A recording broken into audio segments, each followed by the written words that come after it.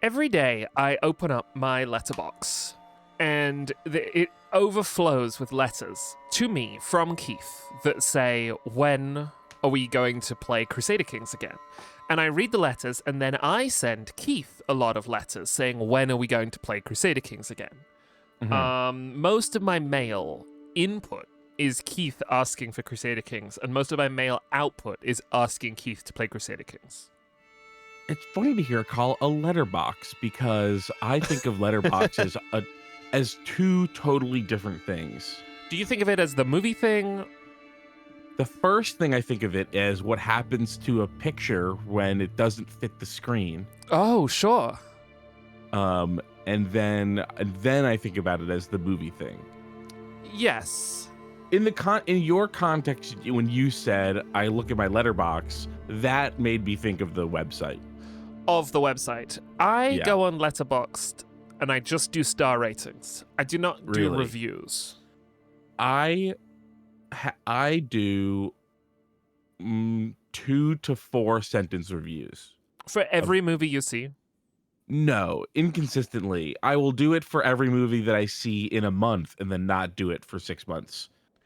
Yeah, the reason I just do star ratings is to be consistent with it as a diary. I knew that if I wanted to write something, I would be like, I'm not gonna fucking keep up to date with this. Yeah, that's why I for the exact same reason, I was like, I'll just write 2 sentences. And then what happens is if for me, if I go, all I have to do is write 1 sentence, 2 sentences, then once I'm writing it, I don't actually want to stop. You're like, well, here we go. Right. This is the ADHD mind, is like, I want to do something, but I won't do it. So I have to find all the different little ways to trick myself into doing it. I think the classic one is like, if you have to do the dishes, but you don't want to, just be like, I'll just do 1 dish. And then once you're cleaning 1 dish, it's like, well, I'm already here. The actually starting it is the only part that's hard. Every other part is totally fine. Yes, I will be like, okay, I don't want to compose. So I'm going to put some coffee on. I'm going to put the kettle on for coffee. And I'll just fix this drum part while the kettle is boiling. And then 40 minutes go by. Yeah. Yep. That's the life. That's the life. That's the true life. How are you doing? Welcome to the true life. Well, welcome to the true life. Watching 2 idiots play Crusader Kings. Is this our longest running LP? Oh, yeah, by far. I mean, the only other thing was that you were on almost every episode of Arctic Alive, and that was only like 15 episodes total or something. This is 16 episodes now. This is our 16th episode, but each episode is like 4 hours long. Yeah, each episode is about 3 times as long as our Arctic Alive episodes. And for the dear viewer who is not familiar with Crusader Kings, we are about between 25 and 30% of the way through a Crusader Kings playthrough. And if I could say something to your viewer, is how did you get here with those hooves? Do deer have hooves? They do. They do. They are one of the cloven-footed animals.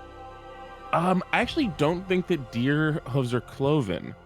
They gotta be, right? Let's see. Oh, the deer hooves are cloven. Okay. I like deer. Yeah, I do. I like deer too. I grew up where there was many, many deer. I don't like it when they eat the tree bark. But they're hungry. And who can fault a little animal? Me, eventually. Yeah. Do they hurt? Do they kill trees? Yeah, they do. They kill saplings. I think that's fine. I think that at the end of the day, it's our fault for there needing to be perfect saplings that never get hurt or killed. Yeah, this is the problem with humans. Yeah. But you gotta be so careful that you don't end up with ecofascism down that line. Sure. You gotta. But it's still it is still true. It is still true that it wouldn't be a problem for deer to kill saplings in a world with no humans. So then you have to adjust backwards from the fascist position of like, well, then we should cause mass human death. The only thing that's true and good is Yeah. yeah, it's a naughty one. I don't know that we're going to be able to solve it today. This is our goal, our secret It may goal. be, yeah, it may be beyond the scope of today. It may take tomorrow. We might be able to wrap it up tomorrow. Yeah. The problem is it's not a very popular viewpoint. I think a lot of people get it's in every piece of media that deals with, any sort of ecological thought. Yes, but And so a lot of people have sort of absorbed latent eco-fascist feelings, but just because they can't figure out how to put like being worried about climate change into a movie without making that character mass murderer. yes. Have you read Drive Your Plow Over the Bones of the Dead? No. Fun title. It's a great title. I think you would love it. It is by Olga Tokarczuk. It is a short mystery / detective novel about a series of inexplicable deaths in a small Polish town on the Czech border. Okay. And it is about man's cruelty to the planet in a way that is good. Wow. Not the cruelty, but the book. Good, Astro right? Because Wizard if it was saying the cruelty was good, then that would be the other thing. That would be Starship Troopers. Starship Troopers knows that the cruelty is bad, actually, but it pretends that the cruelty is good. The book. I've never read the book. I have read like snippets of the book, like as an illustration of how different it is from the movie. I like that movie. I really like that movie. I didn't know for years that the movie isn't just a satire, but it's also sort of like a satire of the book, which is really hard to pull off, and not like in a technical sense, but in a sort of mental state sense. I think it's hard to have the vision to want to adapt something in order to make fun of it. Yes, there was that's something. a hard way to. It's hard to get there. Yeah, if I remember right, that process was kind of difficult for Paul Verhoeven, who was like, I might have this wrong. I'll need to recheck it, but I believe he was originally like, I'm not making this fucking movie. No. I also think that. And then he was like, oh, wait a second. It apparently took a long time to make, which is interesting. God, Paul Verhoeven is such a weird dude. Yeah, really. I have not seen a huge amount of his films. I have seen Showgirls and I have seen Starship Troopers. The thing that people are surprised that I haven't seen is RoboCop. I also haven't seen RoboCop. That's supposed to be good. It's supposed to be good, yeah. I hear tons of good things about RoboCop all the time. And that's also a fucked up movie. It's like the world's bad. Yeah. Damn, Paul Verhoeven making fucked up movies. Has he made a non-fucked up movie? Oh my god, he made that Nun movie recently that made everybody unilaterally mad. I heard that was good. Yeah, I have heard that was good. So I know that it did make people mad, but like the people that I know who watch movies came out of that being like, that was really good. Yeah, let's see. Why is his film Turkish Delight blue on Wikipedia for me? Why was I interested in that? I don't know. It's a 1973 Dutch erotic romantic drama directed by Paul Verhoeven. Oh, right. Yes, I remember how this movie ends. It has a very distinctive ending. It's got You Rutger remember how it Hauer ends in from reading about it, not from seeing it. From reading about it. Right. Miserable. It looks like a miserable movie. Basic Instinct, of course. The man is making miserable movies, I think. Oh shit! Did you see Hollow Man? No, I don't know if I've even heard of it. Hollow Man is an Invisible Man story, except what if it was also The Fly? It's like a body horror Invisible Man story. So he's transforming into something, but he can't see it. Yes. he One of my favorite TV shows is the German TV show Dark. The core premise of which is essentially if you use a time machine, you go mad for normal reasons. Not that the process of using the time machine drives you mad, but that, like, human brains are not designed to cope with what a time machine does, and so you almost immediately tie yourself into knots. And that TV show is about everybody saying, but I won't go mad when I touch the time machine, and then invariably also going mad. Hollow Man... You say that, but I know I wouldn't go mad if I touched the time machine. Because you would do normal things, like you would, for example, keep a journal, or you would, like, really try hard not to interact with things that you thought might... like have a weird butterfly effect. You'd be very specific, and then you do this enough, and just suddenly you've gone mad. I have a Bill and Ted's view of what would happen if I had a time machine. What is that view? I would go back in time. I would take all of the freaks of history to a mall, and let them just have an awesome time in the late 80s. And then I would bring everybody home and say, thank you for helping me. Have you not seen Bill and Ted's Excellent Adventure? No, I haven't. And if I'm very honest, I confuse Bill and Ted with Beavis and Butthead. Oh, they're so different. I hate Beavis and Butthead. I don't understand. There's a kind of person that is between 3 and 15 years older than me that loves Beavis and Butthead, and I don't know what they are talking about. I've never seen any of it, but I do like it when Cameron Kunzelman does Beavis and Butthead impressions. Yeah, it's an odd voice. That's another thing, is like, I don't want to listen to a guy that sounds like that, like on TV. Boxes of Boxes says Bill and Ted are nice boys. Bill and Ted are Keanu Reeves and the other fellow, right? Alex Winter, yeah, who are right now on Broadway doing yes, Godot. Godot, yeah. Which sounds amazing. Yeah, I really would have wanted to see that. I saw Patrick Stewart and Ian McKellen do Waiting for Godot, which was the single greatest performances I've ever seen. Wow.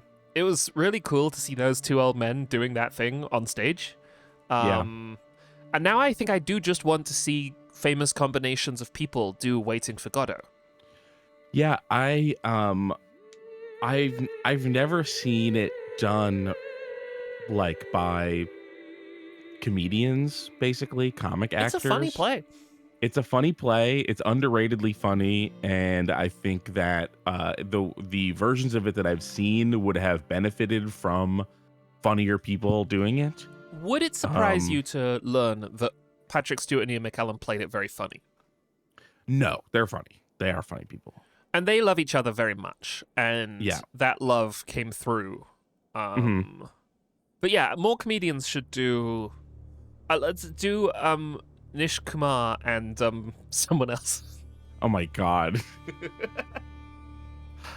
Him on that season of Taskmaster is like one of the funniest things to me. His whole affect, I mean generally, but his affect on that season is so funny. Just this like twitchy, sweaty idiot. It's so good. That's the season with Aisling B. It is, yeah. And the legendary Bob Mortimer. And Bob Mortimer, yeah, unbelievable. That is the best season of Taskmaster. It's one of the best seasons of anything. The alliance formed between the two losers, Nish Kumar and is it Mark? Yeah, Mark Watson. But then the ultimate like reveal that Mark was never losing, and in fact, he almost won that season. Yes. He just gives the same energy as someone who's losing all the time. It's so good. It's so funny. I mean, it's a twist of fate that he lost to Bob Mortimer. If a couple different things had gone differently, if he had gotten, maybe scored one better on one task. Remember, he stole Greg's pants and got 1 point for it. I mean, that was so. They're giving him low points to fuck with him as a joke, And like the handful of times that they did this absolutely resulted in him losing instead of winning. But Which like, is so funny. correctly, British comedians are in awe of Bob Mortimer. This is the right. Oh my god, yeah. This is the right impulse, and so I can see why Bob won, because he was being judged by other British comedians, Yeah. to whom he is sort of like God. And he was amazing in it too. Like some of his favorite stuff he didn't even get credit for. So like if you're giving Mark points for stealing Greg's pants psychically, you also have to give Bob Mortimer points for I'm a fucking businessman. Which he also got 1 point for. I was listening to the last episode of our show of this to prep for today. Do you know we talked about Bob Mortimer in the last episode too? I did, yeah. I think actually we've talked about Taskmaster for every episode of the last like 4 or 5. We're sort of making the same episode over and over again, and the Hungarians are doing the same thing to us over and over again. Before we begin in earnest, I want to say, dear viewer, dear cloven-footed viewer, you might have heard that Keith is on a different microphone today. Yeah, it's true. This is slowly driving me mad. You don't need to change it. No. I can change it. I can change it. See, this is why I asked, because I knew of anyone it would be, one thing is, I think part of the problem, I was getting too close to my mic because I'm in podcast mode. And so this is not a mic to get too close to. You can hear why I shouldn't get too close to the mic when I get too close to the mic. I should, if I'm here, I think it sounds much more natural, which my other mic also sounds. But it would take me 60 to 90 seconds to change my mics to my normal mic. Yeah, switch it out, because the thing that's happening is that there is more low end in Keith's voice, which makes it sound like either he has got a cold or something, or he's feeling downbeat. It turns out in my brain that like missing some frequencies in my friends' voices is weirding me out. I could just add some pep.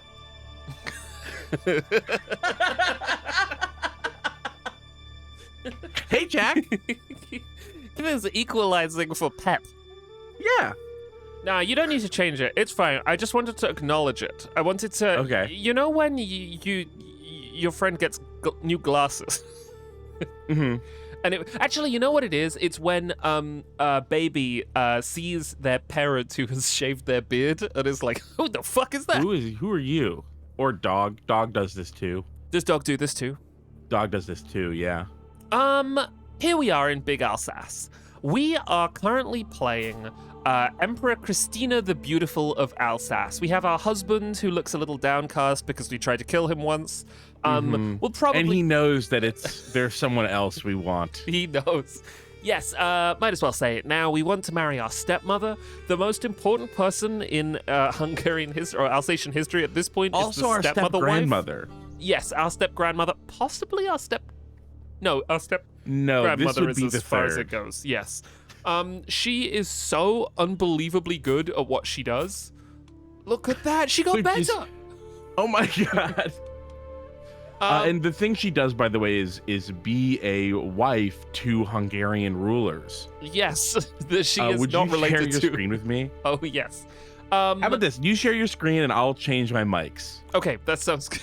That's a fair deal. I'm gonna switch this out. Share screen. We really need to get married to her again because she is so powerful, sort of financially speaking, that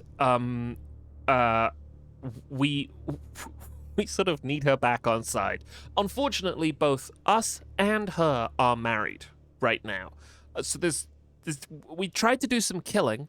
We failed to kill our husband. And during that time, she got married. So now I'm married to someone that I tried to kill, and she is married to someone that she presumably loves. We don't want this. Something I didn't realize is that we are a flagellant. This is interesting. It helps with our stress loss. It gives us a tiny penalty. Fascinatingly, it knocks down our prowess, but our prowess is 32. Which is astonishing. If we weren't flagellant or agrarian, we would have a prowess of 36. Wow, that's unbelievable. Have you switched mics, or am I now I getting... have switched mics. You're getting a new mic. Do you hear that, chat? Yeah. Do you hear that in your monitor, Keith? Oh, I can hear to me, the difference between the mics is staggering. There is an unmistakable sizzle in the high end now. It is so obvious to me. Yes. It's almost like I have a bee in my throat. Yes, there's a hiss to it, which is better for a spoken voice, I think. Yeah. I go backwards and forwards on how I process vocals, singing vocals. Right. For a long time, I was anxious or I was less confident about my own voice, so I would either undermix it, I'd come in low, or I would overprocess it to hide what I believe to be bad texture. And now I've sort of gotten over that, but I'm still trying to shift the effects chain to be like, well, how exactly do I want to sound? You know? Mm-hmm. It's very miking vocals is so much more. Irritating. Miking and then also mixing your own vocal sounds really, really hard. It's because there's something innate and universal about hearing your own voice and kind of being revolted. Yes, and I've gotten over, because I've had to for work, the vulnerability about a speaking voice, but the vulnerability about a singing voice is still... I don't know. Do you record stuff where you sing just for fun? No. My own singing makes my skin crawl. Do you think... But it probably isn't bad. I think that I have a bad singing voice. But there's no such thing as singing voice. It's so weird, because whenever artists say this and they're like, oh, everyone can draw, I'm like, but no, they can't. I can't draw and you can. But now here I am saying everybody can sing. I think most people can sing, but I understand a kind of anxiety or vulnerability about your own voice, about one's own voice, because I feel it too. But I don't think that makes for bad voices. I think that the thing about singing for me is that because I can hear relative pitch well. Yeah. But I don't have the singing ability to lock my voice to the pitch I'm trying to hit. And if I'm singing along with something. Yeah. So it's always rubbing against the vocals. And I can hear the difference between, I can hear that I'm, a sixth of a step off. I can hear that I'm 25, 45 cents off. Yes. But there's nothing I can do about it. That also used to kill me, and it was so frustrating because when I'm singing, I can't really think about that stuff live. So I'm like, well, I can't correct for it, you know? But I found that singing more helps with that. Doing everything more helps with that. And it sucks that those early steps are... Do you like singing? I love singing. I sing all the time. Constantly I'm singing. But you just don't like hearing yourself I just don't sing. like hearing it. Yeah, I don't like hearing myself sing.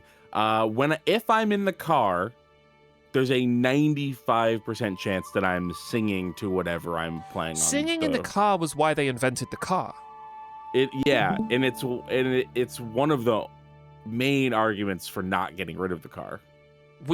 It's a place to sing. Singing in the shower is great. Singing in the car is great. I don't like singing in the shower because I like listening to podcasts in the shower. How? Bluetooth speaker? Oh, sure. Waterproof Bluetooth speaker. Listening to my submarine news, deep creatures of the sea. Yeah. Oh, yeah. I only listen to wet podcasts. Wet water-themed podcasts in the shower. Lily pads and lily ponds.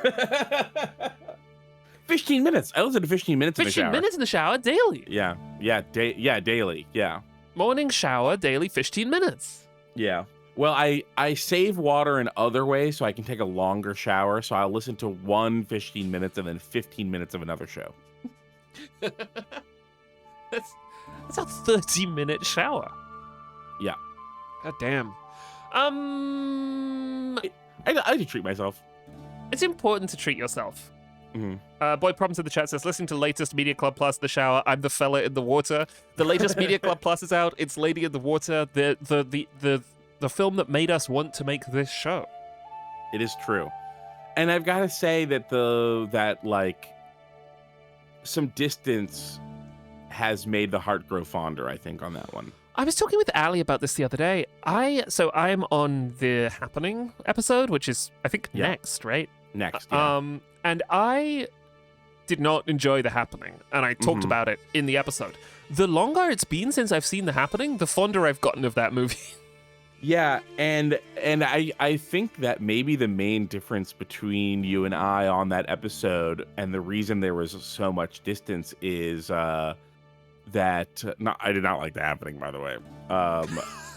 Is that I'm now used to like what an M. Night movie that I feel happier with over time is like, and what an M. Night movie that I feel angrier with over time is like. The Village and Lady in the Water I feel happier about over time. Unbreakable and Signs I feel angrier about over time. I don't think anybody's gotten madder about Signs than you. Yeah, it makes me so mad to think about Signs. I get really, really, really mad about it. Like mad, like angry, like physically in my body, I can feel anger about it. There are some M. Night movies that I am so excited for you to see. Yeah. Okay, so I took some notes. Right, top level stuff. We are running the Empire of Alsace. It's pretty massive, and it's quite difficult. It is. It's been tough. It's been tough to get a handle on. People were angry at us because we were a colonizer, and then we, through a system a true fact. of that was true, through a system of like ousting and executing, we eventually got Alsace to feel cool about us because for colonization reasons, and then simply a time. And simply time. Then they started getting mad at us because we weren't doing what they wanted, just like general greed. They were fine with the fact that we'd conquered them. Then we sort of fixed that. Now they're getting mad at us because we are a new queen, because our father, the king, wasted an entire Crusader Kings generation. Yes. And he was not king for very long. No, he mostly went around and did wandering and did not pay attention to the country. This gave us some issues. In fact, we're currently in 2 wars right now. We are winning a war against the tyranny of Empress Christina. We're Empress Christina. They're saying we're a tyrant. We're the tyrant. Basically. We haven't even had time to be a tyrant. No. You'll notice that we have a mech child here and we have a Hermnan here. This is us. We named these people. The leader of the war is Duchess. No kidding. The leader of the war is Duchess Jitka of Transylvania, whom we did not name. That's just a good name. So that's one war that's going on. We also have another war, a liberty war, defending against Duke Dennis of Győr. They want to be independent. We do not want that. Right, we want them to be ours. Yes. We, in theory, can beat both of these people. This is not terribly difficult. The issue is that we're fighting both of them at once. I still think that we can beat both of them. Yes. In the last episode, we went backwards and forwards on whether or not we wanted to, like, white peace some of these wars. I think we should play it by ear. In general, I would prefer to be aggressive, and, like, pursue, a victory. Correct me if I'm wrong. That was your position then too. I think so. Yes. I think I was the white peace one of them. Yes. Person. And it is probably more interesting to white peace a liberty war than a tyranny war, because the tyranny war is them saying we hate you and we want this idiot to be the emperor, pointing at someone new. that has to be punished. The Liberty War is just saying we want to go off and do our own thing. Also wrong, but less dangerous, right? Less head chopping about it is how I'm feeling. Most sadly about the Duke Dennis of Győr. Most sadly here, one of the attacking allies here is Countess Sviatoslava of Orava with 4 knights. She's the stepmother. Oh no. Oh, Zutaka points out Liberty Wars are to decrease crown authority, not to become independent. Yes, thank you. That would be an independence war, I assume. We also have a bit of Poland in here. We're trying to. We also have, what the fuck is this? Comoron. It's its own county. When the war is over, we're gonna sort this out.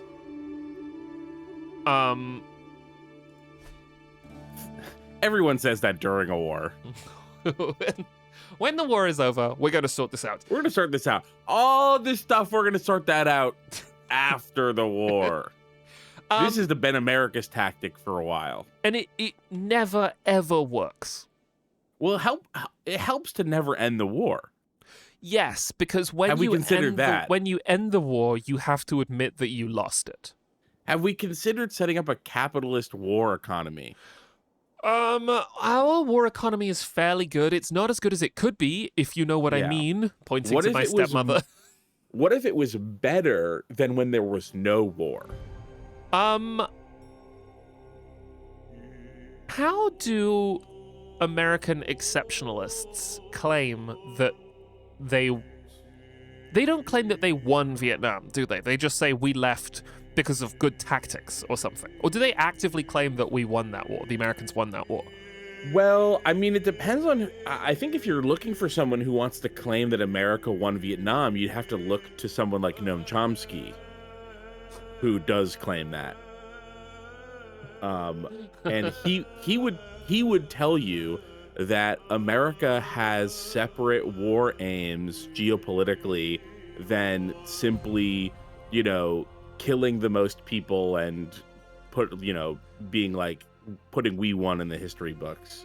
In terms of like a kind of like setting a stage for a particular kind of capitalist democracy, or Right, yeah, the God, it's been a while since I've heard him talk about this, but I think that like one of the main things that he says was that our goal was to stymie South Vietnam by invading them under the pretense of fighting a war against North Vietnam, to basically punish them for ditching their U.S. puppet. Or was it their U.S. puppet went rogue? I can't remember anymore. Jesus it's been so Christ. long. And of course, if you look at America's control of, as a global hegemon, it's hard to say that our wars fought to that end were unsuccessful, seeing as how, the Soviet Union collapsed. Anything that looks like communism in the world is almost totally wiped out. Right, the American century worked for a while. Sure, yeah. For some people. Yes, I'm putting "worked" in extremely heavy scare quotes there. Yeah. Speaking of completely fucked political situations authored by people with the worst interests, do you remember what's going on with our regency, Keith? Yeah, we have an entrenched regent, and this is really bad. And so basically, we've got a guy who says, I'm the captain now, and we can't tell him no, because like Tom Hanks, our hands are tied. Yes, our current regent is not so bad. He is our husband, who we wanted to kill, and he's loyal. He's loyal. He's selfless, which is good. Our first good one. We have a couple of good ones, kind of in the line here. I will say that the scales of power here are still not. I really like how they measure both loyalty and like selflessness and also entrenched regions, where, an entrenched region isn't always selfish, and vice versa.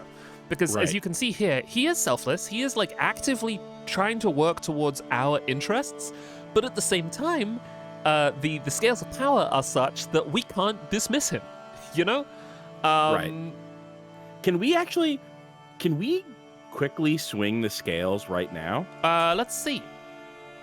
I think that we have the piety and the prestige to swing it twice. Yeah, I would prefer not to spend the gold, because 655 gold is... We need that for the wars. Absolutely gigantic. This is 250 piety, which we can spend. Especially because of how much prestige that we're losing by having an entrenched region. I think it makes a lot of sense to try and spend it early now to end it. Eventually, it'll pay for itself. Yeah, the region has fewer borrowed powers. This is good. You can see that it's coming back, but it is really... Okay, you can see that it is naturally decaying. Every month it's going to swing a little bit. Right, because he's selfless. Yes. We'll accept offer nothing. Oh my god. However, he hates us, but we hate him and we want him to die. Wait, look at his opinion of us, though. It'll be minus 30. Terrible. It's not terrible. Oh my god, this would be really something. What about offer piety? Wait, do him a favor. Well, no, we should end it, because this is... All right, no, this will end it. It will end it. It ends it. All of these end it. Yeah, he has accepted that we... I guess maybe once you get under 5, you can end it for You can say, stop this. Right, yeah. Okay, so that's good. Yes, I'm happy to spend this. Right, that's going to take a second to go through, but there was something very dangerous happening in the last stream when we were like in a real string of bad regions, where they were repeatedly capturing each other to essentially take control of the empire. Yes, they were kidnapping each other to become the region. Which at that point was the emperor. emperor. My god, your regent. Oh, queen, I'm so sorry. He went missing. We don't know what's going on. I'm your new regent. Okay, so that's good. If that goes through, that would be fantastic. There is a perk. We should do a medieval bluff city. Oh my god. It would have to be in Europe, probably. Yeah, in Europe, definitely. Because I do not feel equipped to do Bluff City of that time period in America. I couldn't do it anywhere else. God, we should do... Chiron is fantasy, medieval fantasy, kind of. Marielda is much more modern than that.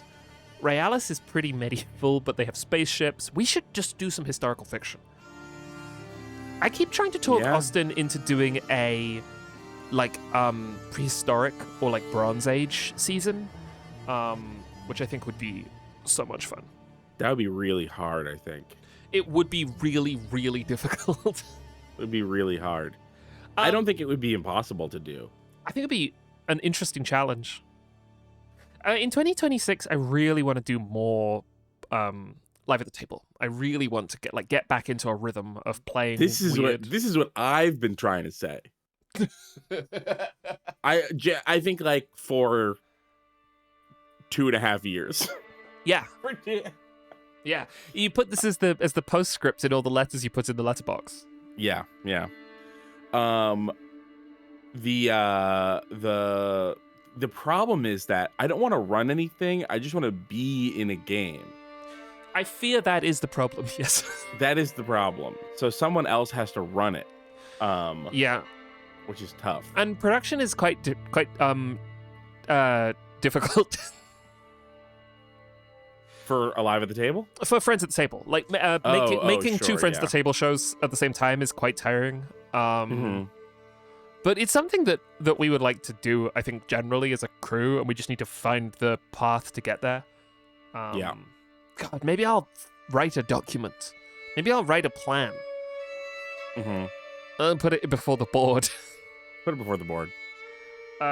We have a shadowy board. I don't know if anybody knew that. We have a shadowy board. It's not actually any of us 8. We actually only hold one voting... The 8 of us actually only hold one voting position on the shadowy board. Yeah. And they don't like us. No, they really don't like us. They want us to be making the Dragon Prince.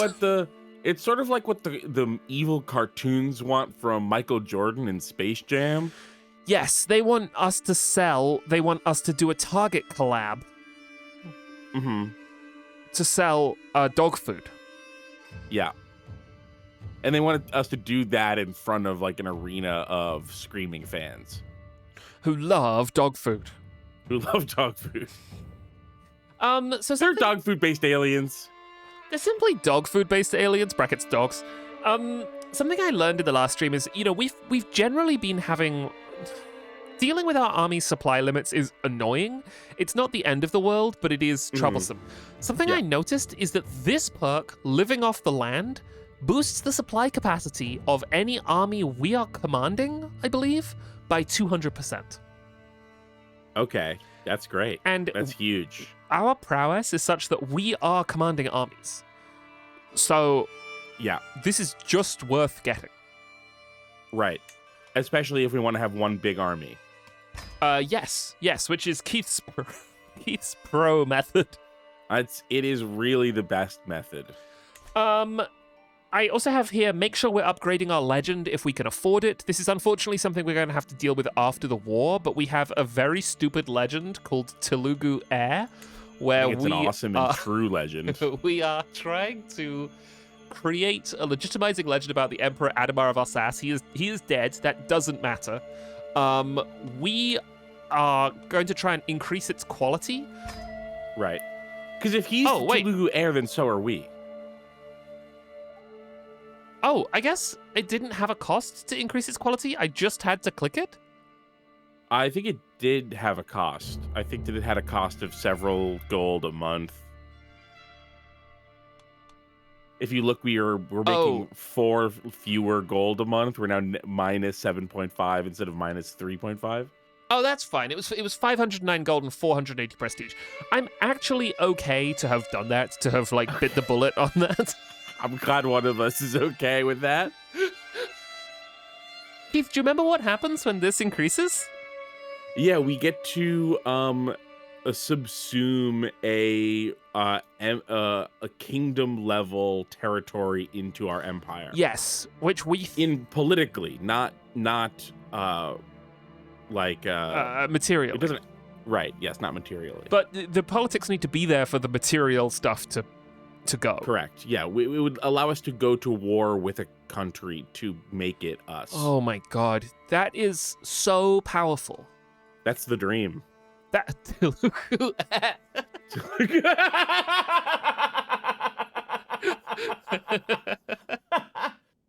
Oh, it's really funny. Okay, yeah. So that's good. I basically feel fine about that. We need to think about whether or not we want to marry our stepmother. I think about that all the time. So we can't kill our husband for another, essentially 6 years. Because we tried and failed. Right. We could request a divorce, which is possible. The problem is that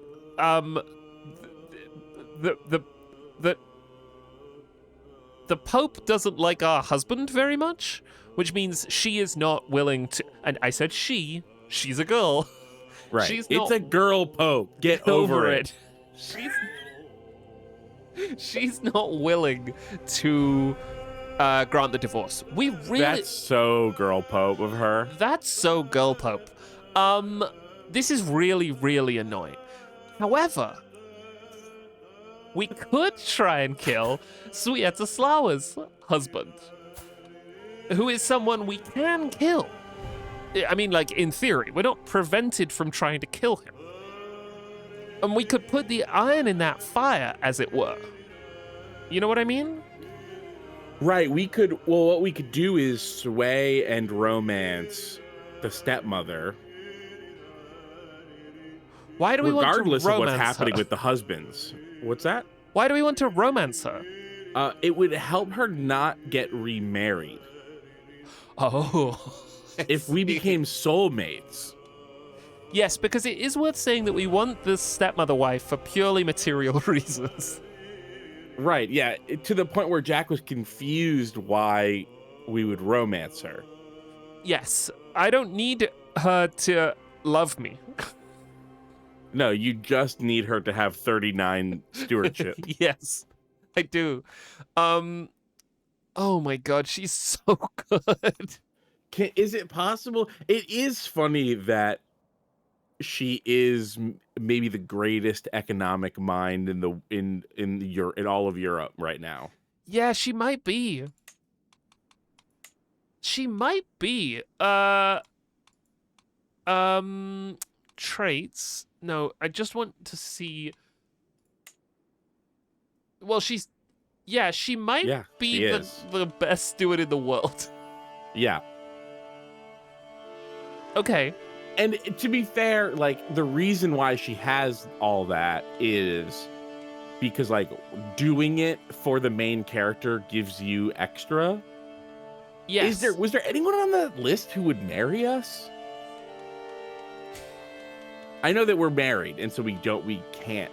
Well, probably outside of diplomatic. Is there a way I can say yes? Inside diplomatic range. So Bonaventura has a stewardship of 35. Okay. Duchess Euphrosyne of Bulgaria, that's very nearby, has a stewardship of 31. Do you want to hit marital status single?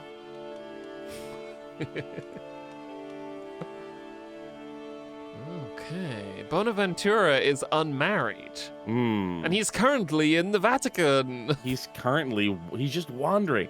Let's put a pin in this guy. Hello, my friend. And he doesn't have bad learning either. No, he doesn't. He's a pretty good character overall. Yeah, the difference between 35 and 39 is actually pretty large at that point. It's exponential. And so I don't want to discount that. But he's only 39. He's only 39. We could put some miles on that. We could put some miles on that husband. Stepmama is 62, says Clarinet. Yeah, it's. And I'm imagining the years that it will take to change this. Why don't we just start seducing him? Yes, I believe that's.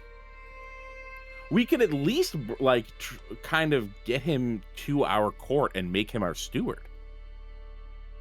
Ooh, yeah. Well, how is our steward currently? Our steward is Popo with a piddling 22. For the non-Crusader Kings players out there, 22 is excellent. There is once you get over, I think it's 18. You're counted as excellent, and there isn't a higher thing. So 22 is very good. So he's not currently interested in coming because of his base reluctance. But if I show him a good time... Oh, buddy, we gotta sleep with this dude. Let's have Sway for a few months. We don't even have to sleep with him. We could simply Sway or send him a gift. I'm gonna Sway because it's free. It's free to Sway. Okay. This is what I'm telling people all the time. It's free to sway. Free to sway. It's the simplest dance. Yeah. Okay, so this is you good. Wallflowers. You bunch of wallflowers. Shall we try and kill Sviatoslava's husband as well, just in case? Sure, why not? Let's see how easy or difficult it is. God, she's extraordinary. Predicted difficulty very hard. Well... Why? What do you mean, why? Why? We're at war. We're a queen. Yeah, oh yeah, we're at war with this guy, yeah. Secrecy 44. Well, now we can cancel this once we start seeing how the percentages go. No, well, Okay, but can we cancel it and Continue to also kill him? No. continue to kill him later? Right. So that's the problem. I think that we should focus on ending the wars. Yes, I agree. Which is going to require fighting them. Alexandra the Hat Girl says, "What's going on here? Hi, we're trying to marry our stepmother." Again, so we're sort of trying to marry our stepmother. We're sort of trying to marry like a nobody called Bonaventura. We're definitely trying to kill our stepmother's new husband. Yeah, we would love to do that.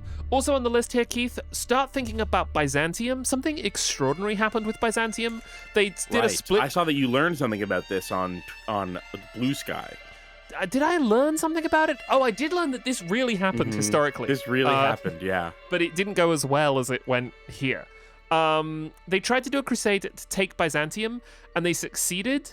They essentially have now destroyed Byzantium. It's now split into Bulgaria, Nicosia, the Latin Empire. You can see Venice is down here. Thessalonica is down here. They're trying to create the Empire of Thessalonica. That's kind of like their end goal, but it's going to be quite difficult.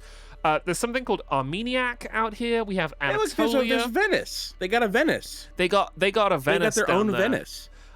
This is what happens when a crusade succeeds. It's really interesting. It does what we did to it gives a relative of the person with the highest war score, a chunk of land proportional to their war score, and then down the list from there. Yeah, this gives us some problems because Bulgaria. Oh my god, the Byzantine Empire was fairly stable, albeit declining. And I wasn't too concerned about them, but now we have a bunch of hot-blooded crusaders, fresh off the success of the Crusades, rattling sabers down here. Well, that might totally end up being true, but the important thing about the Crusades is that you have to give it to someone that you're like not related, or that isn't, I think, in your immediate family. So these are actually like the cousins of the people who went on the Crusade. Yeah, let's see. I mean, this is a 4,000-man army, but with some... that alliance has 4 people. I'm not scared of that. 2,000, 3,000. This is a fairly good military here. Yeah. This is 15... Oh, that's also a fairly big army. And then the Latin Empire is also fairly large. It would be kind of annoying to fight any of these people. We also have Crusader up the top. This sort of used to be Ruthenia. Ruthenia has now been squeezed out there. And the Khan is rising right now, a Norwegian woman called Bort. I don't know where she is. But is she in the Mongol Empire? It could. Yeah, High Queen Bort, Genghis Khan. Right, that's right. Genghis Khan is a 40-year-old Norwegian lady. I love Crusader Kings. And I would like to briefly introduce you to her concubines, Chieftain Horthnakor, also a Norwegian. I thought it said of the very Norse, because I just go back to the concubine. I don't know what it did say. Veoi Norse. This guy is called Belial, and then this guy is called Togrol Gurdagusid. She currently has a 45,000-man army, so I think she's going to do the Genghis Khan thing. I think that is going to happen. I've played this game so many times. I've never seen the Mongol Empire be anything other than someone from the very east of the map coming. I've never seen it be like a random Norse woman. It's so cool. She was a raider, right? Yeah, so that must have been how it happened. It's really No, I think funny. that she becomes a raider when she's being the Mongol Empire. How did she do it? I don't know. You can kind of fuck up the Mongol Empire if you're in diplomatic range of them, but it gets quite difficult to do when you're far away. We'll have to make a plan for that. I have seen the Mongol Empire make it almost as far as Hungary before. Where do they generally stop? I think around... do you see that country called NASA? Sort of, it's to the east of Georgia. Oh, yeah. Somewhere Yeah. around there. I think somewhere around there. Okay. What? Oh, he's obedient to High Queen Bort, like King Temujin. The last kind of expansions were about the Mongol Empire, so there are a bunch of mechanics here that I do not understand. Yeah. Holy hell, look at her prestige. Oh my god. That's so much. Okay, so 9 a month. yeah, all this to say, we should keep I guess an we're eye. getting 9 a month too. We are, but we don't have 24,000. Yeah. We should keep an eye on what's going on down here. I'm a little wary. Yeah. So the interesting thing is that what happened is that the actual crusade was for somewhere else, and then a chunk of them split off, and that was the successful chunk. Yes, which historically did not happen. Was that not part of it? I believe that they didn't succeed in taking apart. Oh, sorry. I had to sneeze. It's not that they split that wasn't historical. It's that the split was the successful one. I believe that is the bit that's ahistorical. Right. Yeah. Gotcha.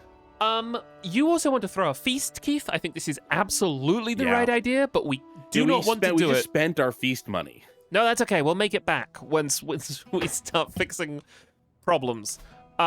We also want to control this place directly because Sardinia is very, very important to us. To me, that's way more important than anything else that we've talked about.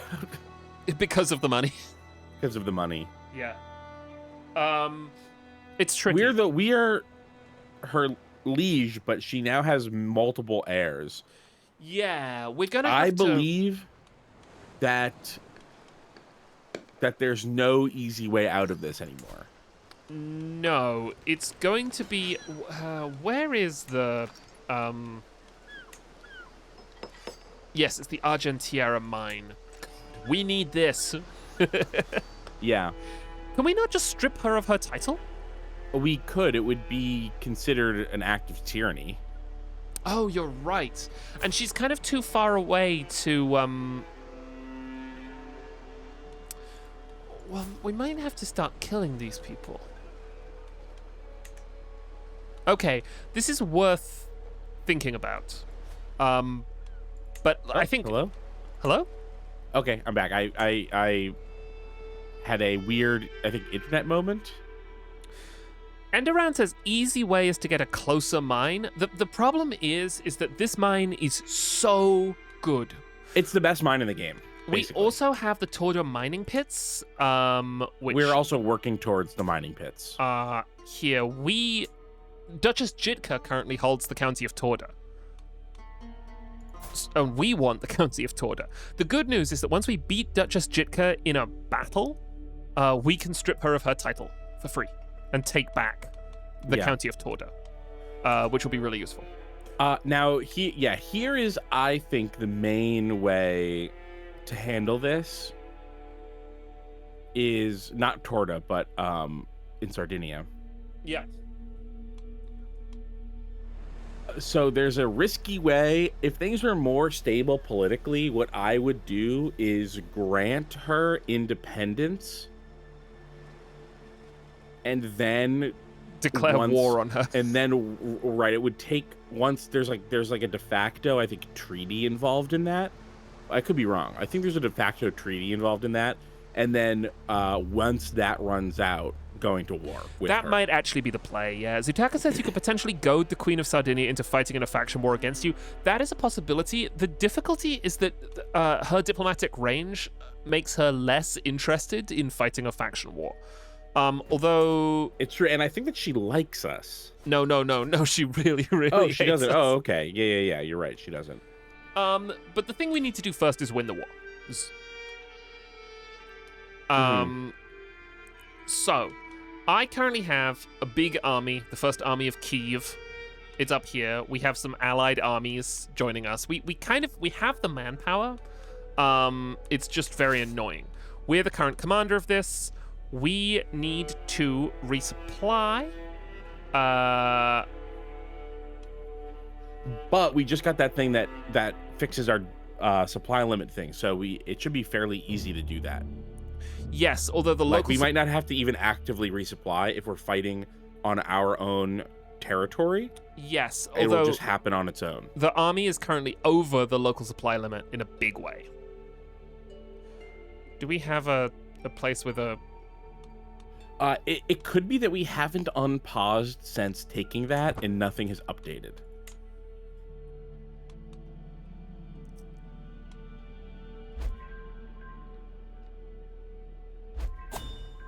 Okay, the regency has ended, which is fantastic.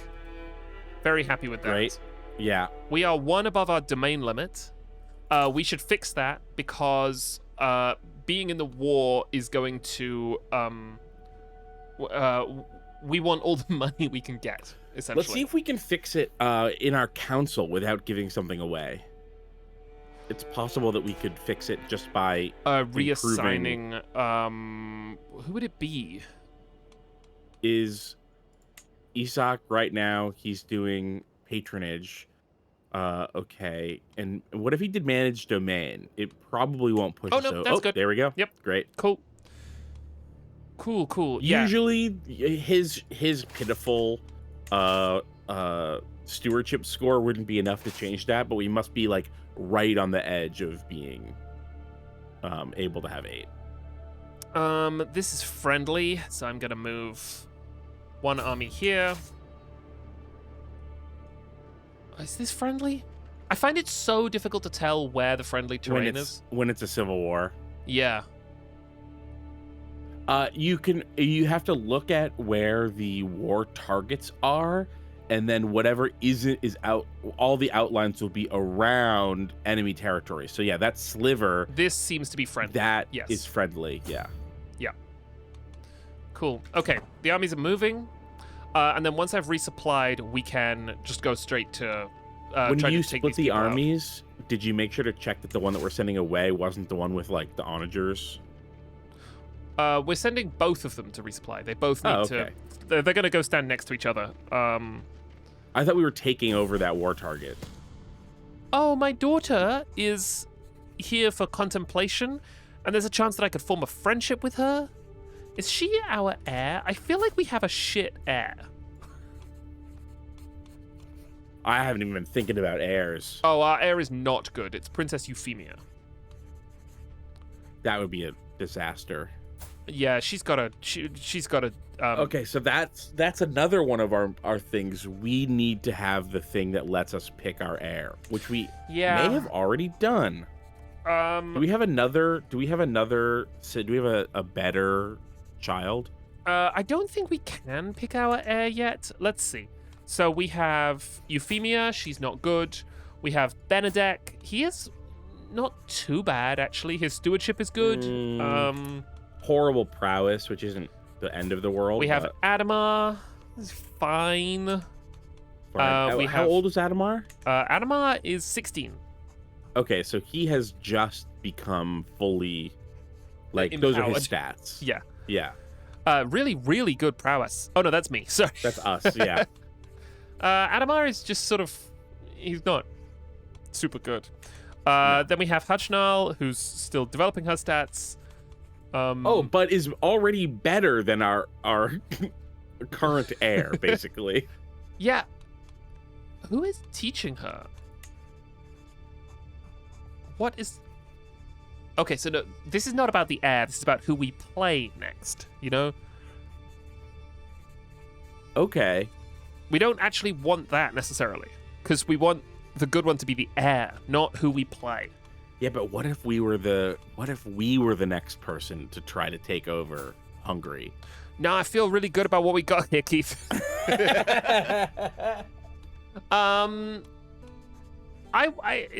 We could form a friendship here. We can worry about that when the war's over. Me pointing at every single fucking thing. Every problem. Oh, that's for after. The fact that we're taking this city makes me think it is not actually friendly. Huh. No. Oh, that's how you can tell. Look, those lines. No, it is friendly. They've taken it. So we're taking it back. Oh, sure. See those lines? Those lines mean that it's occupied. Yes. So actually, it's a really good idea to take it back and then resupply here. Yes. And we're going to take this stuff really quickly because of our abilities with siege weapons, which we've been slowly cultivating. Yeah, and then also retaking occupied cities is like really fast. Yeah. In general. Yeah, we're going down and taking some stuff down here. Duchess Adelaide, the priest hater, has started promoting your legend, Telugu heir.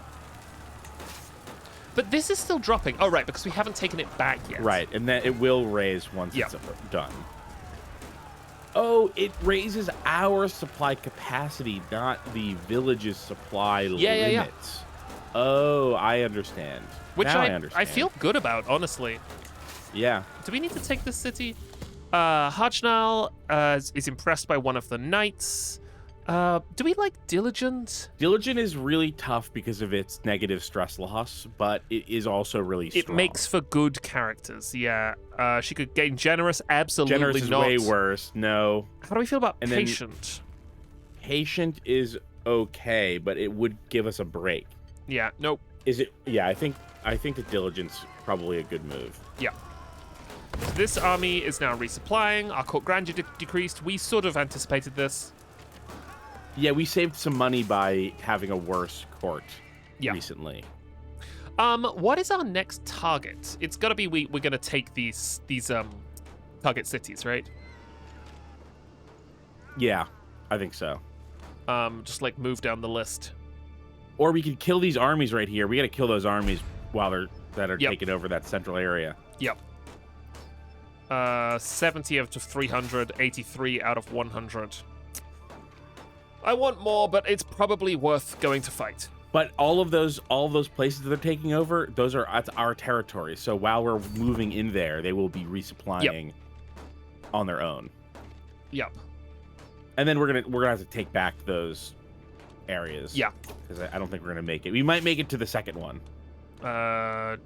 Merge armies. I'm the commander. I'm the commander. All right, my men, my brave men. That's how they title those horrible, unbelievably bad vertical movies that are all over the place now. Merge your armies. I'm the commander. Watch this vertical movie with the worst acting and writing you've ever seen in your life in 1 minute chunks. You won't believe for merely what 25 you've hours seen. a week. I mean, dollars a week. Yeah, they charge you so much for it. Oh, I know. fuck. Oh, we inherited Croatia and 3 other titles. And like an insane amount of like goods. Wow. Look at all this. Oh my god. Oh my god, she was a hoarder. What? Oh my god. This is why we can't get a sword. She's had everything in the whole game. This is Croatia. Oh my god. I didn't even remember we were in line for that. I also didn't remember we were in line for that. Does anybody who has watched the LP recently remember why we now own Croatia? Hey, okay, so we should do a couple things really quick. We need to give away those properties. And we should take a look at our backpack to see, because these are mostly court artifacts, but we got a bunch of actual equipable items too. Yeah, we did. What the fuck? Can we Taka look? says, I think you specifically arranged a marriage so that this would happen. Oh my god, we're geniuses. What a beautiful surprise. I mean, this is the exact sort of thing that I do in my games, but it just usually doesn't take 9 months to pay off. Holy fuck. We're gonna be able to summon a shit ton new levies, right? Yes, yeah. Oh my god. And by the way, you know what's really amazing about this? We're the rightful heir. These people aren't going to be mad.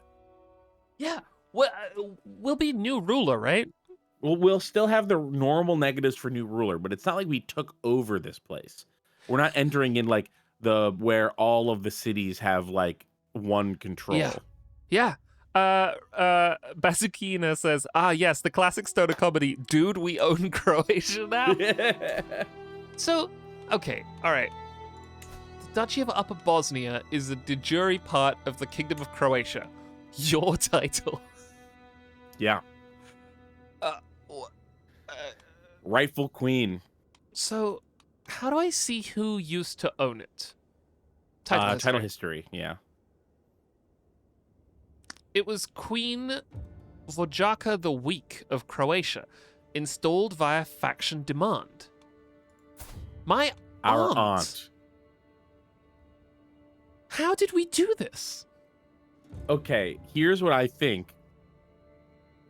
I think that we were able to get her to marry this guy who was heir to the... This is how I do it when I play my game. He would have been heir to Croatia, but we would have tricked them into doing a matrilineal marriage. Maybe we had to kill an older brother or something in order to make this happen. And so all of a sudden we had a matrilineal marriage whose husband was going to become the king of Croatia, making him king regent instead of king, and making us the true queen. That's a and possibility. So then probably she was so old that she wasn't going to have any kids. And so because we are her liege in Alsace, we become her de facto heir. That's my guess.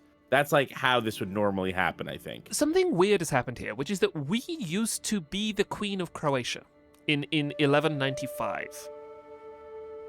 And then in 1197, we abdicated.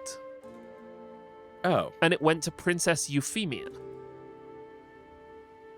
And That's then weird. Queen Vojaka was installed by faction demand, so some sort of internal war. And then she died. And then we inherited it.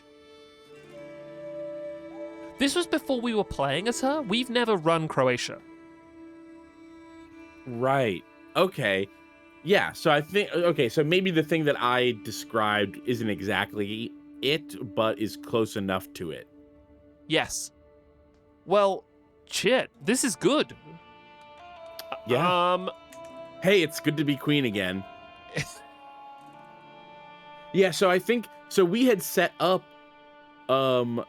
Christina as already being the queen of Croatia, so that when we became her, we would suddenly also have Croatia. But I guess we lost it to our aunt, but our aunt had no heir, so it went back to us. And we just like missed all of that action. This is That's like very getting funny. a tax refund. Oh, hey, we're in a war. Oh, we are in a war. The Croatian War for Ban Yelena's claim on the Duchy of Istria. Well, she Do you has... want white peace?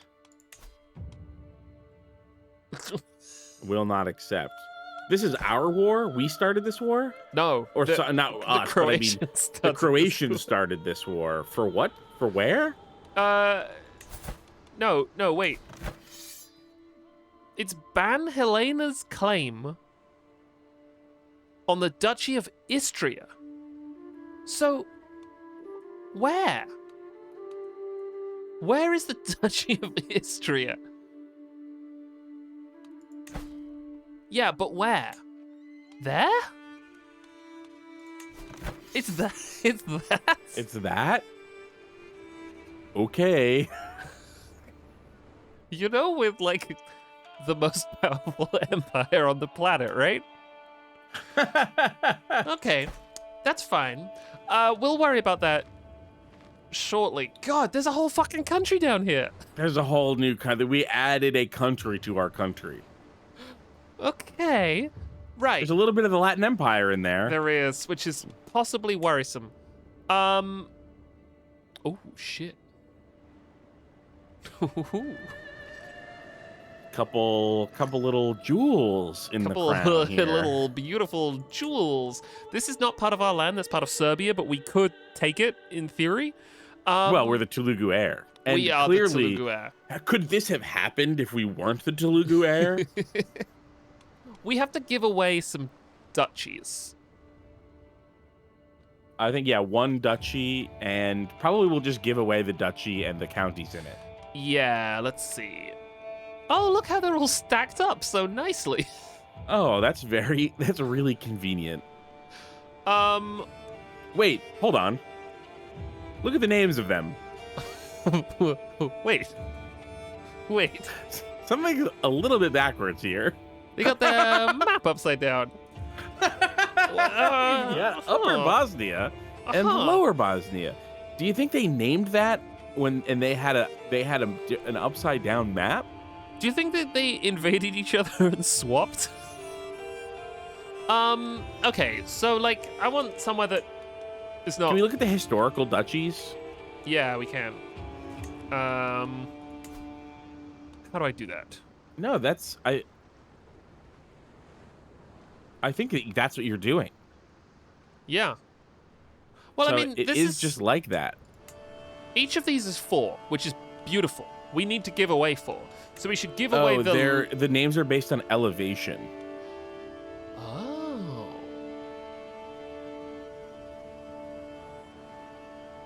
So I think I probably want to give away.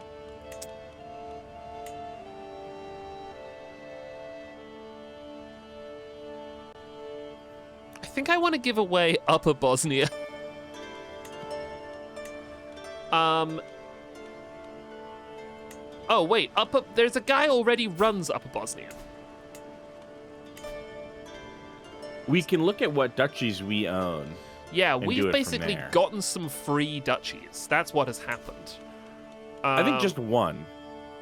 No, because we were on 8 of 8 before. Oh, sorry, we've gotten more counties. Well, yes. the duchy counts as one, but then each county also counts as one.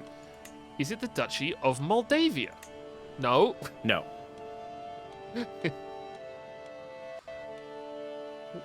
Hey, where? Where is it? We could look at our titles just on our page. Oh, yes, that's the way to do it. You're right. Oh my god.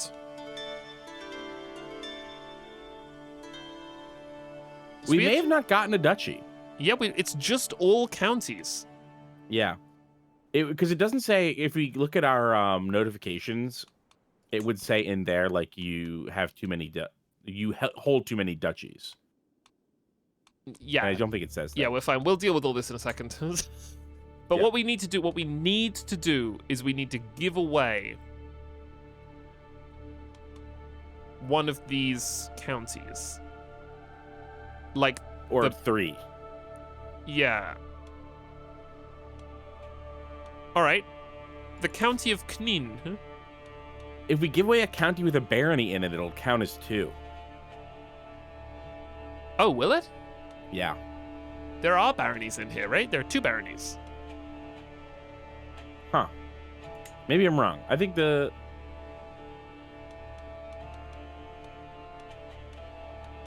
Well, I want to give to, like... someone who likes us, someone who's in our family, someone someone with some fucking smarts. I mean, what about Princess Hatch now? Sure. She's that new princess that we've become friends with. Yeah. Oh, show only recent titles is amazing. We could just give her these 3 and be done with it. Yeah, sure. All right, lady. 1, 2, 3, 3 counties. There they are. That is the second time in this LP, I believe. That I've said that? Yes. Do you know what that's based on? I know that talked it's about like this? a classic Keith run button bit. This is an old Patton Oswalt joke from going to the movie theater to see the movie 3 Kings, and the guy behind him going, when they show up on screen, going 1, 2, 3, 3 Kings, there they are. And that's been stuck in my head for 20 years, more than 20 years maybe. Duchess Lavorka wants to send an army. She's going to join the Croatian War for Ban Helena's claim on the Duchy of Istria. She only has 616 troops. I am not interested. Yeah. Pass. Chat's saying putting a 9-year-old in charge never fails. Yeah, look. Well, we're in charge of the 9-year-old. Okay, Duke Vids has created a dissolution faction against you. We're not having a super duper time with the factions, but no, we'll deal with that. Say this it with is what me the when the war this ends. is what the feast was for. The feast was to stop this. Yes. Bars is under siege.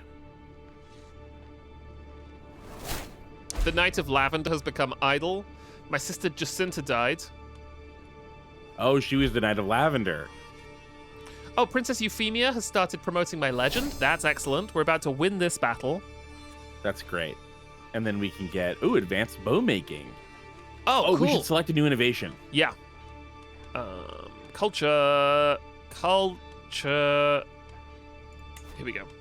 Okay, so we're working towards primogeniture. Primogeniture, which is a late medieval. So we can't pick it yet. So we need to get the two closest to fulfilling. We should just do the fastest things.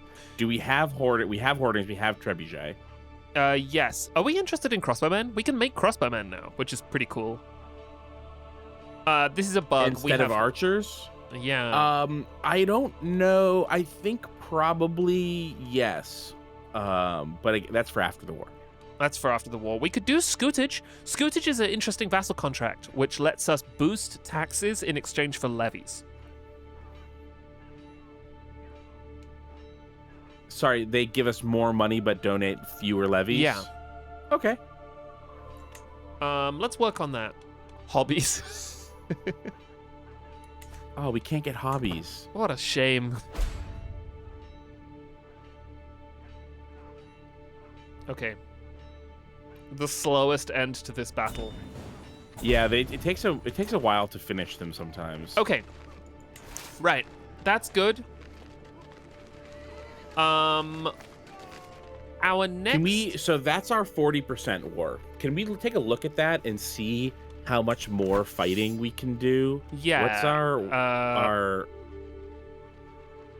Okay.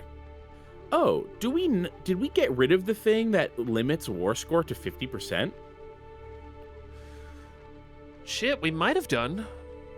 I do remember that that's an issue. You know, usually they say it's like it's capped, but the cap does not seem to be. Jack, this war was started 9 years ago. Fuck. Oh. We can get title revocations on all these people.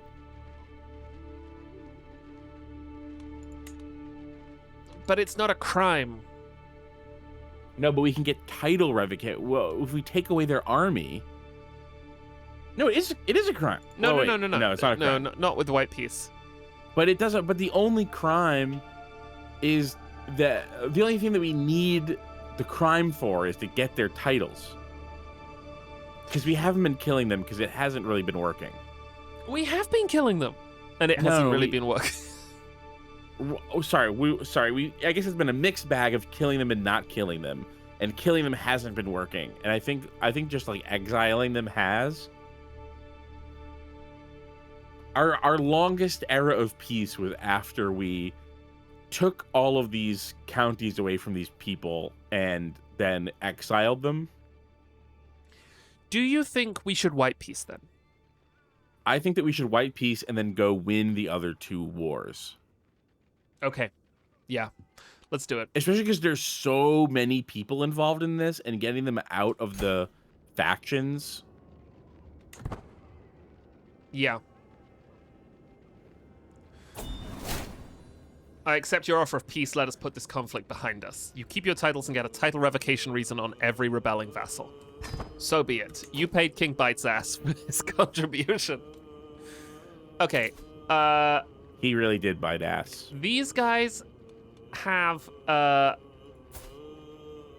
they want to dissolve me, and they can send an ultimatum in a bit. Okay. Right. When did that happen? They were just under. I guess it just happened. Yeah, I guess. All these people can no longer join factions, but that's because they are our vassals, not because they were banned from the previous faction. You know? Got it. Okay, so maybe what happened is that someone from the last war just joined a faction against us? Oh, yes, very possibly. Whoa, look at what's going on with these horses. It's a horse king. We made a beautiful horse king. Now, right, what are the other wars here? The Liberty War against Duke Dennis.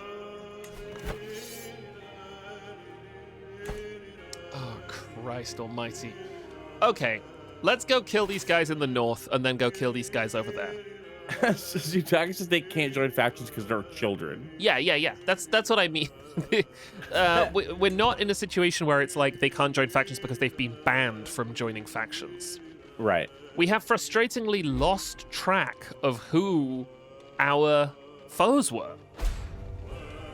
I'm sure that we can figure it out. Your aunt, Queen Mechchild, created the install Queen Mechchild on the Alsatian. Is it you?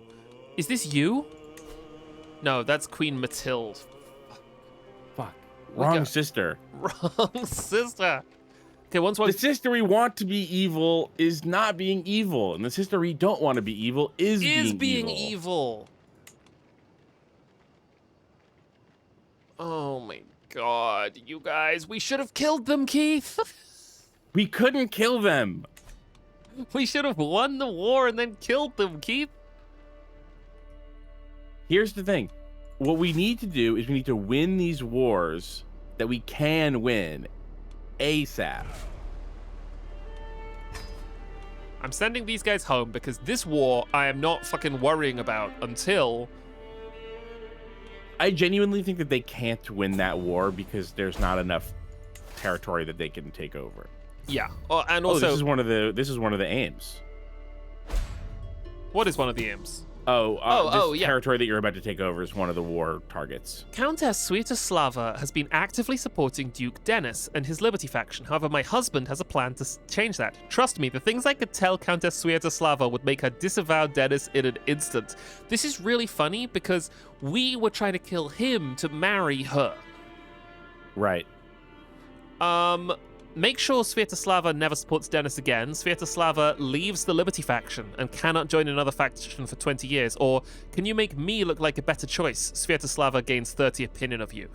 I think we want her to leave the faction. I think so too. Because she has now left the war, which is substantial. Is it substantial? It's substantial emotionally or materially? Emotionally, because she only had 4 soldiers. Right. We do absolutely still have looming factions. Are we not taking over? Why aren't we taking over? Oh, that maybe we already have it taken over. Oh, and that's why it's right. Yeah, we should split and ride to somewhere. Yeah. To resupply. Yeah, that'll do. That's a nice friendly route there. And then you come out here. We're gonna pincer him. I love to pincer him. How big is pincers in the new Pokemon game? What is pincer? As far as I can tell, it's a Pokemon. It's a bug Pokemon with big, cool arms. This is a pretty large army. He could be in the game. I haven't found him yet. This guy has basically 5,000 men. Okay. Which, we could crush, but... we could crush. Oh, Catholic Holy Order has founded. Siege of Bars has been lost. What are these guys doing down here? They are just standing there thinking about what they've done. Thinking about this beautiful goat logo from the Duchy of Istria.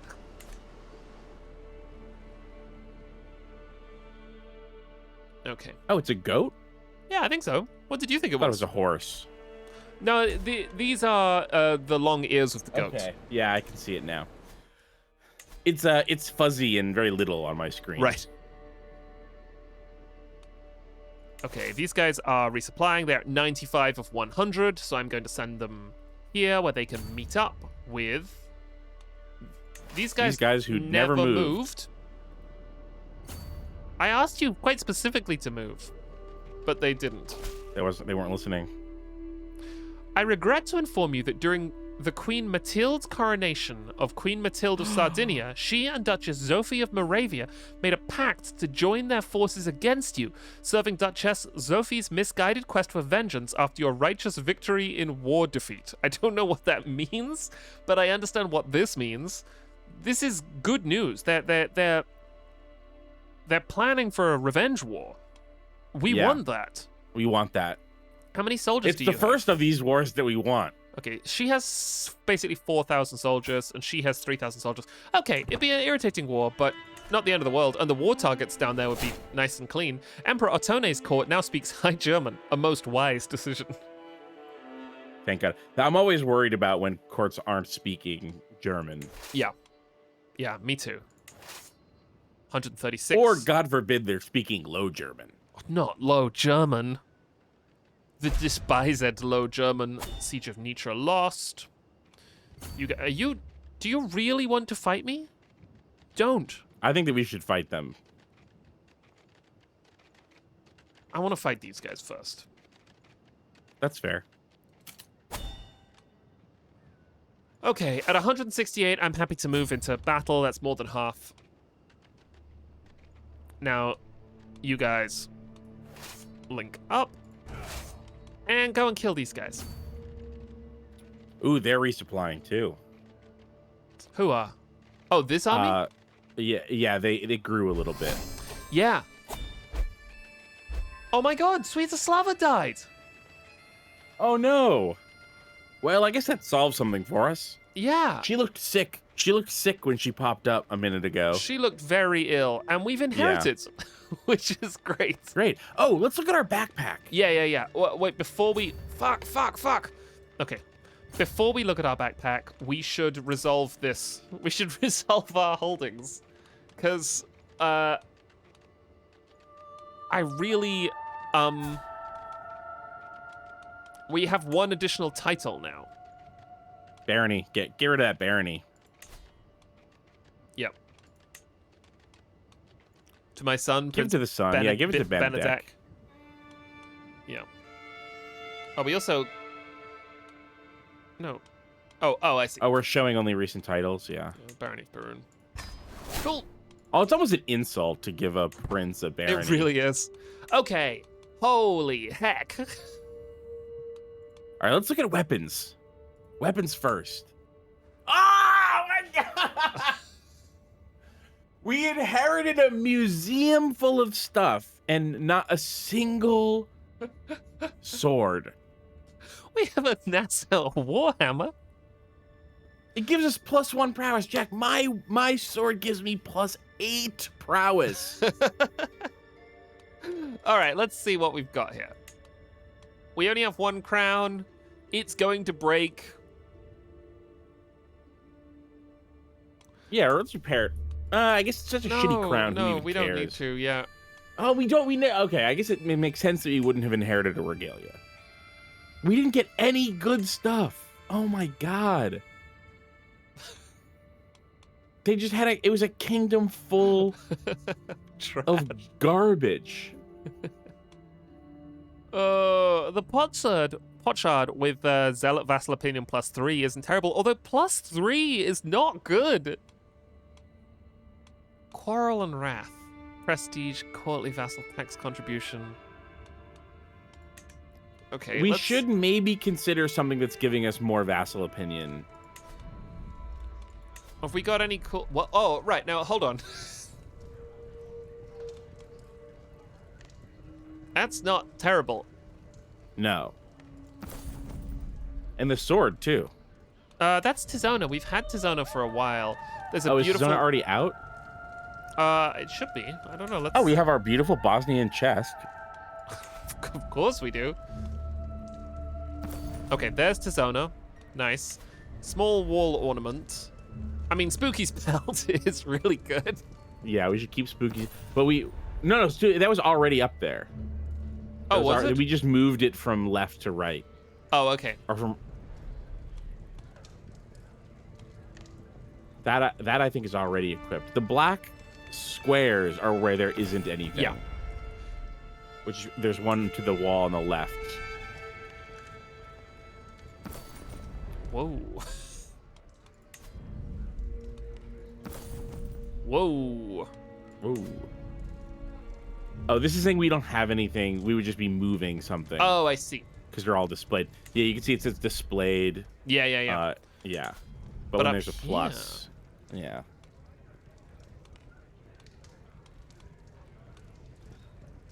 Building construction cost -3% really isn't the worst. No. Okay. Okay, that was something. Yeah. It's fine. It's okay. I would love. I cannot. I mean, can any other Crusader Kings players in the chat, like, have you ever played a game since they introduced like the backpack stuff, where you played for, I don't know, 200 years and only ever got one shitty weapon to equip? Double 40 says I have. This has never happened to me. We're at war again, Never by the way. happened to me. We're at war? A new war? Yep. What's the war? A dissolution war. Dissolution war. Dissolution war. Yep. Is it a big one? Yep. Ooh, it's a really big one. Oh, it's big. It's a fucking massive one. We need to end these wars quickly so that the next war can become our priority war.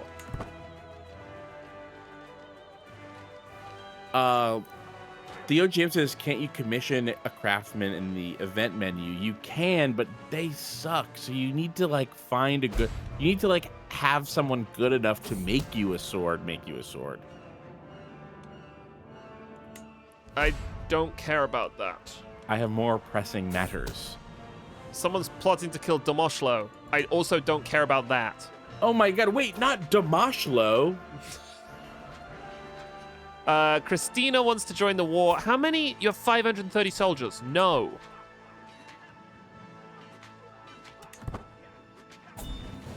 Ah! Why are we losing this war? Why are we losing this war? Oh, objectives. Probably. This is fucking annoying. This is really rough. Europe's a rough place. We're gonna retake this place. Inspiring.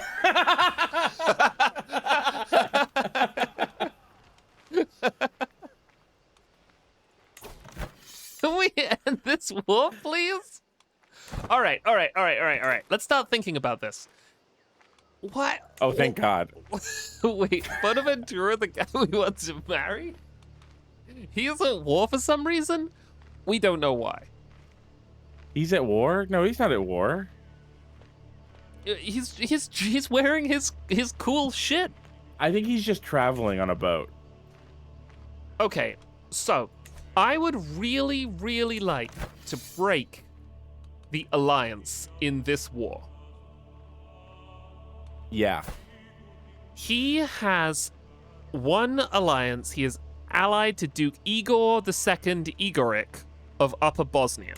And that's not a small amount of troops. No. He is allied through marriage between Radogost Igoric Svacic, that's this baby, and Radislava Tripimirovic. Fuck, are we gonna have to kill a baby? I don't know that we can. You have to have points in I'm a real piece people. of shit. Yeah. Oh no, she's 54. Oh, so just as 54-year-olds marrying a baby. No, I think she set up the marriage of the baby. Well, would killing her even help? Yes, because it And would also break the very alliance. Who is the baby trying to marry?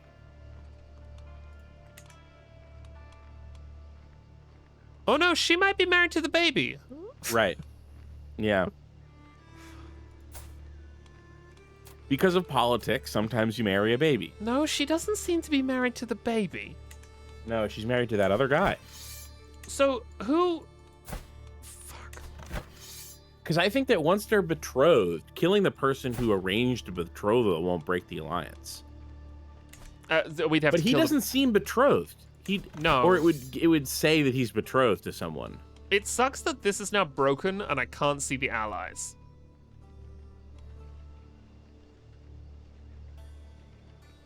Fuck.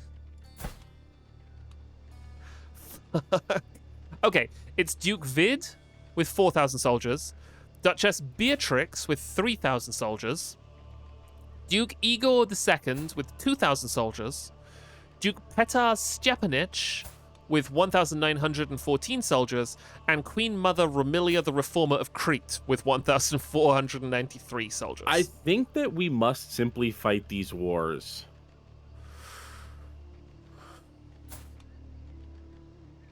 I agree.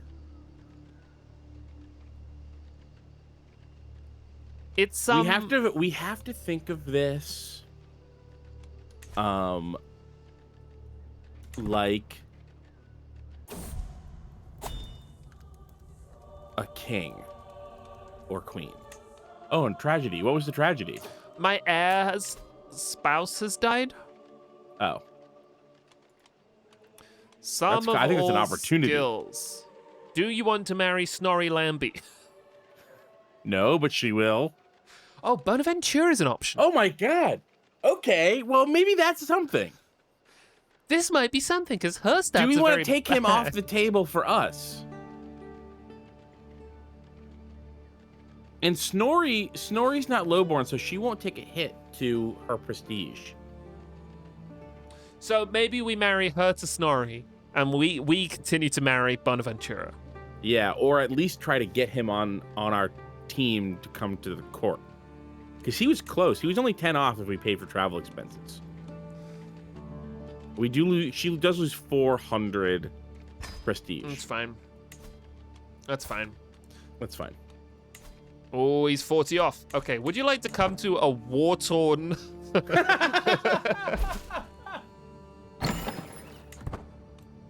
Oh, an inspiration. Book. No. Fuck off. Book? Book? Game. Book? Okay. Right, we're now at 5%.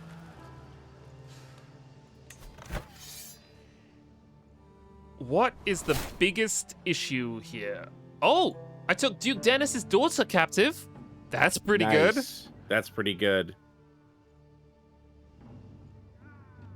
Visegrad. White Peace? White Peace? No, but very No. nearly. Very nearly. Let's take Visegrad. And... Where is Visegrad? Oh my god. You fucking guys. Where is Visegrad? Here it is. Okay. Yeah, we should probably take our capital. We should have our capital, I think. I seized a memory of Duke Humphrey. See, we didn't even need the guy to get us book. We got book all on our own. Mistress Endulcia of the Swordbearers died. She was we really actually- cool. We were interested need in her to- for a while. We need to redo all of our like prestige knights because a couple of them have died and we haven't like gone to do them. Yep.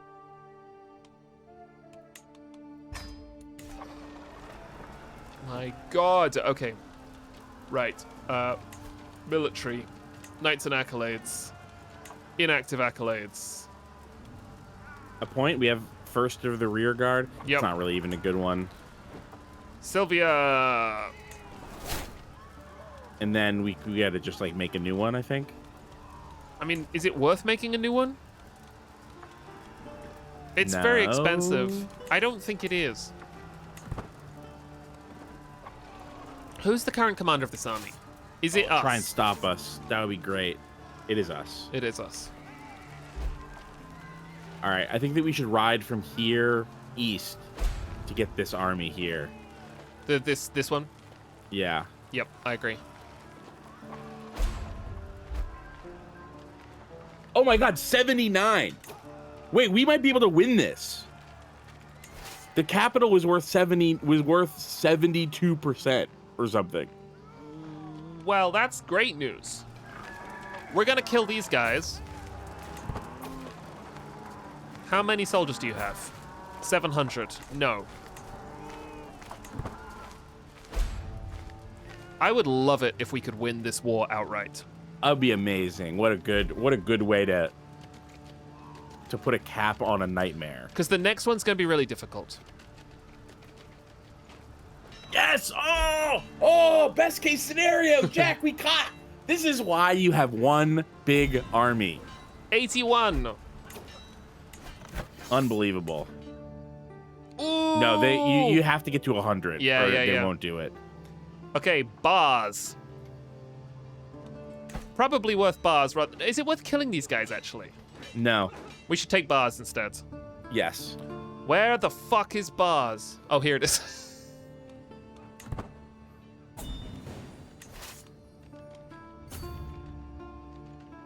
We might end up killing these guys anyway. No, okay.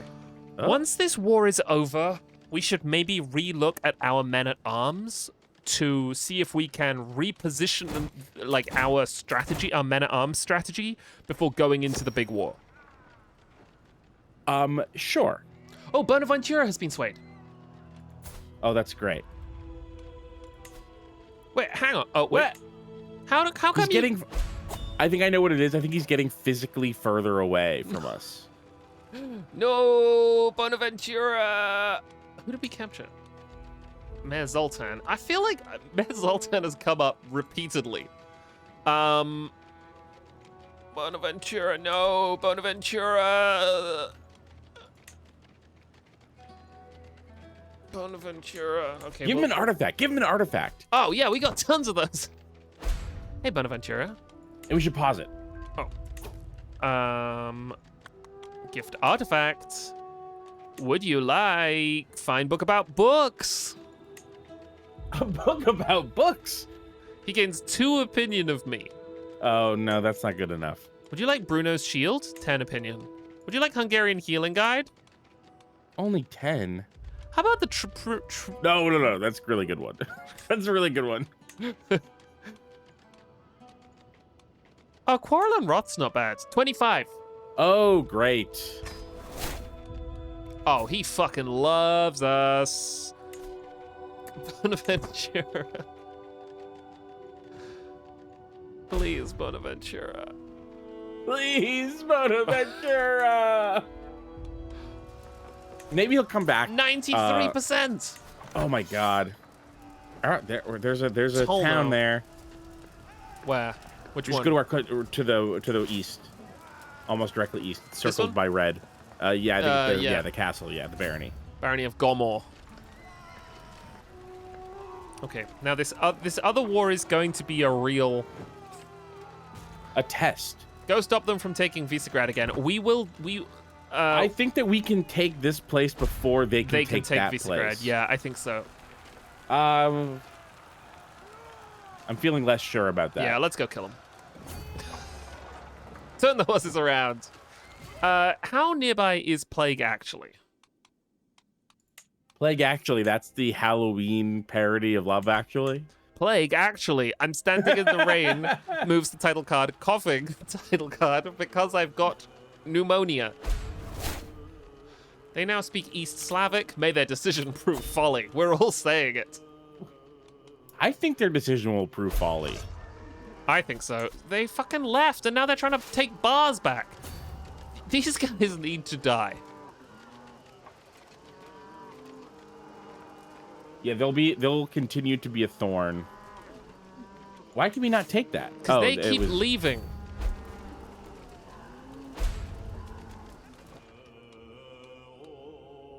So they're currently working in the south. We're at 98, by the way. We do anything, and we got him. Nearly, yeah.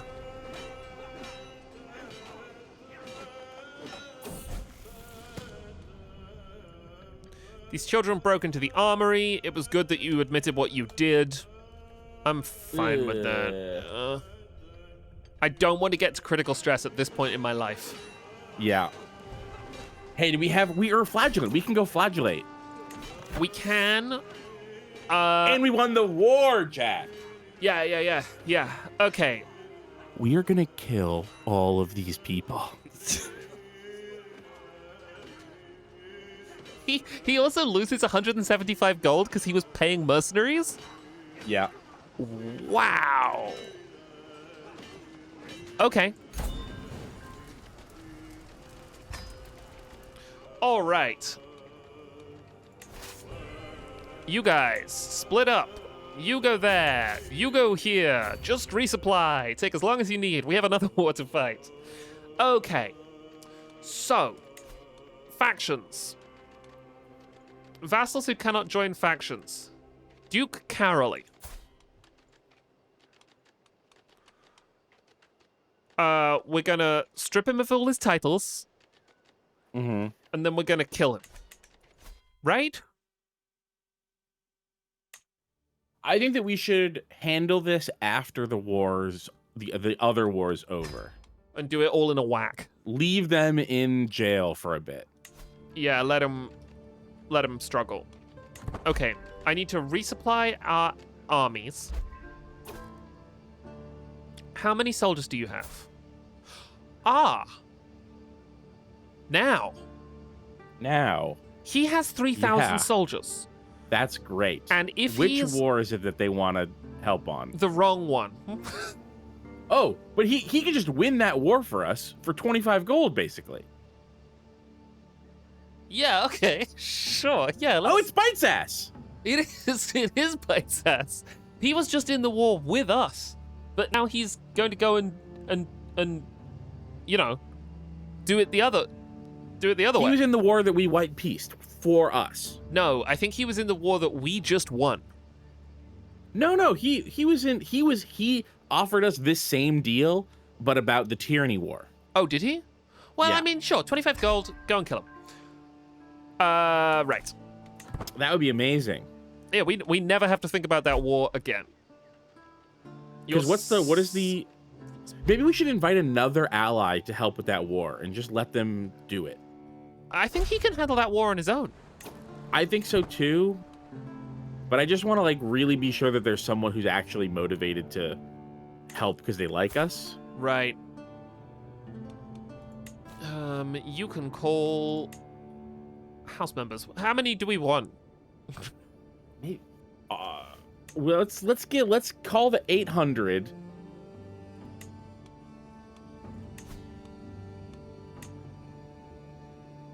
Yeah, okay. Just a little extra cushion.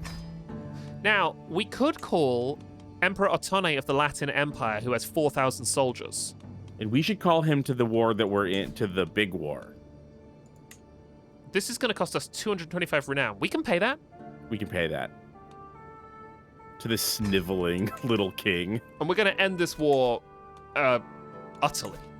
Did you see how sniveling he was? He was a sniveling little king. You need to be... No, organizing armies is what we want during a war. And we should... Sorry, and then the other thing is that there was a house member with like 2K. We should invite him too. 2 hour war. Yeah. Yeah. Not the dynasty, the house. Duke Lanfranco. Oh, no, the house member. Right. Right. Yes, Duke Alec. Yep. All right, they're not ready for this. I've not held a coronation. We'll fucking deal with that after the war. A coronation after the war. Okay. Coronations were a recent DLC, and they are tied pretty closely to legitimacy. We really do want to be crowned. That is important. He's a sniveling little king. But...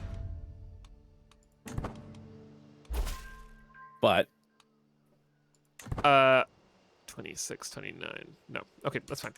I think we need to do that afterwards. I agree. Okay, Although maybe it would help with our faction problem. A little coronation as a treat, says chat. Low county control in counties. Oh my god, the county of Bars is awful. We'll deal with that in a bit. Disabled building in the county of Praha, that's fine. Bonaventura is not swayed. Fuck. Passionate Great Legends has He low... can't be swayed. He's at 100. Yeah. So we should probably start sleeping with him.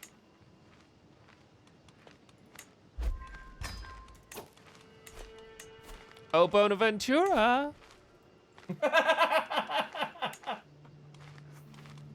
Oh, Bonaventura. Romance. Soulmates, yeah. The time has come to let my feelings towards Bonaventura be known. Okay, so this was this was quick. I want him to remember this day for the rest of his life. Sing a love ballad, secretly plant a letter in his chambers, write a love poem, or go with my gut in the moment. I don't think he'll hear a ballad. I think it's a letter because the letter says something like, "We really need you to apply your 35 stewardship." There's something about you that I find so attractive. My declaration of love is for Bonaventura's eyes only. No one else matters. I pour my heart out, page after page, my feelings growing as I finally put them into words. The ink has barely dried as I set out for Bonaventura's chambers. I gently place the scroll on his bolster. Will he lay here tonight, dreaming of me? The waiting is unbearable. The thought of rejection makes me sick to my stomach. When his reply arrives, I tear the seal with shaking hands. While I cannot encourage you, my liege, I am most grateful for your kind words. Yours faithfully, Bonaventura. Bonaventura won't resist my charms for long. Okay, so that continues. Is it your tiny round glasses? Nay. Or maybe it's your skill with empire scale economics. You could potentially negotiate an alliance with your aunt, Queen Mechchild. Yeah, sure. No, she won't accept because. No, she won't accept. Wait, there's something. Oop, sorry, I just Did hit we my just mic. declare a white peace with her?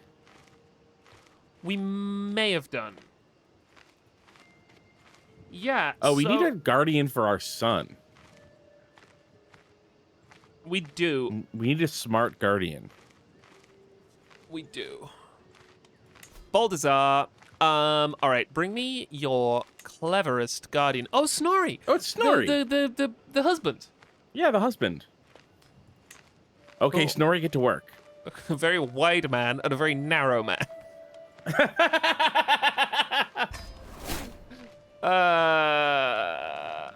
Can pardon criminals. Can imprison criminals.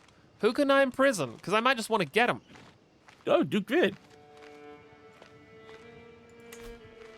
Might Come a succeed. long way 4%. since Count Vid. So that's not going to work. We don't want that, because if we No. fail, he'll rise up in rebellion. 11%. Fuck. I think it's because we're at war, honestly. Yeah. All right, I feel We good. shouldn't let the clock. Oh, we're letting the clock run on purpose because we're resupplying. Yep. And I really want my armies to be nice and big and strong. Oh, men at arms. Let's check. So I would love to station some of these men at arms. Mm-hmm. Oh, and I can't because they're raised. Right. But while we're in the business of raising armies, let me get everybody else new here. Because this is going to be our Croatian soldiers, remember? Right. The third army of Kiev. No, this is the first army of Pest. Oh, that's nothing That's to a little sneeze rude. at, Keith. It's 2K. That's not bad. Yeah. You want to just split them in half and send half to each side? Oh, yeah, that's a good idea. Although, I mean, these guys are going to join up in a second anyway, so I might just send Okay, that's everybody fair. south to... Well, they will be fully supplied. So they can supply the army that needs more supply. Oh, yeah. You go up here. But the other army, they don't have 300. They only have the normal 100, right? Yes, they only have the normal 100. Okay, cool. Oh, and here comes some allies. Right, we're gonna We do love this. allies. I Is don't this know the what right the war that you're looking at? Oh, it is. Okay, yeah, I can I see was- from the flag. I was just checking on what was going on down here because the allies have not begun this war down here yet. Yeah. Let's look at. Well, I think we just take their capital, Which Zagreb or whatever. is their to capital? the southwest. Right there. Is that the guys we're fighting? Yes, it is the guys we're fighting. Okay. Oh, we just have so many wars, you know? Yeah. I just really want to focus on policy. Oh, they are now actually above their supply limit, so that doesn't really work. It's fine. I also really want to work on policy. Why is this disabled? Because you don't have the title Bohemia. All right, fine. We'll deal with that in a second. Isaac gained major architectural expertise, which is good. His stewardship Yeah. is bad. It was 6. It was 6. Now it's 8. Yeah. Your bishop is not endorsing you. That'll happen in and of itself. They're all murderballing towards you now. Yep, I can see them up here. Oh, that's great. That's actually really good news. Yeah, it is. You go there. Wait, I think that they should all go to the same one. Yeah, and then I'm gonna send this one to here. Okay. It looked like you were gonna send them south. No. This is going to be an astonishing battle for the ages. Yeah. Rendered beautifully by Crusader Kings battle system. Oh, wrong commander. Yeah, that's fine. Oh, are we not allowed? No, we are. Okay. We're No, commanding. you clicked us. It looked like we were grayed out. Okay, and we should go and kill him? I think so.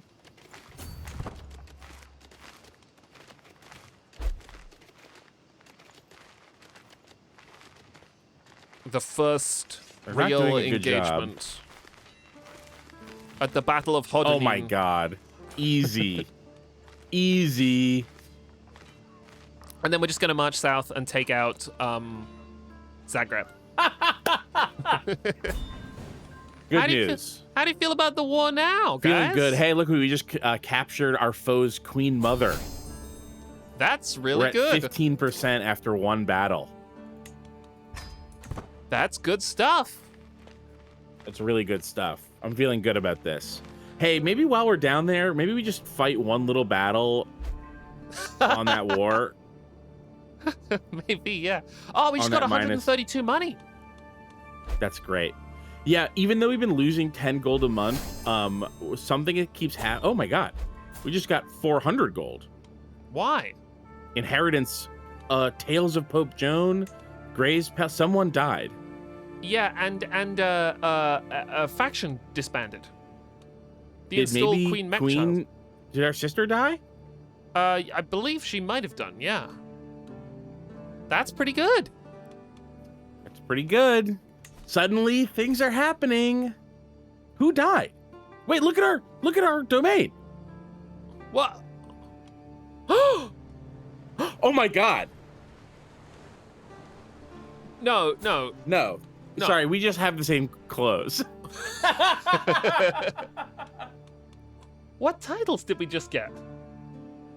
You got a whole kingdom. What kingdom? Which kingdom? Oh, up there? Up here? Pomerania? You inherited the kingdom of Wallachia. Pomerania. Well, where is Wallachia? Hey, where's...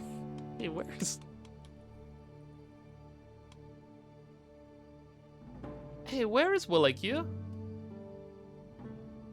Click on it and it will highlight them. Wallachia is one of the places. I think that Wallachia was like who we initially fought to get Hungary. Wallachia is Transylvania. Didn't we always have that? Click on it and it will highlight No, it I for think you. we go further over. My beautiful titles. Kingdom of Croatia, Kingdom of Wallachia. Oh, it's down here? Didn't we already have that? Oh, I guess we... I think we had most of it, I think. You got the Or Impalers maybe we Kingdom. Maybe, okay, so maybe we were the top level Empress, but the kingdom title was with someone else. Yes, you personally hold it now, says chat. Yes. Oh, they were a vassal before. Okay, that makes sense. Okay. I want to give that kingdom to someone immediately. Oh, we should keep the kingdom. We'll just give We should give away the title because the kingdom does not go towards our titles. Yeah, what is in the kingdom of Wallachia? It's the Duchy of Altenia and the Duchy of the Transylvanian Alps. Okay. This is currently owned by Duke Antal, and we inherited the Duchy of the Transylvanian Alps. Double check that we don't actually have a secretly really rich county there in the Alps. I don't think we do. We don't. Okay. Then give it okay. away. Get rid of it. In our dynasty? Yeah. I think that's the other one. Yeah, that's that one. Yeah. Dynasty.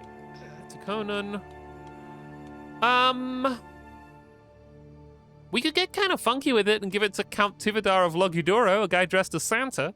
It's like an old school Santa. I'm worried about yeah. like loading up our sons too much, and I definitely don't want to give it to my half brother. Sure, we should give it to someone who's not ambitious or zealous. Fuck. And who likes me? Oh, Right. what about my son, Prince Baldassar? He's 9. He's content and charming. Yeah, but he could end up being insane. That's true. What about Sandor? He's humble, content, and rowdy. Great, I He's love 13. him. Sure. He could still end up being insane, but fine. Okay, Sandor became my vassal. And then also, We're flipping through a binder. How about him? Your Majesty, he's 13. And he's rowdy. I like that. I'm proud of him. All right, this county needs to go to someone else, and I'm gonna give this to the baby, Prince Baldassar. Yeah. Sure. Okay.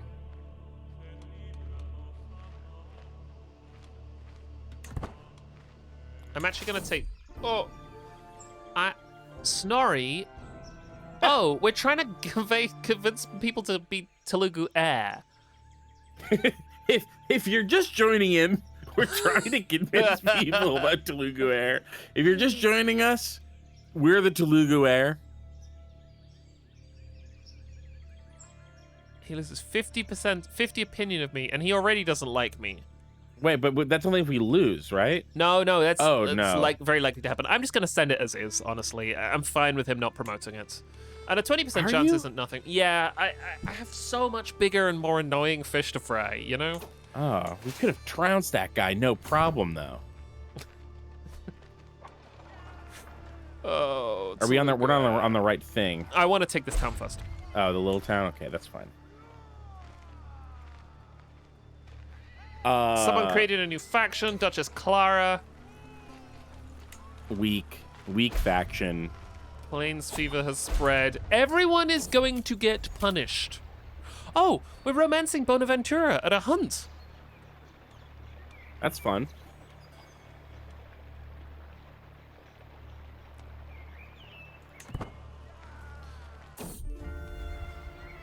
Scheme successful. Within what must have been a minute but felt like an hour, I reach a clearing. Bonaventura is on the ground before me, disheveled and weaponless. Opposite him and just about to strike stands a huge stag. My arrow strikes true and the beast falls to the ground. For a moment, all Bonaventura can do is stare, but then he stumbles towards me and throws himself into my arms.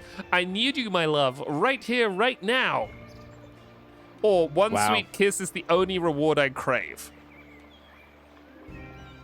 I mean, we got to do it. Yeah, we gotta be soulmates. This is a beautiful story. And as we're doing the dirty, I say, I love your stewardship skills. Okay. Right, now we really do need to kill our husband. Can we Yeah. kill him yet? Not quite yet, I don't think. Worth double checking. Hey, we're not quite helping with this fight. Yeah, we can kill him in 2 years. So that's like maybe a little celebration after this, after the war is over. Okay? Just in time. We tuxedo masked that one. Yes, all good. The flamenco guitar plays. There's another faction targeting me. But basically after this war ends, the Dissolution War ended. It was no longer valid to continue? Why? What do you mean, why has it done that? I don't know. Chat, why Why? did it do that? Chat, why did it do that? Wait, and Countess Matilda had just joined it. Oh, wait. This is Oh wait, that's Countess. That's a different that's Matilda. That's a war. different, obviously. Did somebody important die? I mean, possibly, yeah. But, like, Duke Vid is still alive. I wish they'd tell me So be why it ended. Maybe it's also confused. Okay, so now we're just in one remaining war, which while we're here, honestly, we should... they finally started fighting. Okay, so frustratingly, Keith, this means that we can't punish these people. No, we can. He's arrestable. Oh, is he? They've all committed a crime. Yes. Because no white peace was signed, so their crime was not nullified by the terms of the peace. So they weren't arrested because that was not the terms of peace, but they're also not forgiven because there was no terms of peace. It was just disbanded. So Count Vid is the guy I really want to fucking get. I wish I could... In notifications, we'll have criminals you can punish. Oh, okay, cool. Yeah, we'll do that. We will. And we will punish. Grandeur decreased. We're gonna sort this out with a coronation, a husband kill, death, murder, and all that stuff. Victory at the Battle of Trieste. So what is currently...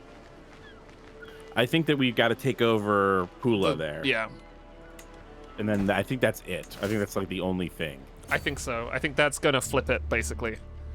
Wow, that was kind of anticlimactic. I felt like we were really onto something with that war. We were really onto something. They quickly had to go. The game quickly be like, no, things are going too well. We need to rip nothing from the jaws of victory. Well, now what I do actually really want is I want... Oh, there's the target. Oh yeah, down there. Firmo? Firmo. I really want Firmo again. This war to... I want these guys to declare war on me. You know, because then we can fucking get that place again. Yeah. It's gonna be so good not to be at war. Keeps the trait zealous. Ooh, we never flagellated. No, we did never flagellate. It's okay. We should change. Wait, what is the other one? The calm gains calm and gains brave.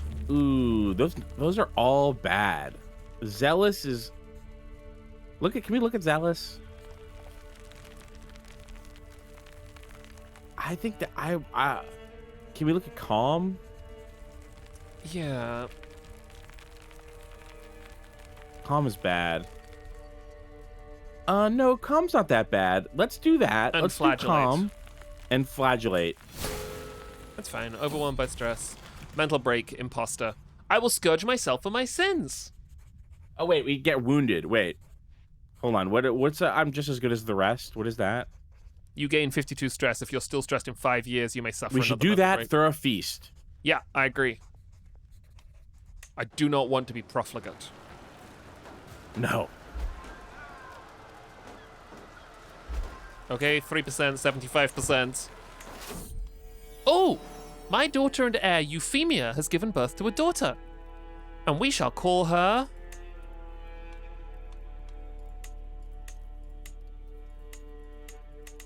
Sugaka. Okay, yeah. game? Yeah. Yeah. Sugaka. 127 to cross the water. Yeah, we'll pay that. And then we'll just disband them. Yep. Yeah, they don't have to come back. Yeah. Find your own way home. What is the one-way ticket? Was the Queen of Sardinia in that war before it disbanded? You might still be able to strip her of her titles. That's a really I don't good believe question. that she was. I think she was in this war, the Istrian War.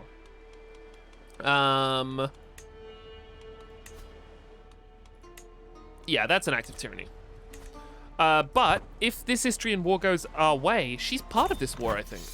I don't think that she is. No, that's Countess Matilda of Firmo. Right, I got my guys confused. Yeah. It happens.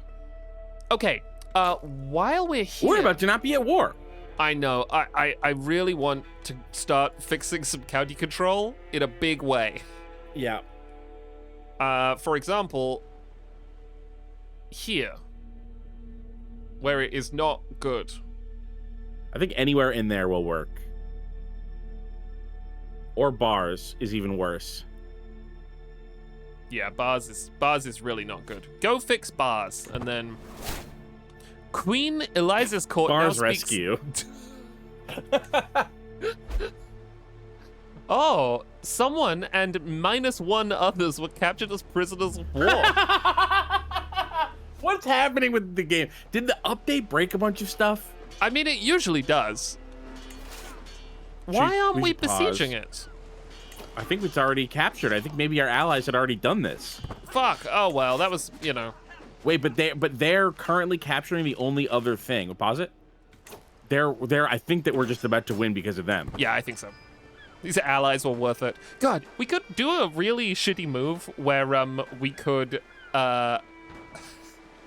bring in allies but deliberately stop them from doing things so that their war score never hits the point at which we have to pay them. Essentially doing like shitty boss maneuvers on. This is like Hollywood accounting, but for fighting wars. Okay.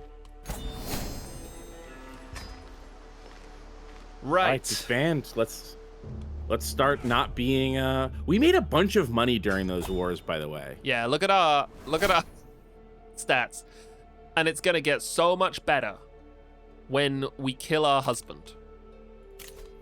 A dangerous faction. Come on. Okay, it's Duke Vid. We're gonna fucking get him. We're gonna get him. We can't get him. Okay, well, can we get any of these motherfuckers?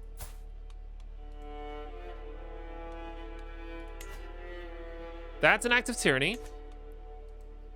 Queen Matilde of Sardinia wants to join this faction. Okay, so that's not terrible, so maybe actually. we should let that happen. Yeah, how... We absolutely should just let this happen. It's a substantial army. But It's we'll nothing, call in a it's a house or pittance. something. Okay, while we are here, I would like to station some men-at-arms. Was someone excommunicated? Yes, Countess Julia has been excommunicated. Okay. Oh, neighboring ruler. Okay, that's fine. By Pope Sviatoslava, who I wonder if was related to the other Sviatoslava. The 'Cause of same stepmother name? wife. Yeah. All right, That's usually not the name that gets shared. Sviatoslava is a last name. Oh, is it? Yeah. I thought we called popes by their first name. We do call popes by their first name, but Sviatoslava is a last name, I believe. I'm stationing all my beautiful men-at-arms. Look at all these men and their arms. These beautiful men and their beautiful arms.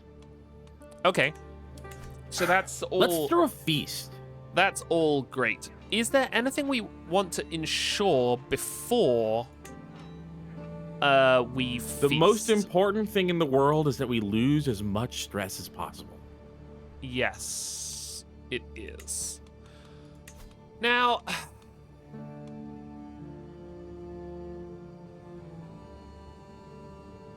we could hold a coronation, and that might help, but I think you're right. I think a feast is the thing to do. Let's do them both. Maybe you're right. Coronation might help with but we don't want to help with the faction. So feast. Feast, I'm saying yeah. feast. Yeah. All right, activities. Wait, hang on. While we're in here, saucy readings. Saucy readings. They're all reading a sexy book.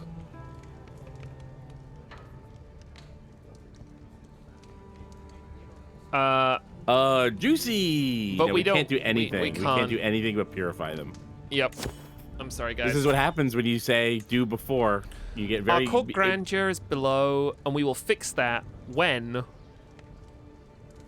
Are your hands cool, or are you wearing the scariest gloves of all time? I believe those are very scary gloves. Damn. Cool. All right. Cool, scary gloves, dude.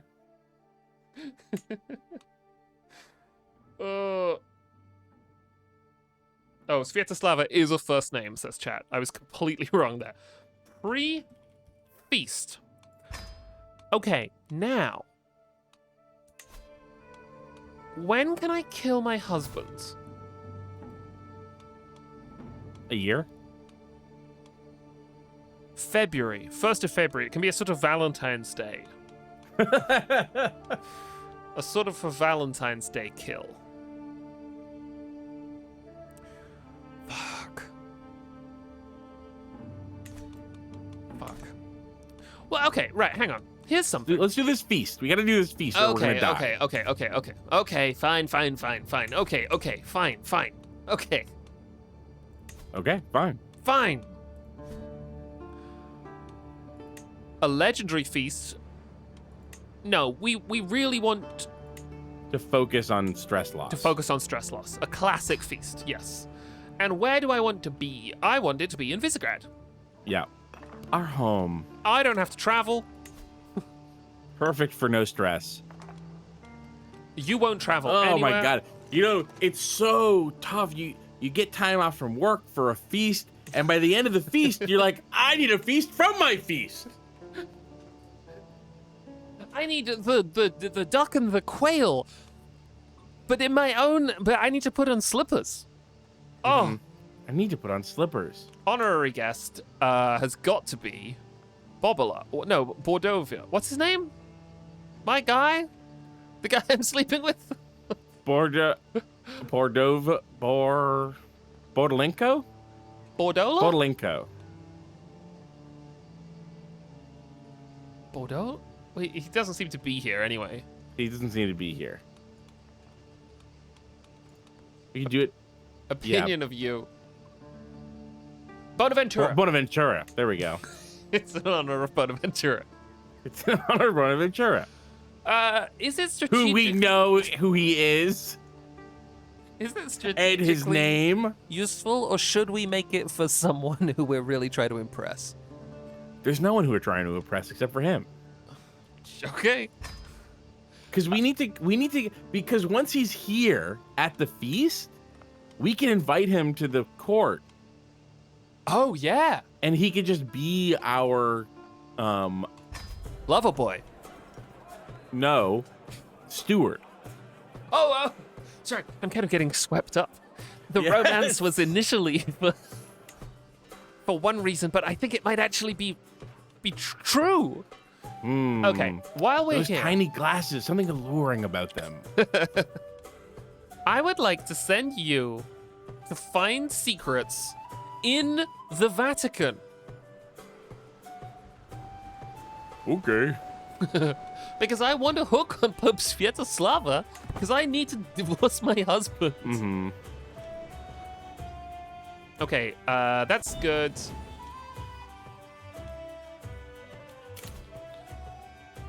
$10 gold for Laurentiu Hadik, who... Oh yeah, we should go. I bet we have so many prisoners, and I bet almost none of them are counts of dukes. Yeah, probably. I fucking hate these guys. Although we do kind of want this war, don't we? We do kind of want this war. Right. Okay. Where is it? Where is it? Is it Realm? No, it's in court. Yeah, prisoners. 29 prisoners. I wish they would tell me why they were imprisoned. You know? I think it does, but it's in a weird spot. Okay, so let's Oh see. no, in 23 years. Let her out. Go from the bottom up. Let her out. Yeah, you seem fine.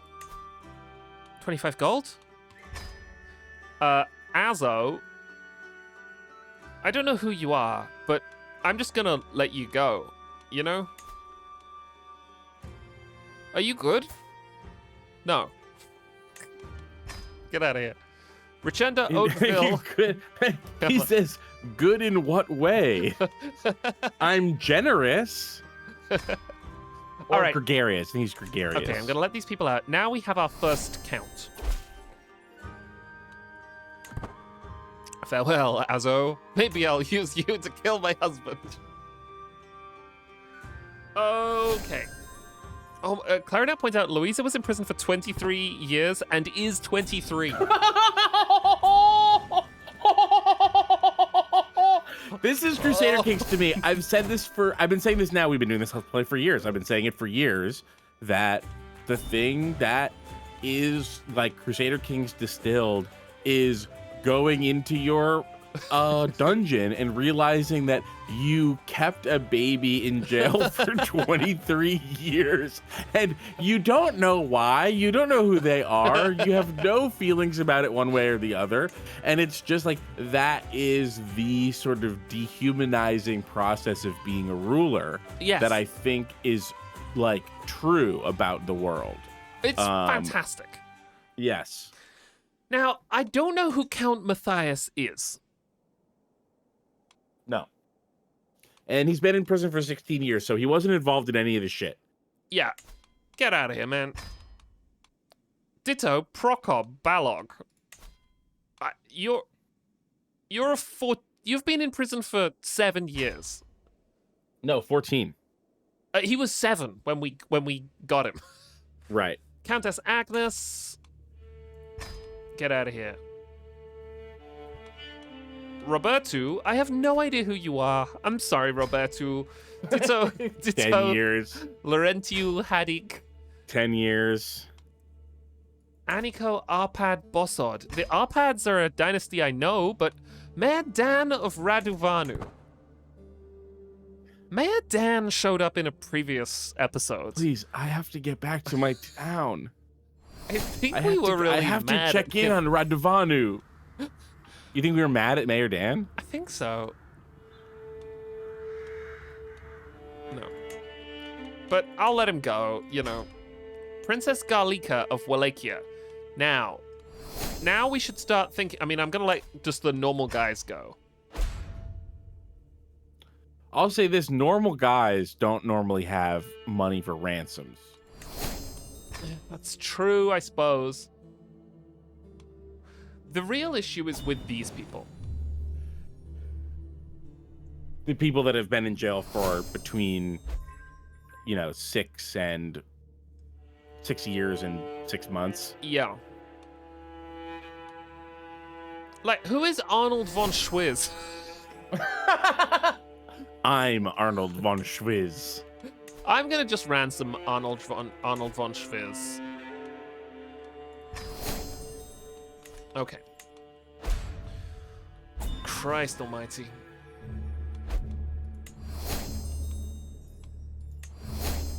Just all these people leaving. All right. We gotta get this bit of Poland out of here. Fuck off, Poland. We really have. King Mate of Poland. It's gonna be embarrassing for everyone. Mayor Zoltan wants to be free. Okay, fine, Mayor Zoltan. Now, Duke Dennis, I want to stick around. Because Duke Dennis,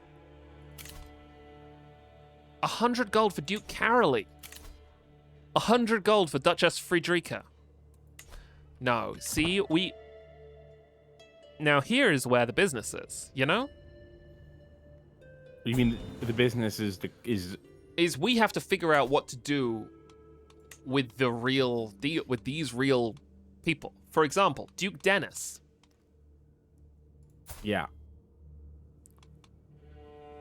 Do you think it is more advisable to strip him of his titles or kill exile. him? Exile. We just exile him? Yeah.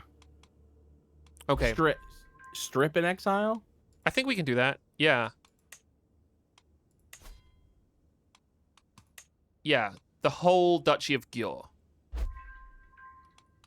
Yes. We should pause it, or we'll spend too much time. Thinking about this.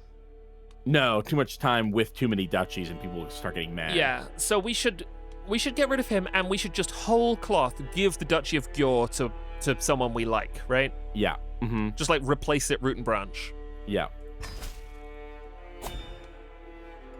Okay. Now I am going to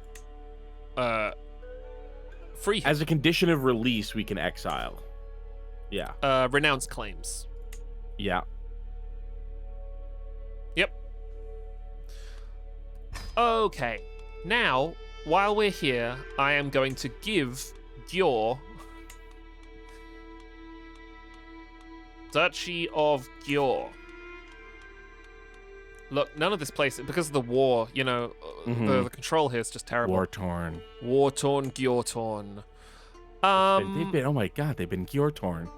So who is it in our interest to give this to? I think that we should give it to someone who's not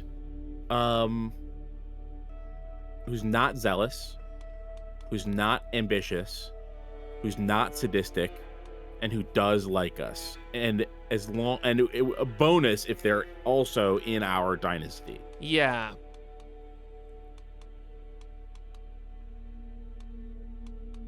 Zealous.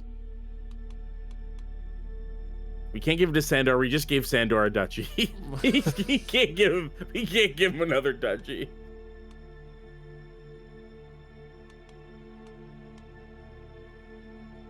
We got a lot of zealous vassals. Yeah, we got to stop that. That's tough. They're hard to deal with.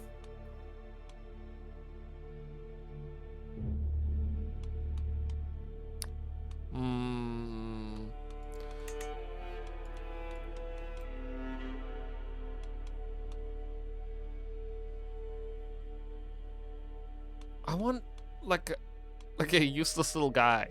Oh, Count Bertalan. Fuck, he's zealous. He's zealous. Oh, this is not great. It's And fine. it We're can't be still at Sandor. super high up on the like list. We can scroll way down. Look at how far we've barely even moved the slidey bar. So many zealous vassals. Oh, what about you, Domoslava? Oh, he's quite old, actually. That's fine. Agnes. What about this woman called Agnes? She's arbitrary. That's, I guess, not the end of the world. She's currently lowborn, which is interesting. Yeah, and she's got no diplomacy, so she's very she speaks her Manipulatable. mind. No, she has a little bit of learning, but she's zero diplomacy. Okay, so Gjor has been repositioned. Duchess Agnes of Gjor likes us 100. That's fantastic. Zero diplomacy is so funny, says Clarinet. Yeah. It's true. Okay. It's like maybe in a way, the worst person to give a duchy to. All right. God, it's so annoying. Bramilia of Crete has the Duchy of Dubrovnik. She was one of the Croatians and she just joined in? I guess so. Zoran can just leave.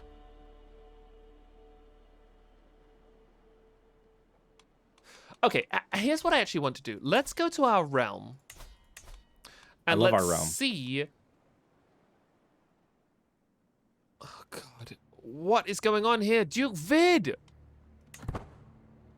0 gold, by the way. That's not bad. Okay, so...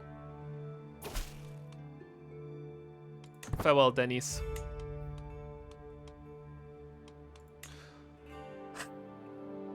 Duke Carolee of Transcarpathia. Duke Vratislav the Bully of Austria. Duchess Anderberta of Nordgau. I'm looking at who is in power and in jail. The queen. Yeah, You scroll past the queen. Yeah. We've really got to raise opinions with the feast. Yeah. No, I'm not gonna do that.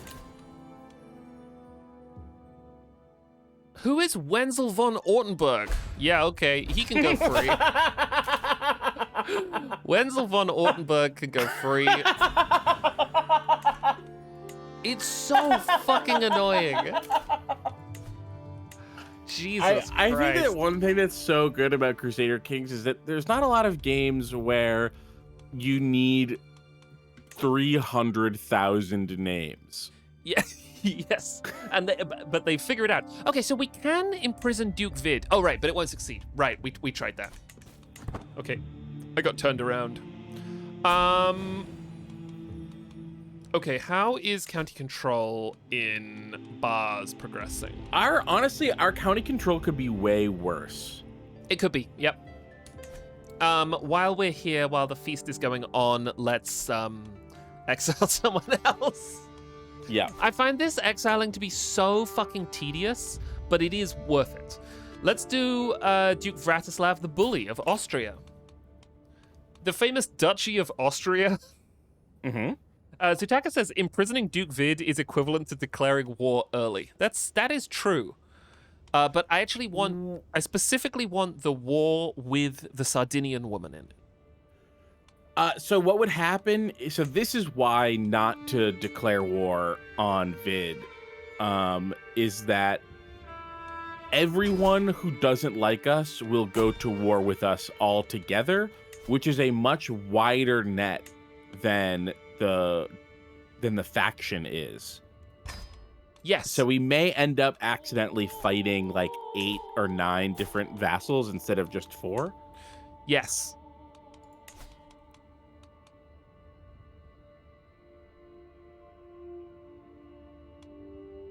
No. Oh, fuck. But why can't I give the Duchy of Austria to people? Because bits of it are owned by different people. Oh, so you've just got to give it piecemeal? Yep. Starting with, as everyone knows, the county of Hohenau. Oh my god. All right, opinion of you. Perfect. Nope, she's zealous. No, she's not zealous. She's brave. No, she's zealous. is it It's zealous hiding hidden? behind there, yeah. Ah, you motherfucker. Duke Montefeltrano of Swabia. He's Yeah. reclusive. He has a Yeah, that's diplomacy fine. score of 0.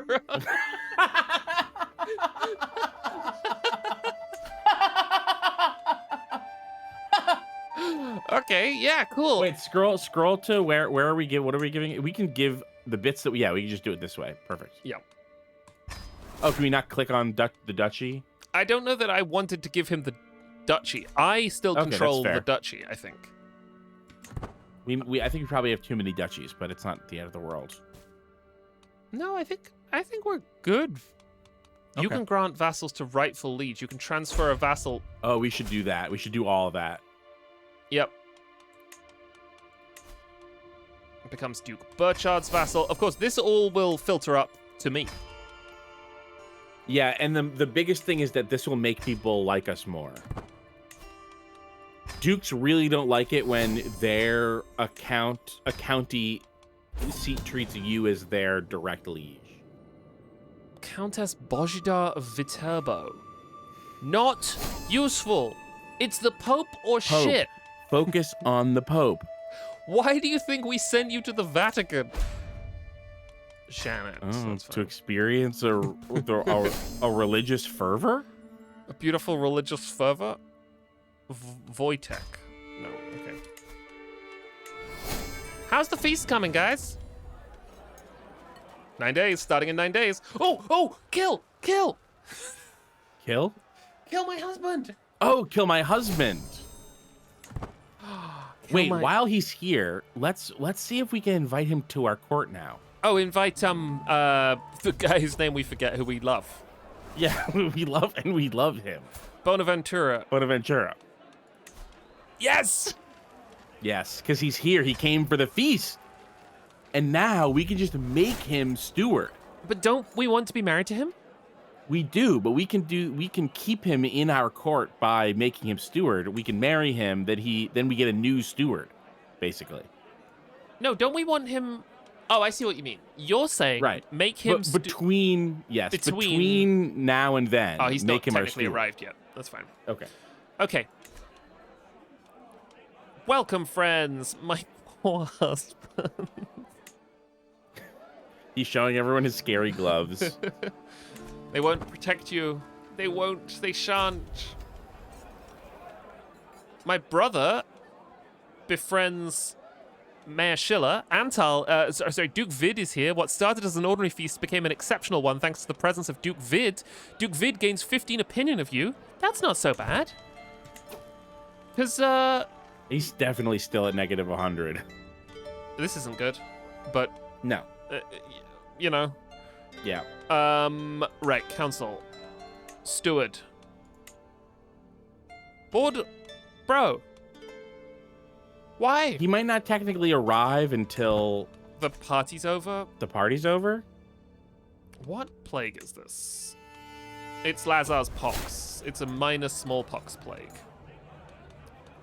Oh, Bonaventura has joined your court. There we go. Great. There we go. As plate after plate of food is brought into the great hall, an unmistakable smell reaches me and I smile. That my Oh, naive no, we're- vassal, Mayor Zavis, is sensitive to almond is something I sadly forgot to tell the cook. I bid you all welcome and I pray you will find the food to your liking. Especially you, Zavis. Enjoy. How do we feel about Mayor Zavis? He's fine. He's fine. Who cares? Right, now, what we're really here for. Get me fucking Bonaventura, yes! Get me Bonaventura. Whoa, look at our money! Yeah, and This we're is not about even. to We don't go even have up. him yet. Yeah, Let's see. Up from 30. Let's see how much. Papa's not gonna like this. Pablo's pretty good though. Like 24 is good. Yeah, he'll be the steward when Bonaventura is the husband. Yes. 30. Excellent. Look at my stress going down. Odon, overjoyed with the amount of pomegranate cakes. Everyone's happy. This is where I want to be. You lose 125 stress. Every guest with at least one trait in common with you gains 20 opinion of you, and you lose 19 stress. We should take the big stress loss. I Yeah, think. the huge stress loss. We need it. Yeah. Literally. Beautiful. Great. That's Perfect. The The business. feast brought us down from almost breaking again to almost no stress at all. Yeah. Zavis. I do not care about Mayor Zavis. Packed in Amber's pomegranate cake sounds grainy. This is people don't think about this. Until machines, all food was grainy. Yeah. It's time to toast Bonaventura. Yes. Oh, we should start trying to kill our husband. Sure. And a coronation. Can we have a bloody coronation? Can we have a murder target coronation? You have to have unlocked certain stuff to do those big like red wedding stuff, I think. You're engaged in the final toast. Oh, my husband, my dear husband. Predicted difficulty. We would have loved to divorce you, but Easy. do you want to check one more time? Nope, death it is.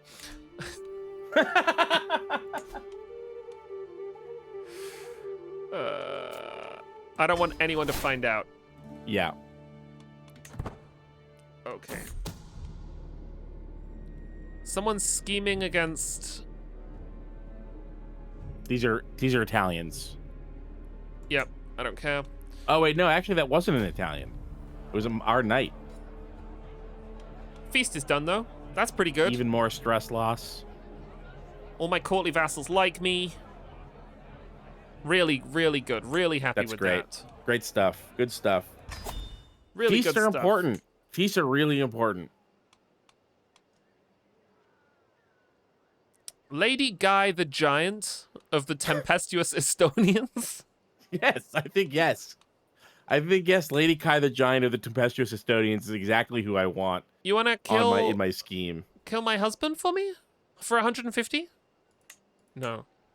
Ooh, it's quite expensive, isn't it?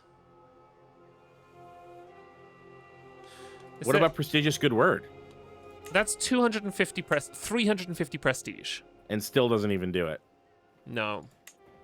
But I kind of feel like we should be friends with her. She does seem really cool, doesn't she? Oh, she's a foreign ruler. Yeah. Can you use your hook on them? I don't think we have a hook on her, do we? No, you can offer a hook on yourself. On yourself. What's she gonna We use that don't want to for? give hooks to foreign rulers. No, I suppose not. They can force us to join a war. Yeah. So, Janosch.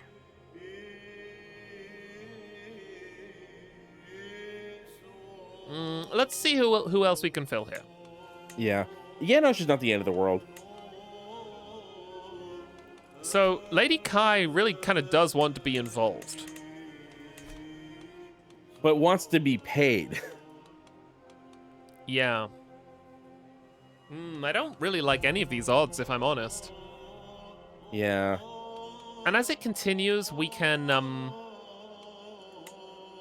Oh, wait. Oh, Bonaventura. Oh, so these guys will join, but they're shit. Right. Bonaventura is not very good at. I just got here. I'll help out, but I just got here. I'm unbelievably clever. I'm really smart, but I just got here. I don't know these people. I have no connections. Oh, switch to support schemes. That's true. Yep. Oh, yeah. That's great. Bibiana. Bibiana, support my schemes, Bibiana. I would love Bibiana to support my schemes. Okay. So, I think... Oh. It sucks, doesn't it? Yeah. It with more time, we can leverage our scheme advantage. We've got 6 months grace period, and we should keep an eye on that. And so let's maybe fill some of the secrecy spaces to keep our secrecy up, and then kind of farm keys to bribe Lady Kai. Yeah. So I think that our first best option here is Justina with 14, which is not bad. Fine.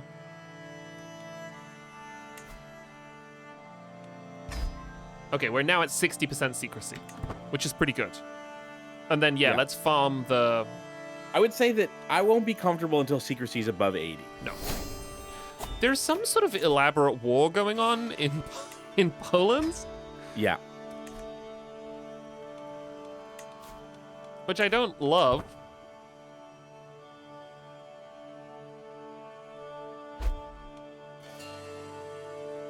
I could maybe speed this up a little.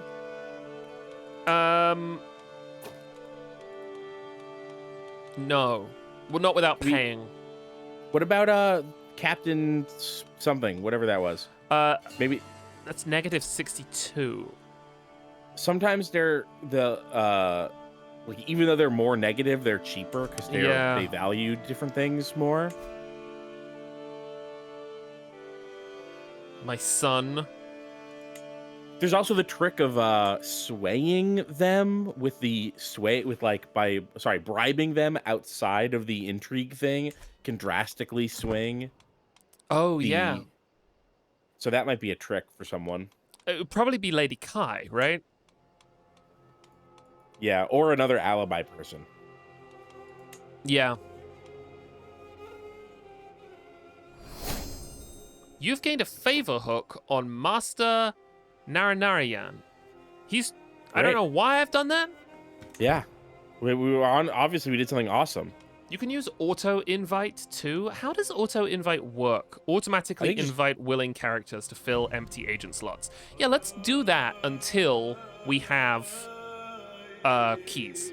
Well, maybe this is just, like, fictionally, but wouldn't it decrease secrecy to then, like, trade them for better people? You're just, like, kind of increasing the amount of people who know the scheme.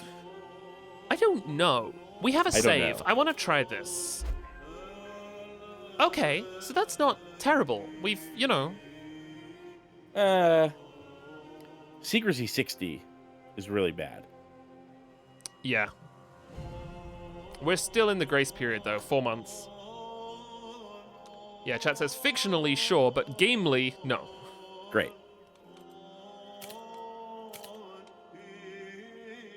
Okay. Let's speed this up. No, we don't want to found a holy order? I'm not feeling... Wait. Countess Bretislava has become your steward. She cannot be fired for 25 years. Why did she have a hook on us? We need to kill her. This sucks. Why, Countess Bretislava? I can't believe it. Okay. It's like the game intentionally targets the spots that you most don't want. Like, it's never someone who's really good at stewardship who's taking the slot of someone who's only okay. Yes. Just fixing some people who are lying about our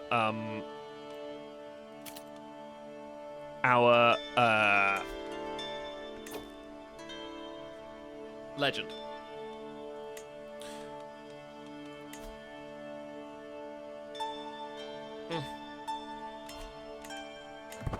It's very annoying. Yeah. While we're here, let's turn this down to 1 speed and purge another dynasty. Queen Mother Romilia, the Reformer, who owns the Duchy of Dubrovnik. Not anymore. Not anymore. That's an act of tyranny. Why? I don't know. Oh, this might have been the war we wiped peace? No, because we captured her in a battle. So we should just let her go. We captured her. We should have her renounce claims. And maybe demand conversion. Or maybe banish.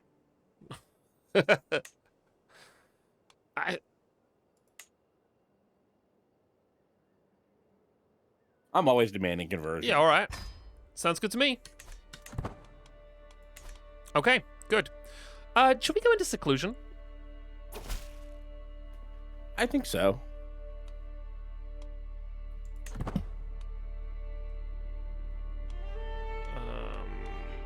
Decisions. Enter seclusion. Secluded is not good, but it is,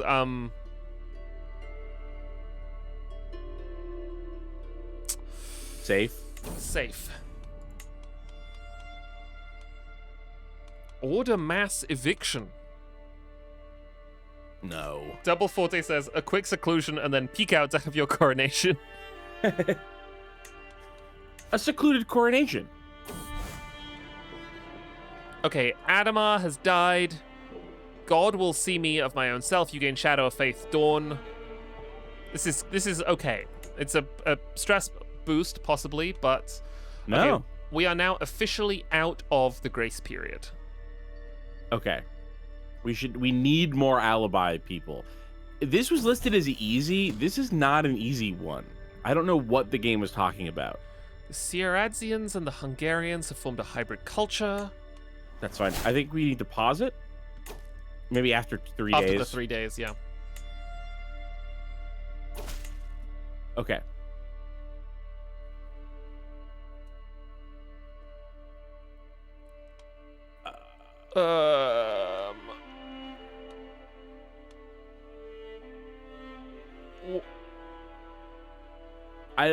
No. I don't know. Wait. I don't understand what is happening. I think that what they're saying is that the Duke of Bavaria has too high of a partition, and that we're being told we can force him to lower his partition. But why does it say here, you adopt the partition law? I think it's saying that... Yeah, I don't know. No, it will not do that. I'm really I think worried it might about clicking specifically something. It might specifically be talking about adding a law to the Duchy of Bavaria and not to anything else, but I still think... They're offering you the opportunity to change succession laws for free. No, we don't want partition. No, we don't want partition. Now, Duke Tivadar. Wait, we should pause it. We should pause so that we don't... Duke Tivadar is not very good, but Okay. I could make him... I think here's the thing. We lost Bonaventura as our steward. Yeah. And we're already in the process of murdering the husband. So if we fail, then we're totally screwed on both sides of this, which means that we have to pay the money to get the good guys, or we're fucked. Yep. You're right. You're right. So, the best assassin. Do we fire everybody Those and are start for again? alibi. Let's look at who the best assassin is. We can't. Because We would have can't? to fire Janosch. Oh, okay. Well then, yeah, sure, that's fine. Okay. It would be Bibiana, the spy Okay. master, who will not do it. And then next it's Lady Kai.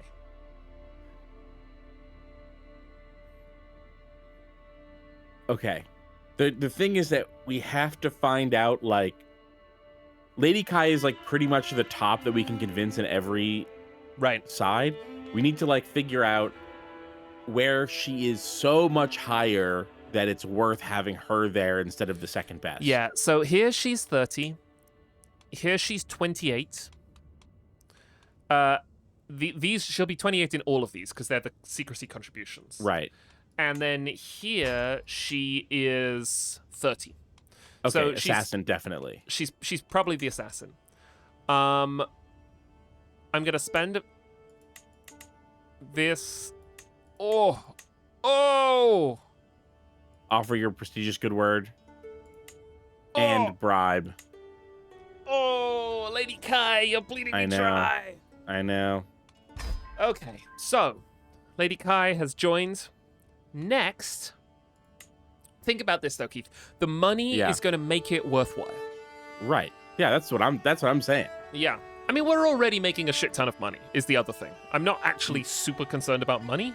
I would love to see gold at 50. I don't think we've got that in the LP before. I think somewhere in the 40s was where we were originally. I Our think we have had 50. best alibi is Prince Adamar. Right.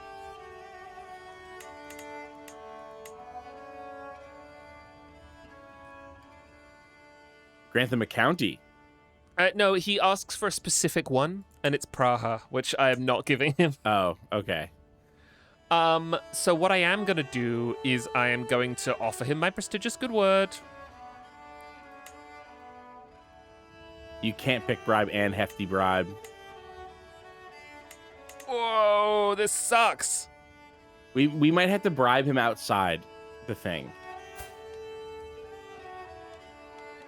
Oh, he really doesn't want to do this.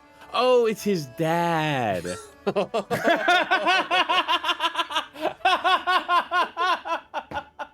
The person too says, context clues tell me there is a stepmother marriage attempt. No, weirdly, no. She's dead. She died. She died. Fuck. So we could get her involved at 14. 21. 14. Okay. 7 more. Can we get her involved? The free guy was 11. Yeah, we can get her involved with a hefty bribe. That's a huge bribe. 450. 450? What about prestigious good word and bribe? Okay. 350 But prestige. for how much? For 14? And the bribe is 225.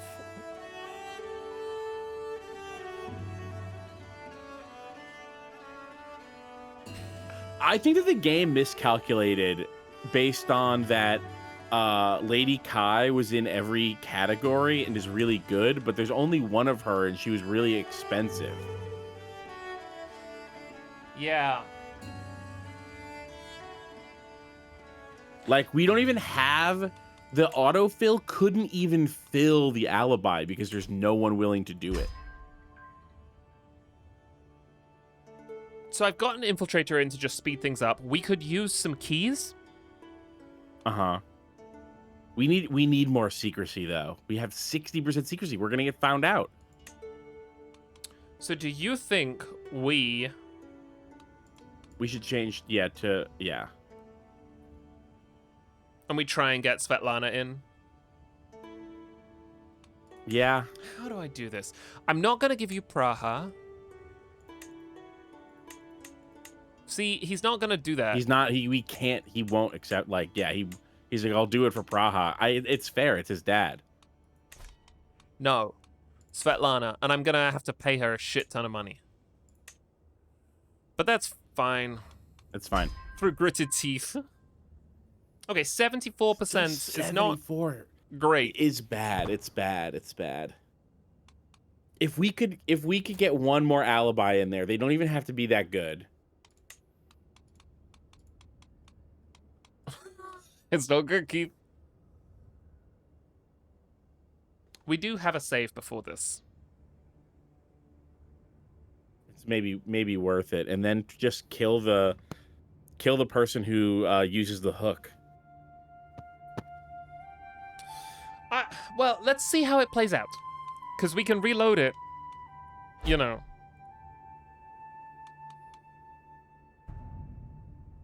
Yeah, Double Vortex is it's really XCOM where 85 might as well be 0. That's how I feel about these. 85 might as well be 0.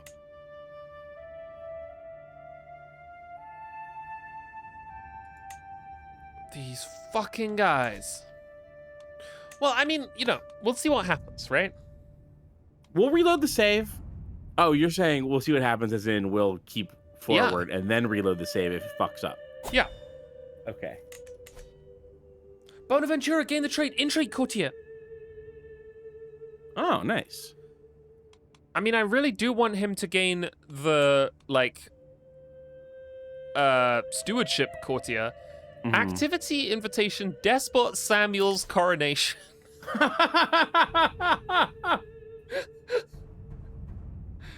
I mean, his name is Despot Samuel. should we go? To a despot's coronation? Yeah, of course. We're a despot. Oh no! Oh no!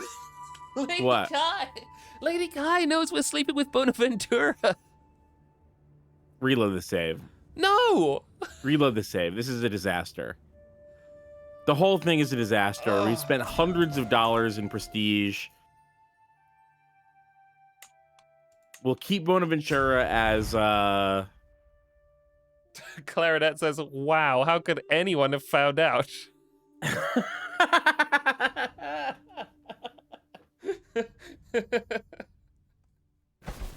Okay. Right. I need to go into seclusion. Oh, and we're still feasting. Oh, we're still feasting. Right. I don't think it'll be over in like 1 second. Yeah, so what's... Or Yeah. yeah, there we go. So what's the priority? I think that the priority is keeping Bonaventura as an option for contributing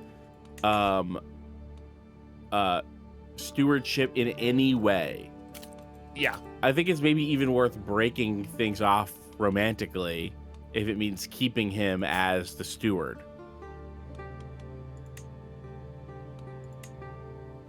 Oh, no, I don't think so, right? Do you think? I don't know. I think this is fine. I think it's fine as we have it. Okay. By the way, is there a better spy master? We don't have a very good spy master. No, she's not very good, is she? And she wouldn't join any of our schemes anyway. No, she's the best that we can do. Oh my god.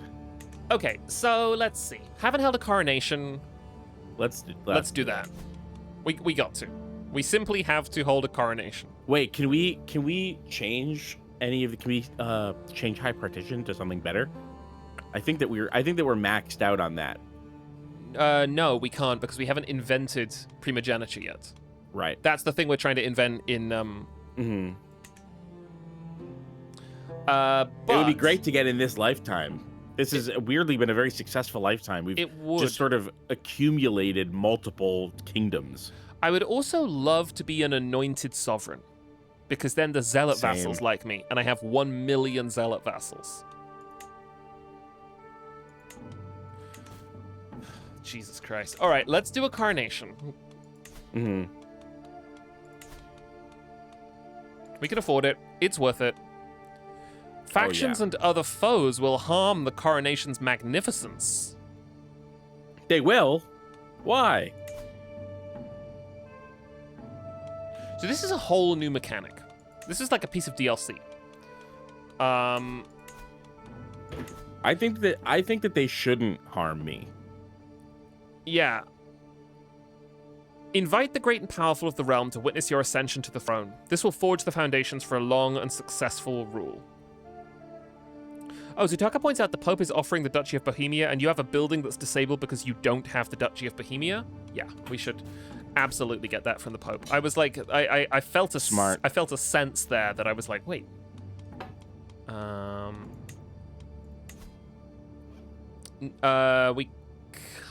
We can afford that. Is it worth it? No.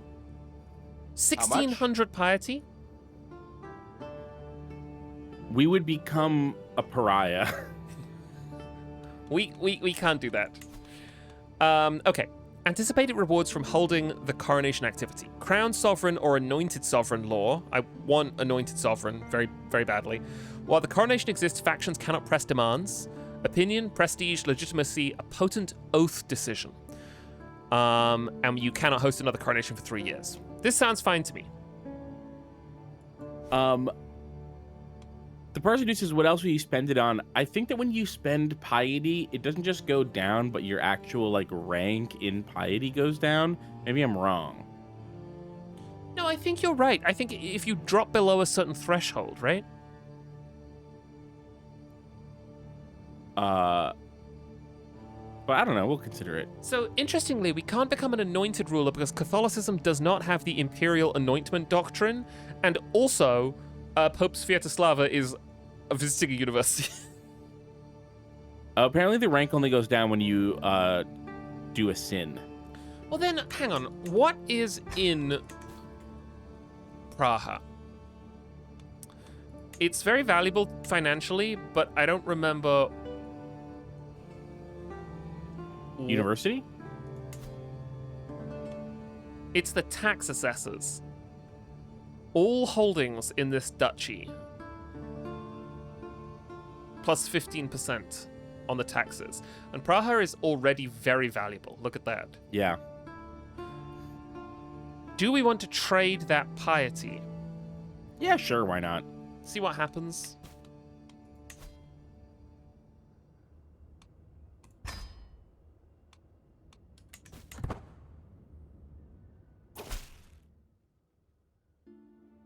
Okay. Right. Oh, news regarding Telugu heir. He has located multiple records that attest that Duke Eticho of Alsace was more than a mere duke. His right as ruler of Empire of Alsace was given to him by an angel. This messenger from heaven promised that the House of Etichonen would forever rule Empire of Alsace and enact God's will on earth. Though an incredible claim, if I could get enough people to believe it, no one would question my rule. This is true. There's a chance that it gains angelic foundation, but it's likely that it doesn't actually go well for us. Or no, this is heretical and you gain stress because you are ambitious. Well, I guess it I don't... decreases slightly. I think that's fine. It's worth the risk. We gain stress either way, but I would like to gain not a lot of it. Great. Okay. Now then, how do we parlay that claim into actually getting Bohemia? What a good question. Who has it? Bohemia is currently run by the awful Duchess Sophie the Reformer of Moravia, a neighboring ruler. Can we see the size of her shit? Oh, that's nothing. All she is a duchess. All she has is this. She has 4,000 soldiers plus. Oh no! Well, it's Queen Mathilde, but it doesn't work so if it's an we irrelevant go to war. No, but it's great because this is it won't get us our war with Mathilde, but what it will get us is 4,000 fewer troops in this war because she will not join a war against us. Because she's our vassal. Correct. So should we just do an easy war for Bohemia? Let's mop up the coronation and then let's do an easy war for Bohemia. Okay, that sounds good to me. Yeah. And then you can put a pin in that. Easy war.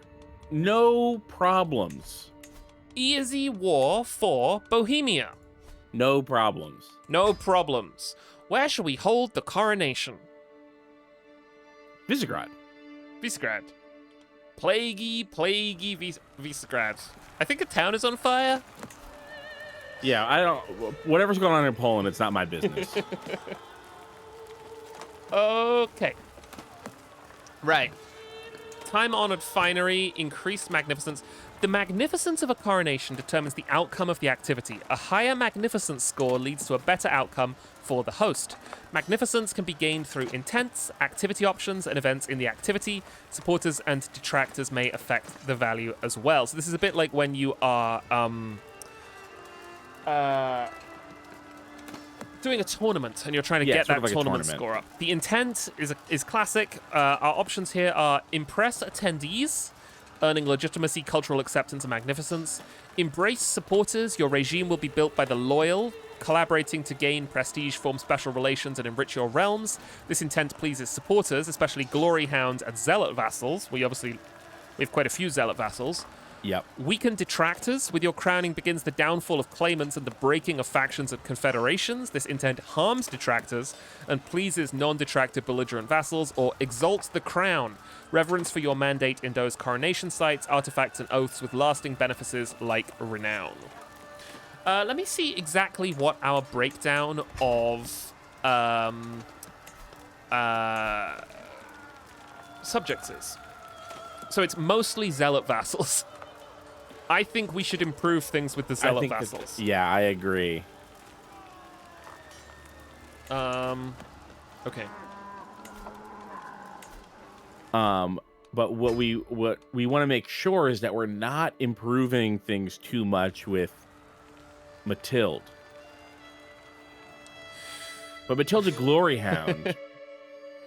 I think it's fine. I think it'll be fine. I don't think that we're gonna. We can get a good coronation actually in Cagliari because it's a traditional coronation location. But then we'd have to travel. I think Visegrad is fine. It's the capital.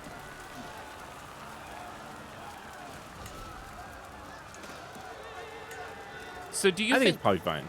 Do you think it's embrace supporters for the zealot vassals? Show me address attendees again. Courtly and minority vassals. Yeah. I think I think embrace supporters. we just have so many zealot vassals.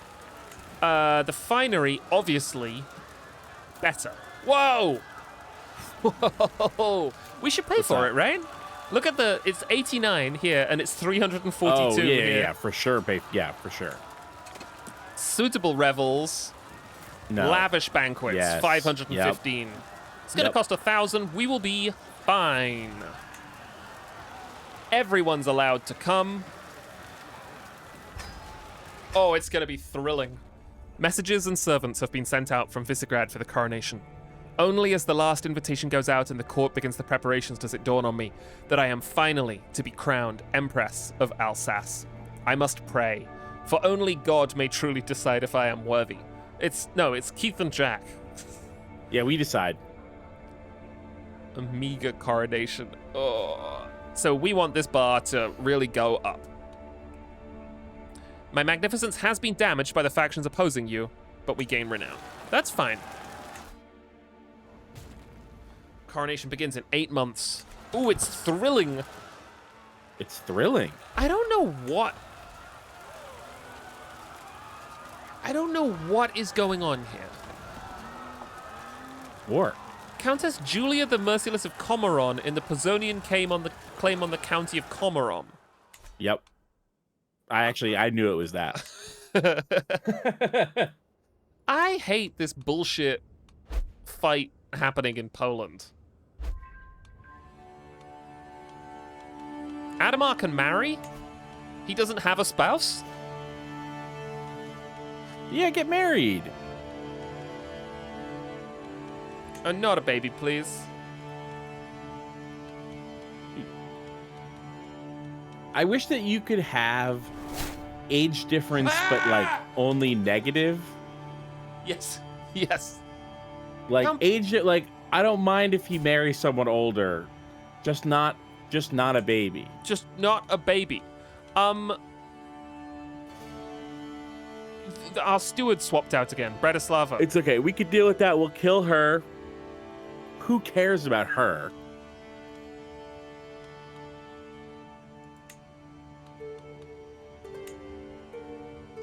Do you want to marry my nephew?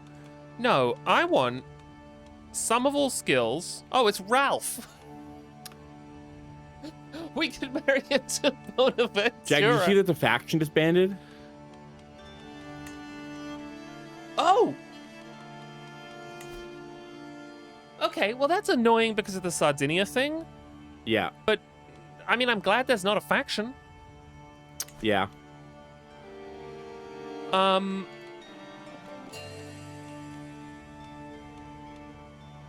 Like, would you like to marry Murguka of Kozlov? She's Yes. intelligent, and her skills are pretty good. Pretty good. It will not result in an alliance. Yeah, look at that. Intelligent and quick. Yeah. Eugenics. Realm will lose lands if Princess Zenobia of Crete inherits the despotate of Crete. Okay, Well, I don't want that. We'll worry about that. Count Isaac the Repulsive. I just want to have a nice coronation.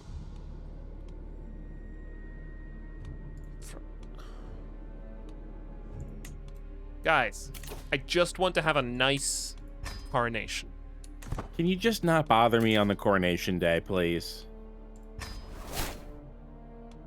Also, well, I'm glad that the war seems to have stopped. Oh, I think that was one of my vassals was fighting and won. And won a little piece of Poland? My daughter has learned the Norse language. From someone in jail? I think from someone in jail. Okay. You've learned of Boleslav of Al. Is our daughter hanging out and talking to the Norse girls in prison again? That's where Genghis Khan comes from. Having learned Norse is going to be really, really useful, I think. Look at this. Look at Count Isaac. What a gang. My beautiful Look at his- gang. He really looks like one of the we've talked about this. You haven't seen those Rankin and Bass Christmas movies, the stop motion ones. I've seen Rudolph the Red-Nosed Reindeer now. Okay. But he does look like a Rankin and Bass Santa. Well, the best one is Santa Claus is coming to town, and there's a crew of elves that teach Kris Kringle how to make toys and how to like people. And this guy looks just like one of those elves.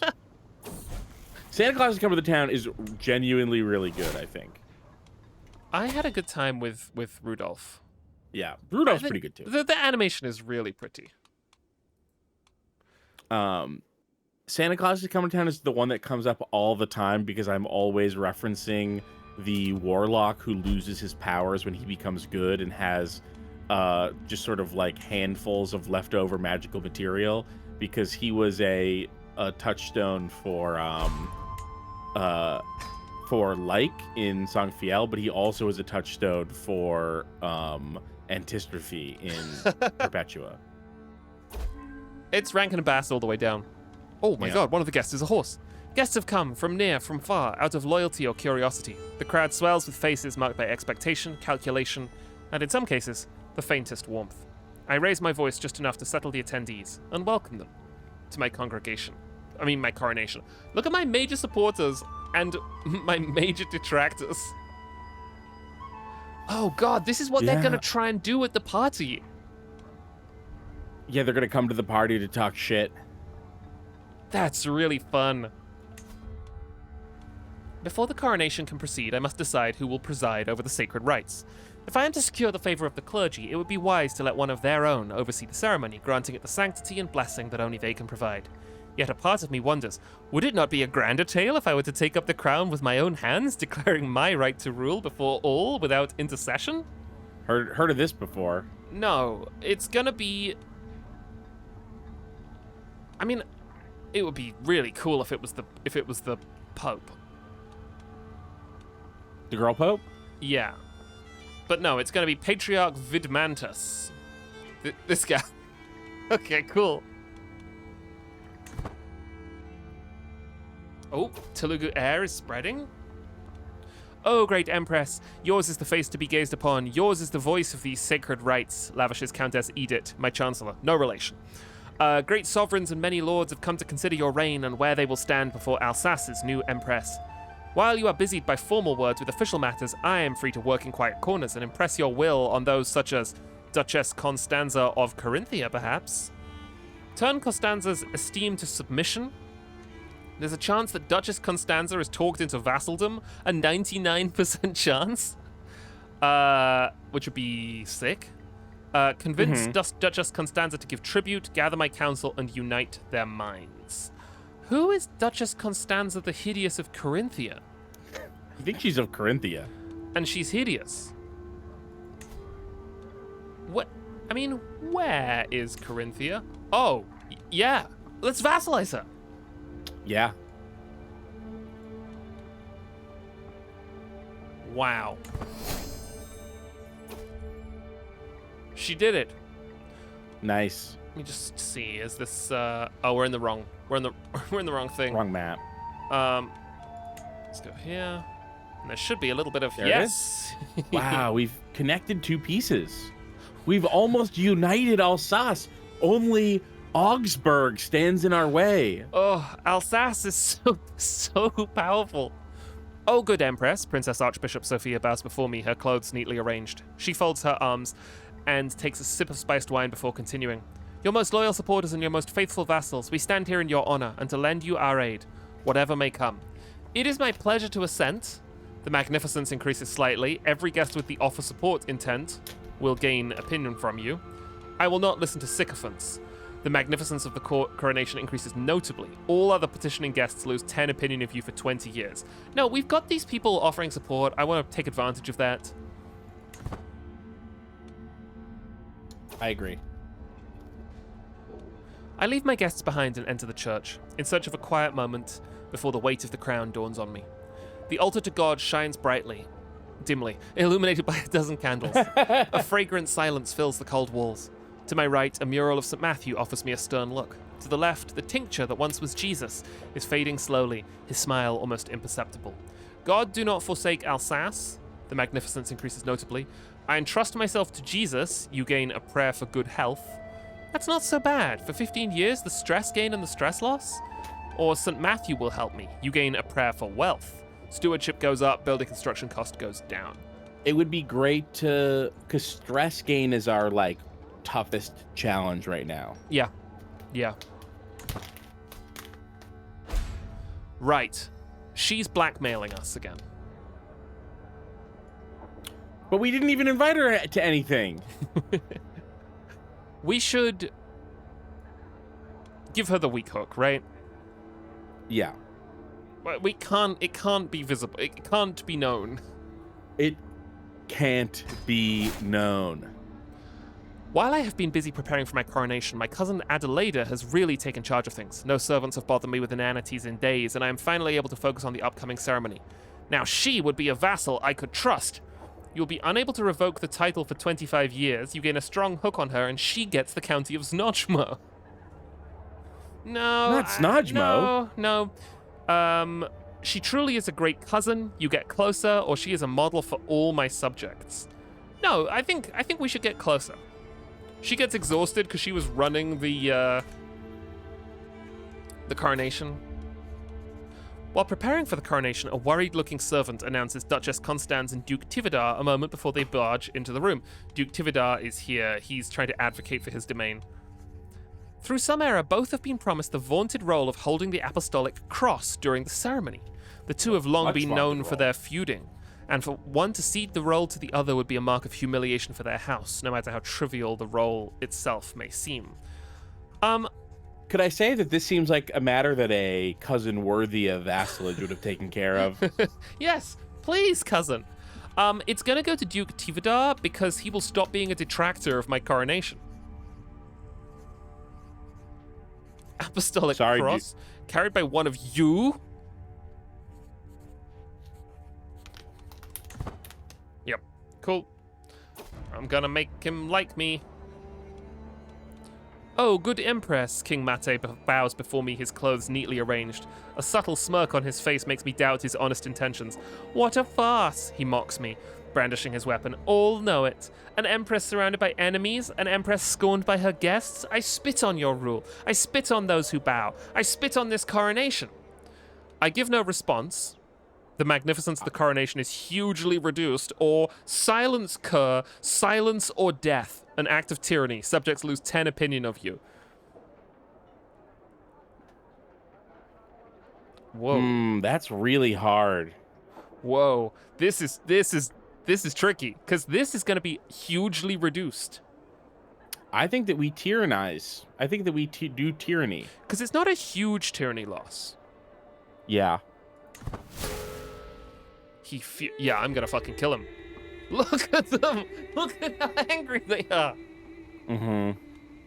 My acquaintance Sergio steps forward, expression solemn and serene. St. Joseph smiles upon unity among rulers, he proclaims, permit me to offer you a blessing in the name of God as a gesture of harmony. I call Sophia to my side. But this is clearly heresy. Every zealous, same faith attendee gains 20 opinion of you. We have to do this. Yeah, I think that that's true.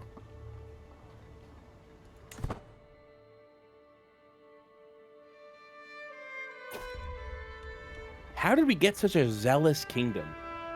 I don't know. We found a beautiful scroll. It's a special vow and a moment to renew our vows. Bibiana gains an extra opinion of me. Every glory hound and zealot vassal gains 5 opinion of you. No, I want that. I want the zealots to like me more, especially because I did a little touch of heresy. Oh, it begins. Atop their parents' shoulders, amongst the multitude, Hungarian children grin. We're Alsatian, please. I can't believe that they would make that mistake. Past the castle gates, my imperial procession wends its way to a holy altar and waiting officiants. The nobility part for the coming forth of the clergy, their voices raised as one in sacred prayer. Now the right of the bishop's petition. I am revered by those intercessors for the divine, and it is with worshipful deference that they beseech, Great Empress, will you safeguard the faithful and preserve the rights of God's clergy?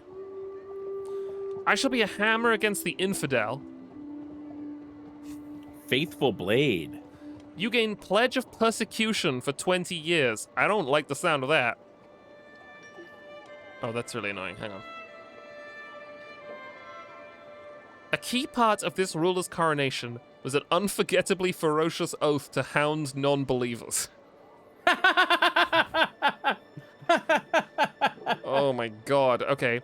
Twist the customary answer in my favor. Such a thin line between promising faithfulness to these priests and placing my mandate from God above theirs. You gain exploiting the clergy for 200 years. That sounds pretty good. You spend 100 piety. You gain 44 stress because you are zealous. That's fine. I think that I like that. No, this will lower our zealot vassal opinion. Just by 10, but we've gained so much. Even on the last one was like we gained 20. It's a give and take. This is. Or what about I vassal... shall defend Christ's holy church? What is that? That just gives us some piety. Okay. Oh, maybe. But this will boost our zealous vassals by 20 each. Yeah. Martial +1 per level of devotion. That's interesting. Whoa, our devotion is really very high. Yeah. Okay. I'll be a hammer against the infidel. You know me. Okay, fine. You twisted my arm. I'll be a hammer against the infidel. The vassals of Alsace come forth to give their allegiance, one after another raising open-palmed hands, one after another bending to give kisses of fealty. But my vassals neglect the gestures of respect. Someone hisses, Christina the Beautiful? God's wounds, and disturbs the proper words. Count Miklos glares poison into my eyes during his oath-giving. Count Popo dares to bear a weapon in my presence, and hardly whispers. Behold, traitors, your empress's might. We duel Count Popo God. to the death. Let's do it. What's the other one? They hate me, yet they cannot stop me. You spend 75 power. Oh god, the tyranny sucks, but dueling Popo to the death at our own coronation is kind of sick. I'll make a save. My fear is that we die. We absolutely have I think this is a 99% chance of success. Our martial and our prowess are unbelievably high. So, right, here's the thing. Subjects lose 10 opinion. But that evens out. Still net positive because of how we're going to thump the non-believers. Yeah. Let's kill him. For a few brief moments, Count Popo and I pace in lazy half circles, each waiting for an opportunity, an opening. I raise my Nassau warhammer, ready to defend myself while he clutches his hammer firmly to hand. Only one of us is walking away from here today, and I intended to be me. With a sudden twitch, our bout begins. Popo suddenly shifts direction, throwing himself sideways into a crushing thwack that I'm just barely able to dodge. Strike, parry, riposte. Will happen. Expert onslaught. You throw out a flurry of rapid attacks and counters. High increase to your likelihood of success. Medium increase to your risk of injury. Lightning assault. You try to overwhelm Popo at the start of the bout. Very high increase to your likelihood of success. High increase to your risk of injury. That's the best you've got. You can't even hit me. Low increase to your likelihood of success. No increase to the risk of injury. I think that we can play it safe at the beginning here. With this is the best you've got. You can't even hit me. Yeah. Time and time again, I backpedal, dodge, and weave, always keeping... This is at our coronation. Always keeping just within tempting target distance. Soon, Popo's showing signs of exhaustion. Popo adopts a defensive stance, doing his absolute best to ward me off, the man's eyes following my every movement. My form is excellent, with little chance for mistake, and Popo's stance is formidable. I have yet to open up my opponent's guard at all, and see no way yet to claim victory. Better men than you have died trying to break my guard. Low increase to your chance of success. No chance to your risk of injury. You focus entirely on fending off Popo. I'll show you how I raise a hammer. Confident attack. With skill and poise, you make a series of well-placed strikes. Medium increase to your likelihood of success. Low increase to your risk of injury. Fool, take this. Feint and stab. Feinting left with your hammer, you stab right with an offhand dagger. You gain knife to hand for 5 years. That's +4 intrigue. High increase to your likelihood of success, medium increase to your risk of injury. Okay, that's pretty sick, I think. That's pretty good, isn't it? It's either 2 or 3. I think it's 3. My hammer makes a rapid thump one way, only for me to draw a fresh dagger with my offhand and lunge at Popo as he attempts to parry. Popo pulls back from every blow, letting me attack without getting another solid hit in. It's not long before I feel myself beginning to tire. My form is excellent. Popo's stance is incredible. My opponent is still holding off my blows well, but he seems close to faltering. I'll show you how I raise a hammer. Strike, parry, riposte. That's the best you got. You can't even hit me. I think we can match him. Low for no. Yeah. Time and again, I backpedal, dodge, and weave, always keeping just within tempting target distance. Soon, Popo's showing signs of exhaustion. Popo cracks his neck, then starts raining blows against my guard, a marathon of crushing thwacks that almost break me with their relentless ferocity. Okay, I'll show you how I raise a hammer. That's the best you got. For the Lord opportunity. And St. George, suffer, blasphemer. I think that we've got to do something more than low no to match medium low. I think I'll show you. Yeah. Confidence. Oh my god. Confidence is half of any fight, and I throw out fluidly rapid thumps with all the confidence of the seasoned expert. When I judge the time to be right, I switch up my pattern with a surprise side swipe that takes Popo right in the belly. The strike hurls my foe backwards, something red and vital looking sliding limply out of the new hole as he topples to the ground. I approach with some caution, but it soon becomes clear that shock is setting in. Taking a moment to kick away his hammer just in case, I prepare to put Popo out of his misery. Goodbye, Count Popo. A thorn in our side. Fine. You are a totally fine steward. Some people liked that because... Some people liked it.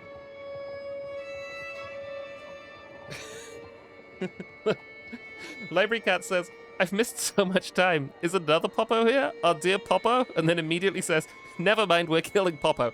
This is a different Popo than the original This Popo. is like the 9th Popo. Goodbye, Count Popo. Okay. Unquestionably sick coronation. Yeah, Crusader Kings is awesome. The senior figures among Visegrad's peasants are the next to shuffle forward, givers of the commons assent. Of my great power and authority, the bishop warns these stooped elders and asks if they will accept me as their rightful empress. As they voice the words, another sound meets my ears. Beyond the church, the waiting crowds cry out in joyful anticipation. Hundreds of people call my name again and again. They didn't know that we just did Murder in the No. Cathedral on Popper. Yeah, I think that we dueled our nephew to the death. Oh my god.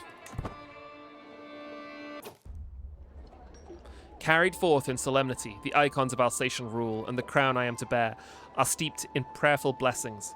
The priests prepare my finery with ritual motions and invocations to St. Peter, key bearer of the heavenly kingdom. With this ceremony is my beloved Pan crown to be endowed forever to Alsace. O Pan crown! O glory of glories! Pan crown will be inherited with Empire of Alsace, or Pan crown belongs to my house. No, I'm happy to give this over to Alsace. Yeah. Roman statute says, nephews get in line or they get the hammer. Duke Amadeus was soothed by the choir. The final sacral moment draws near. First I must be ordained by holy oil, charged as a leader of God's faithful, as one above the common flock. Vidmantus, the shepherd of Alsace, marks me with the sacred, sweet-smelling golden oil. On my trembling hands, my head, my breast, my shoulders, and the bends of my arms, this anointment shared by prophets, priests, and monarchs. My skin shines with the very approval of God. The blessed word is mine to spread. Gain plus 10 acceptance of all demand conversion type interactions. Interesting. You lose stress. Every same faith vassal gains 5 opinion of you. By Vidmantus's hand, I know God's favor. The patriarch likes us. We lose stress. And I gleam with God's own touch. You gain high anointment for 10 years. Piety per powerful.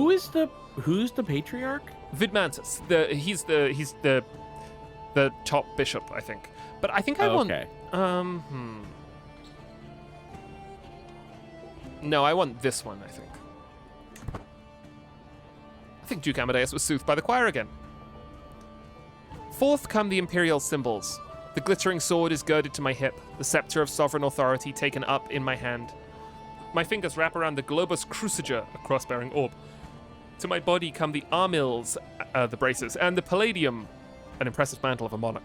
The prayers rumble on. Graced by imperial treasures, I kneel, just this one final time, for the Empress of Alsace, the Empress I am about to truly become. She bows only to God. Sick! Sick. Oh, yes. With the rites of the Empress's enthroning complete, the imperial consort is now to be properly instated as emperor. My husband conducts the rituals with his characteristic modesty. A son of the Akosh, Isaac's humbly delivered words bear the marks of his noble Torden background. Before long, and with great ceremony, Isaac's crown is laid on his head for the first time. Empire of Alsace acclaims their emperor. Sadly, I must be rid of this modest man. You grow closer to forming a rivalry with him. You have plus 15 success chance in hostile schemes targeting Emperor Isaac. You gain plus 22 stress.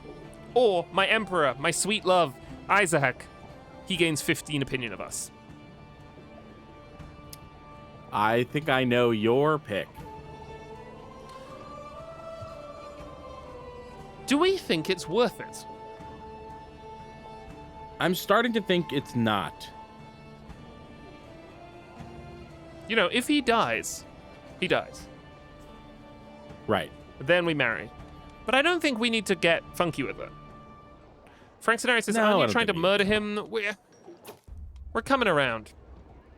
The assembly watch me, some with hope, some with doubt, all waiting for me to speak of my reign and swear to the future. I can hear the questions they don't speak. Will I be just? Will I be fair? Will I measure up to my father? I do not stand here as empress to echo their expectations. I have come to choose my own path and a way forward for the empire. Whatever Alsace becomes, whatever I become, begins with this very moment. Secure alliances. I swear an oath to build alliances far and wide. Expand the realm. Foster enlightenment. I swear an oath to become the greatest hunter. Support my knights. Provide for the poor. Consolidate the empire. does that mean? We need to completely control our de jure borders. We currently have 62 of 77, and we need to do that within 20 years. So these are challenges that we That's set for tough. ourselves, basically. Yeah. Okay. Shape the realm. You need to construct or upgrade at least 8 buildings. Purge pretenders. No claimant for your primary title except your children can exist. Needs to be completed within 50 years. Install claimants. Win at least 3 claimant wars within 20 years. Provide for the faithful. Construct at least 3 sacred gates. Sick. Or I swear no oath. Okay. I think expand the realm in 20 years seems plausible. We've already got it. No. We currently are at Oh, no, 145. I swapped the numbers. Oh, interesting. We get primogeniture if we purge pretenders, but that's going to be really hard to do. How many pretenders do we have even? What is it? Primary title. Claimants. 19.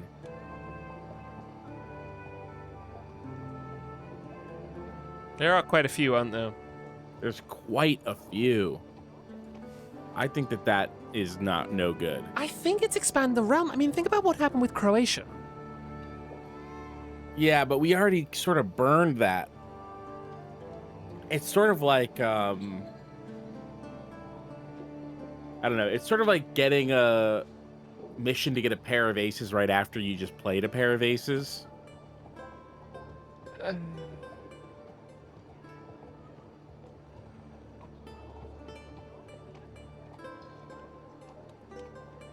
Consolidate is really hard. Yeah. What are they? Tell me about these gates.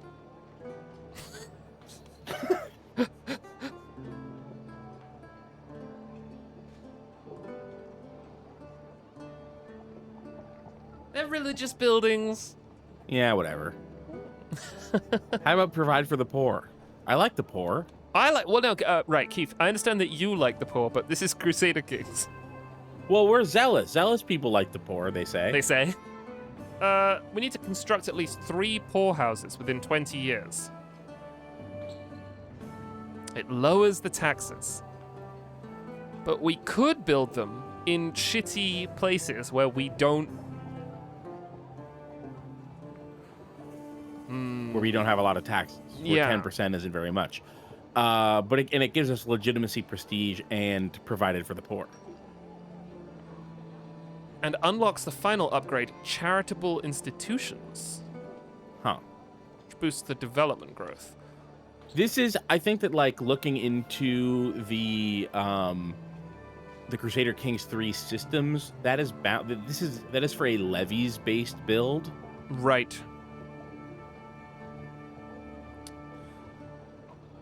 How about foster enlightenment? A county with a development of 30 or higher. You need to have at least 900 gold. You need to fulfill one of the following requirements. Have a 5th level education trait. Or each counselor has a skill of 20 or higher for their role. This might be doable. That's very doable. How many counselors do we have that don't have a 20 or higher? Just one? Okay. 3. Okay, it's going to be really hard for the patriarch. We'll kill him. Remember that time we killed a bunch of, Yeah, in a row, yeah. And we never ended up with that very good one, I don't think, though. No, we didn't. This gives us a university. Which... I think expand the realm, it's what we've been doing. Okay. I'm glad that we looked at everything, but... We have 20 years, and we have to get bigger. Bigger Okay. than before. Bigger than before. The ceremony is past, the crown rests where it was meant to. I rise once more, not to command, but to offer what comes next. My friend, the rites are complete. Let the tables be filled, let the cups be raised, and let this hall remember joy as well as duty. It earns a murmur of approval, maybe even something close to warmth. For now, at least, everyone has something in front of them, other than me. You see that guy? He's making this sound. He is. He is. What were you blowing into? A chantery. He's also making this sound. Yeah. We love a schwam. Who doesn't love a schwam? I think it's Sham. I think it's It's sham. sham. It's sham. A schwam. Schwam. Which of these reads is the worst, chat? Makes the worst sound. Option A. Option B. Okay. That's worse. Option C. The middle is the worst. That one's the best. That's an oboe read. Double 40 says, Discord hates this bit. Doesn't surprise me. These are my various horrible Realis honking reads. For the honking noises. Everyone said C is way worse. I think that C was the best. It was a way cleaner sound. It was way less buzzy than the other two. And you can plug it into an oboe and it makes a different unpleasant sound.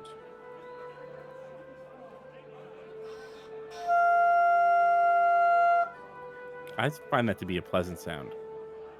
Can you really tell how good a reed is based on how nice it is before it's put into an instrument? I mean, there are good and bad reads, and sometimes you can tell a good read by looking at it. But Right.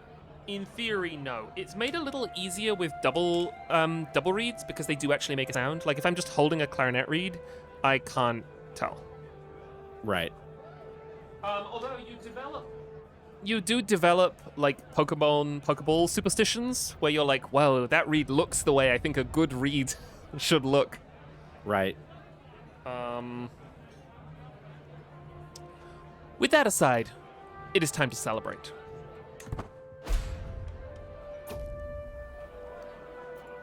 What started out as an ordinary feast became an exceptional one thanks to the presence of Duchess Oda. We spoke all evening about all manner of subjects, and as things would have it, we seemed to have a lot in common. I had such a good time with her. Oh, how nice.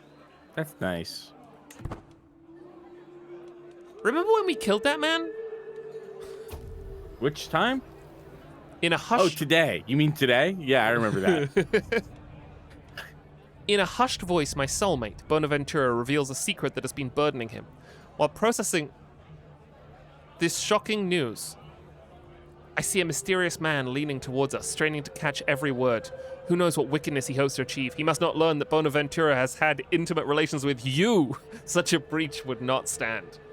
How much for your silence? You pay 210 to Baldassar. Stare at him with murderous intent. It's very likely that we'd scare him. Or drag this cur to the dungeons. How do we feel about a 30% chance? Not that good. No, let's pay him. We can afford it. You don't want to put him in the dungeon? He'll learn of the secret. Okay. But wait, but look at how much for your silence. Oh, he doesn't learn of the secret if we pay him. Yeah. Okay, that's fine. I don't know love why that Crusader would be Kings. true. What right does Duchess Oda think she has to claim Wait. that my ideas of warfare are misguided? Hold on. Claiming that my ideas would break down the moment combat is met. What does she know, really? I would love a chance to settle this on the battlefield. Okay, fucking fine. I think that we should slow down on the mead. I think we got to. Empress Christina, Duke Barnaba, approaches me with open arms. I hear a distant voice coming from the castle performing a delightful song. It would be our great joy to receive some of the prestige that comes with being your vassals. It is my pleasure to assent. The magnificence increases slightly, he gains prestige, and every guest with the seize advantages intent gains prestige, or I will not listen to sycophants. Who has seize advantages? Oh, it's not fine. You can have some prestige. It's not like I lose any. Right. My nephew. Well, we lose potential magnificence. Yes, we got a little bit. Frank Scenario says the mood turned on Duchess Oda. My nephew, Duke Tivadar of Bavaria, kneels before me, lifting a chest of embroidered vestments, saying, Your Grace, I remember clearly when had an important role in Empress Christina's coronation. That's my coronation. As a reminder of those cherished times, it would be my greatest honor if you were to accept these silken robes, enough to furnish your entire court. I ask only that you dress the fine knights of your retinue, always, in unmatched finery. He saw what happened to Papa. He's scrambling. Yeah, please. Increase your offer and I will be indebted to you. Outmoded fashion is free for 15 years. Well, we have better than that already, so that's nothing. Yeah, I'll take it, you know. County of Visegrad gained leftover feast. That's so good. Duke Caroly escaped my dungeons? He's troublesome, actually. Lady Kai wants me to pay her 200. And this is her hook. She's using her hook. Can I decline, though? I can. Why would you decline? Oh, because I thought I was forced to. Well, if she asks again. Unconcerned with any etiquette, my son Adamar slaps me on the back. I mean it, he exclaims. I'll do anything you ask of me. Anything at all. Ask me, and it is done. Okay. I'll get a weak hook on... Wait, how much does he like me? Oh, yeah, I'll get a weak hook on Adamar. Hey, this is who wouldn't help us kill our husband. His father. Is his father. Duke Amadeus meets me. My dear kinswoman Ermengarde tells me you are a miserable woman. I surely hope that the rumors are false and all a simple misunderstanding. I shall never trust a Weimar. He becomes a rival. You gain 10 dread. I apologize for my past mistakes. I'm not here to talk about her. No, I'm going to apologize. I want to stop being rivals. We're Empress. We're above this. This is petty.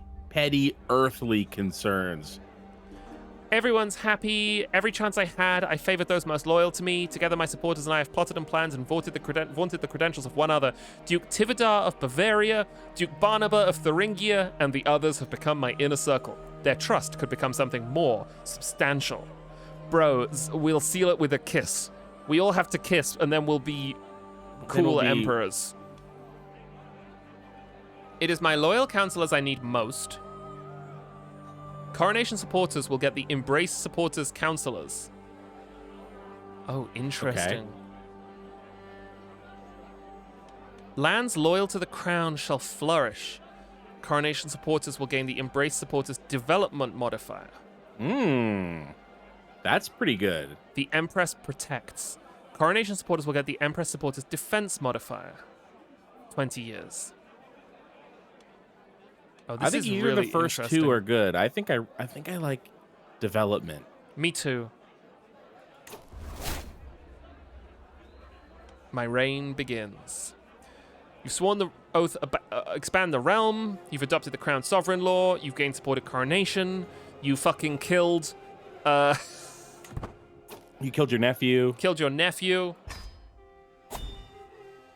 We have a little bit of tyranny. Look at this, though. Look at that 48, 25, 100, 69, 37, 100. It's pretty good. It's looking pretty good. Do we end on this note on being officially coronated Empress of Alsace at ending the wars? I think we do. I think what we should do is we should hold court. Sure, let's hold one court as Empress. Yeah, sort it. Oath, expand the realm.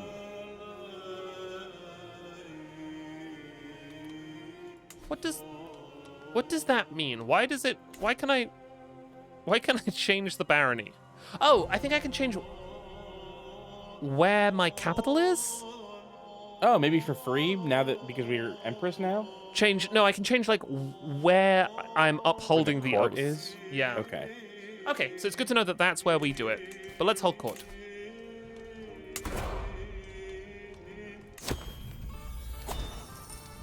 Here we go.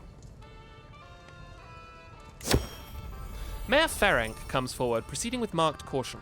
Your Grace, My city of Bex grows rich by our burghers' dealings with the traders and travelers who pass daily through teams at our gates. We have made our town and you prosperous and deserve greater influence over Kiev. Kiev is yours to rule. Mayor Ferenc of Bex gains county of Kiev. Such privileges must be justified. You ask too much, there must be some other way. Be satisfied with your present liberties. It seems the burghers forgot their place. I'm going to say you ask too much. There's a 100% chance they get the mercantile charter and pay fewer taxes. I don't want to give over a... Who currently runs Kiev? Christina the Beautiful. Oh, that's me. Put yourself back in time. Have this happen verbatim in your mind, in character. This guy wants Kiev. Who runs Kiev? Oh, Christina the Beautiful? Oh, that's me. Okay. No, then no. Then no. Then no. Okay, cool, phew. Duchess Beatrix of Swabia steps before me along with a Catholic monk. Vague memories of this case spring to mind. Some dispute over the departed Duchess Beatrix's wishes. Presumably her mother. Yes. Beatrix erupts. Empress, be assured, these promises of land are pure falsehoods. My grandmother may have given alms here and there, but the whole county of Württemberg? It is plainly absurd. The monk clears his throat. My name is Lambert, your grace, from the Church of Tech. I'm a tech monk. We speak true. Monk. Beatrix was a pious woman. She spent much time with us before she found the peace of the Lord in heaven. Duchess Beatrix rolls her eyes, reddening with anger. All of our monk computers agree. The land belongs to God's faithful. Württemberg is revoked from Duchess Beatrix and becomes a theocracy under Lambert. No, I really don't want that to happen. Oh, it's so funny that I could get the county of Württemberg. I went to school with a kid named Württemberg. Oh yeah? What was he like? He was allowed to swear at home, and he had an older brother who was a piece of shit, and kind of a bully, and so he had sort of like knock-on younger brother of a bully energy, and also he taught everyone all the swear words. Did he teach rare swears? No, he taught, these were, we were like 7. Fucking shit He and crap. taught very common swears. Do you think that in the like sociology of children, that is what tends to happen? That like one child learns the swears and then teaches a bunch of other children? Or do you think it sort of happens more naturally by osmosis, where like every child sort of comes in with like some understanding? I guess we have a survey of 2. Were you taught swears by the person who knows all the swears, or did you come in with a piece and get a piece in return? I came in with a piece and got a piece in return. Interesting. It felt like the whole school and me was sort of involved in the scheme. Figuring out the swears. Figuring out the swears. I definitely think that there's like one kid who knows more. Like, there's the same person who knows shit also knows fuck, and he tells everybody. And it's an important role. Yeah. My lady, I thought it was wrong. I have a distinct memory of thinking that it was wrong to swear. Morally wrong. Morally wrong. Until I was about 9. Did you, at that point, think it was cool, or did it take a while for that bit to set in? Did you go wrong, neutral, cool, or did you go wrong, cool? I think that actually what happened is I went wrong, cool, neutral. I think swearing is still cool. You think so? I think it's neutral. It's more fun to swear than to say, like blue sky made up swears. There is like an aura to swearing. Blue sky made up swear. You know when people are like, sorry, you're saying that people, yeah, you're like, a piss-shitting like Battlestar cockwomble. Galacticus. Yeah. Right. Yeah. Who's that? Who's the Oh. Who's the guy? Yeah, the writer, the shitty writer. Who? What? People think it's Chuck Wendig, but it's not Chuck Wendig. It's another guy. The It's Tommy fucking, Needy like, Drinky. No, not Tommy Needy Drinky. Chuck Wendig has his own one.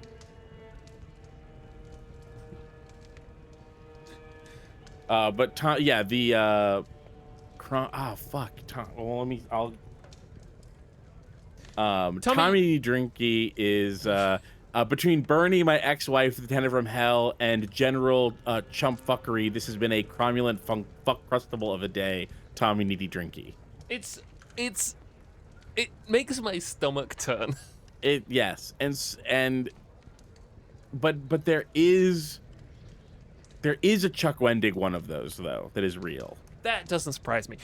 What I mean to say is that saying fuck is innately more has some juice there. Yeah. Compared to that, you know? That's a social thing though, because like saying like fuck crustable, that is a word. Like you've said that is a swear. You did swear there. You just did it in a stupid way. But you can say anything in a stupid way, whether it's a swear or not. You can. It's true. I saw an episode of the Gaimont Spelling Bee the other day where they were tasked to come up with new swear words, and one of the contestants, the swear that he came up with was just the word sky with an exclamation point after it. That's pretty good. Sky. Yeah, that's not bad. It's better than what Battlestar Galactica came up with. What do they say? Frack. I can't stand that shit. How do they swear in Star Wars? They don't. They call you a nerf herder. Yeah, no, I don't like that. Well, so a nerf herder, it's a specific thing in the fiction, which is why I like it. Like it is a guy who herds nerfs. So yes.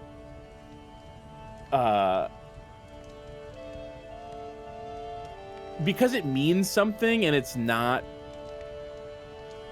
like a meaningless, stupid, it's like totally meaningless. There's an adjective too, but I can't remember what it is. People are talking about Sleemo. The first list on the Wikipedia page for list of phrases and slang is abso-fragging-lutely. Well, that's terrible, obviously. What is that from? That can't be from anything good. Keeps gut reaction immediately being like disavowing it. Right. That's not a Scotsman. That what we've got here? That's not a Scotsman. This guy looks like Cameron Kunzelman. Yeah, I can see that. My lady, I regret to inform you that I am at the end of my tether. My son, Prince Benedek, is clearly exasperated. The people over which I should rule are beyond my understanding, with ridiculous customs and a terrible taste for food. All my efforts so far have been in vain. It just seems impossible to make good serfs out of them. I'm afraid a strong intervention from above is the only solution available now. Bratislava show them our ways, start the promote culture task in Praha, and we gain stress. I've got one. Yeah. Han Solo calls someone a laser brain in Empire Strikes Back. Is that a swear, though? It's not a swear, but Star Wars doesn't really swear. So nerf herder isn't a swear either, really. But these are like the bad words or like the insults. Wouldn't a laser brain be good because it's like fast and sharp like a laser? I think it's like you've been shot in the head with a laser. You're as stupid as someone who's been killed with a laser. He is so funny in those original movies. It's amazing. Han Solo to me. or Harrison Ford? Harrison Ford. Yeah, he's really, really, really. I mean, it's really perfect acting, basically.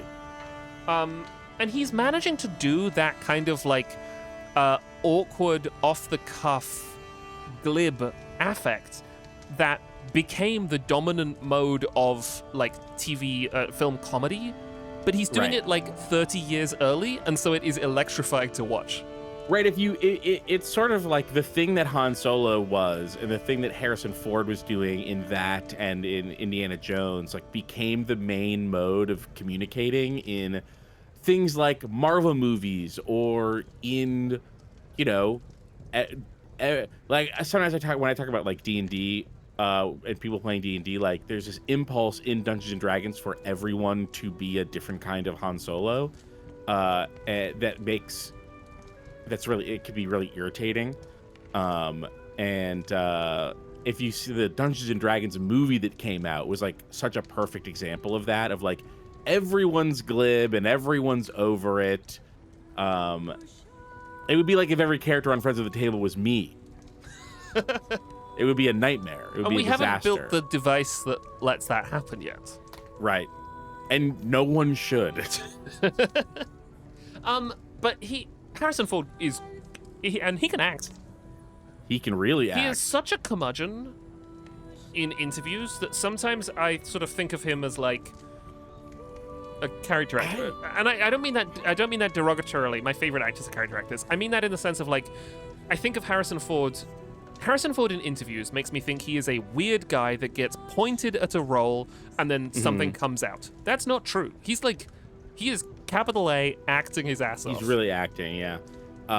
He's great in pretty much everything. There's only a handful of things where I don't think he was very good in that I've seen. And yeah, definitely like one of my favorite like big mainstream actors. And I don't know, he's definitely grumpy, but I think he's grumpy as a bit because he's so funny. And like when he's on in an interview, you can tell that he's having a ton of fun. So I think there's maybe two things. Like, he's maybe quick to feel like his time is being wasted, especially if he's being asked about Star Wars. But also, I think that he plays up being grumpy as a bit because he's I think so too. Good at it. Have you ever seen the clip of him being doing like the is it David Blaine? It's the David Blaine magic thing. No, I've never seen this.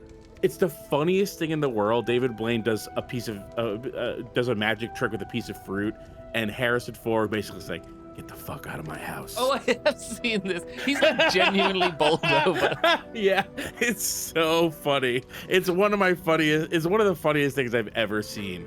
I saw a recent interview with him where the interviewer, and I don't know who this interviewer is. I've seen her now on a couple of like Instagram reels or whatever, and she's always asking really good questions and getting really good answers from her subject. She British?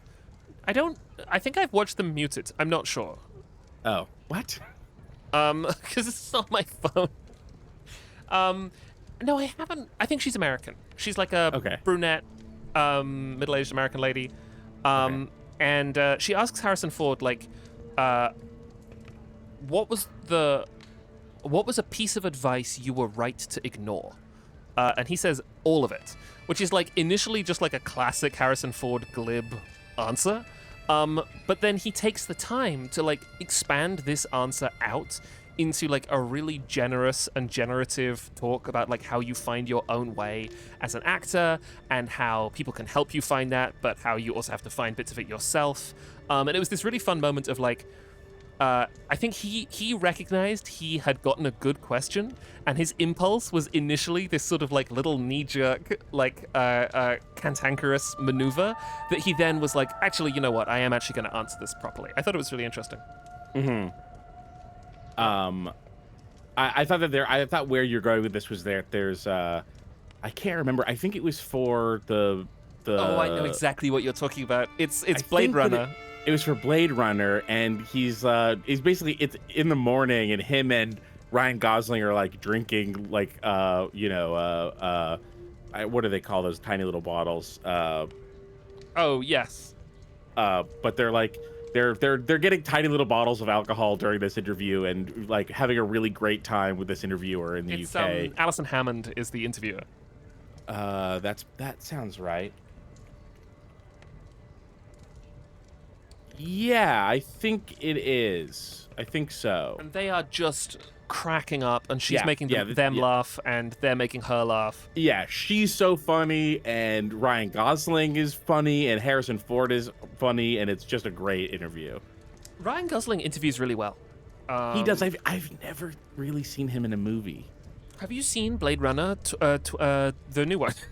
No, because the first Blade Runner is my favorite movie, and I didn't think that they needed to do another one, so I just didn't see it. I don't think they needed to do another one. I think that the sequel is really good.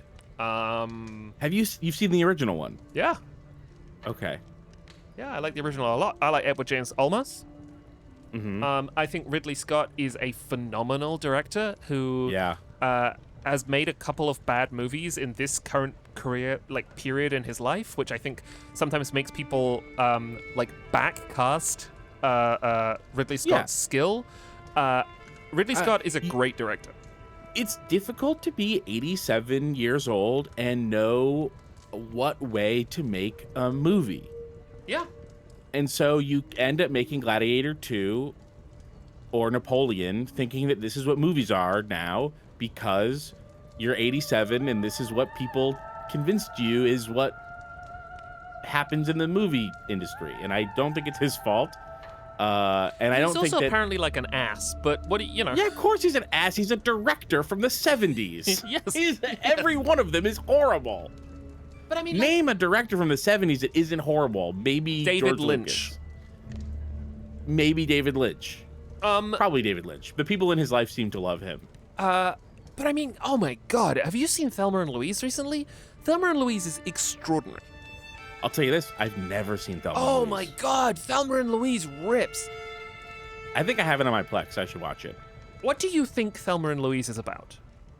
I think it's about two lesbian criminals. Okay. And I think that they, spoilers for Thelma and Louise, I believe that they end their crime spree by driving a car into the Grand Canyon. Okay. That's about what I knew about Thelma and Louise. Okay. Before I watched it. It's fantastic. Yeah. It's also, what was really weird was, so Alien is one of my favorite movies. I think Alien is one of the best movies that anybody has ever made. Yeah, hey, we hit my top two movies, I think, are my top three. It's Blade Runner, it's Alien, and then it's Wet Hot American Summer. I have only not seen Wet Hot American Summer.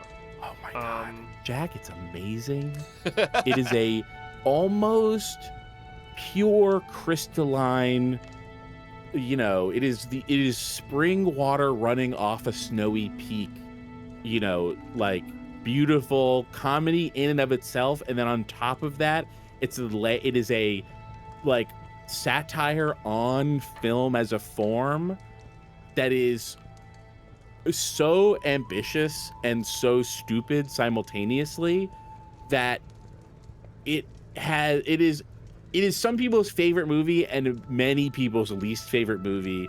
My favorite fact that I've ever learned about that movie is that Roger Ebert hated it so much that he wrote his review of it in song form. Oh, why did hating it make him do that? I don't know. It broke his brain. I think he didn't understand it. Roger Ebert has it's very easy for him to fundamentally misunderstand what a movie is about and then hate it based on his own misunderstanding. He does this all the time. This is partly why he's a good critic. I totally agree. He'll fundamentally misunderstand what was happening and then attack his own idea viciously attack his own idea. Yes. I don't know what was going on there, and the song is not good. Did he sing it or he just wrote it? No, he didn't sing it. He just wrote it. Okay, so it's a poem. It's a poem, yeah. Well, I think it's meant to be sung. Double 40 says, I do not understand the love for Ebert at any point. I have mixed feelings about Ebert, but I don't really dislike him. I think that when he is at his best, he is speaking... It's tough. I like Pauline Kael a lot. You like what? Pauline Kael, another American film critic who's famously very particular in the way she writes and talks and thinks about films. I think that the thing that Roger Ebert does well is that he's in touch with who movies are for and what the movies are doing, both practically and emotionally. And he's able to deliver that, which is I think a cut above most mainstream movie criticism, to a very wide audience. That's not an easy thing to do. Right. I also like it when he gets mad about things. Yeah, and I disagree. I disagree with Roger Ebert all the time. I think that some of the funniest, stupidest reviews I've ever read were Roger Ebert reviews of movies that I love. Yes. But sometimes here's another useful thing about Roger Ebert. Sometimes I'll read a positive Roger Ebert review for a movie that I think is bad. And I'm very resistant to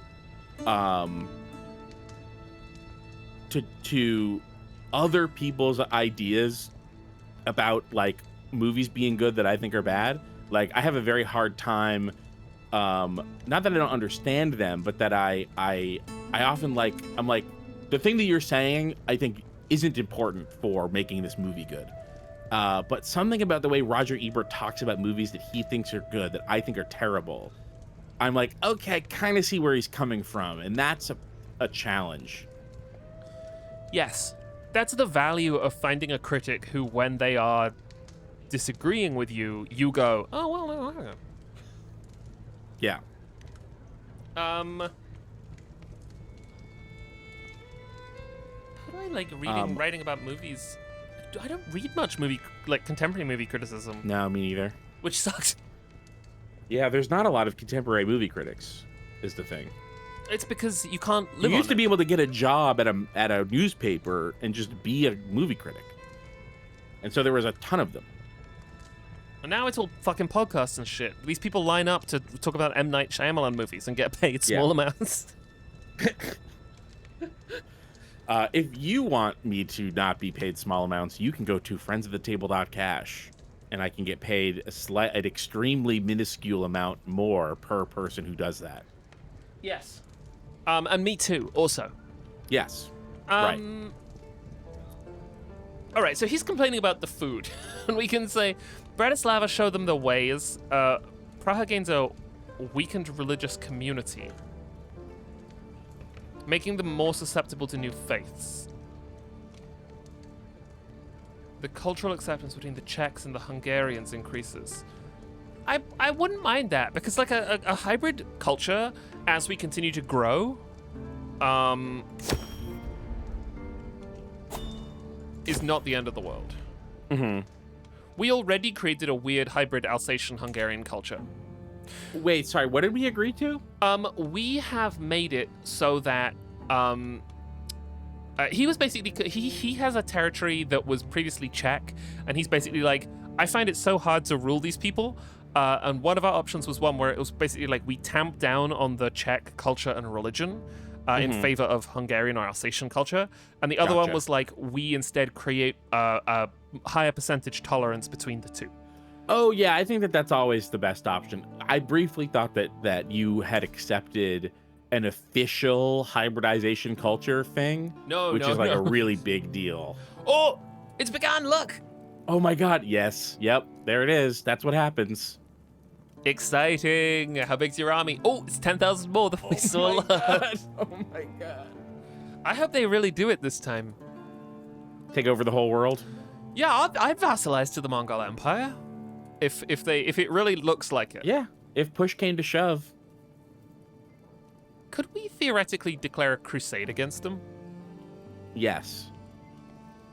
Okay. But we would have to. I mean, it's Girl Pope's decision. And you can't be the Pope. For the last time, you can't be the Pope. What do we want to do next time, Keith? That's great. I actually already have a page dedicated to making a list. Amazing.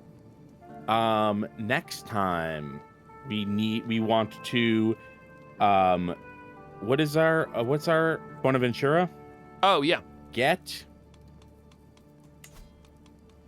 Bonaventura into stewardship role. Yep. That might need some killing. That will absolutely, we will need to kill Bratislava.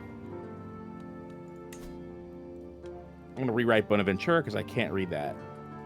Bonaventura. There we go. Because I'll forget his name. Now I remember his name now, but I need to make sure that I can read Bonaventura next month or whatever. We need to expand our empire. Yes, we do. Oh, we do. That's doable. Expand empire, parentheses, coronation promise.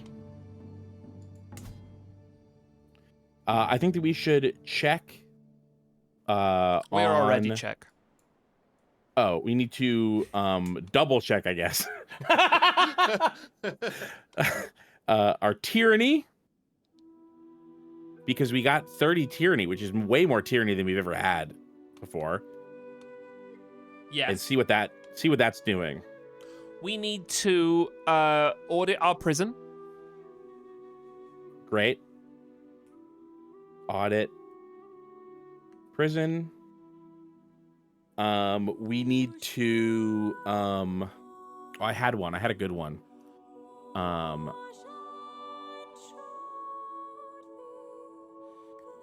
I think we're close to finalizing Telugu Air. We are. It needs to spread a little further. But yes, I was looking at it just now. It's currently at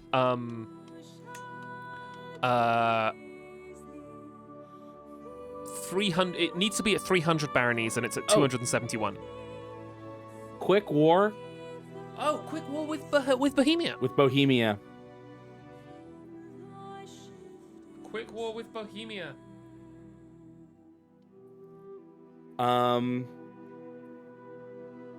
I had another one. I kind of lost it, but I think that's a pretty good list. Oh yeah, we got plenty to work with.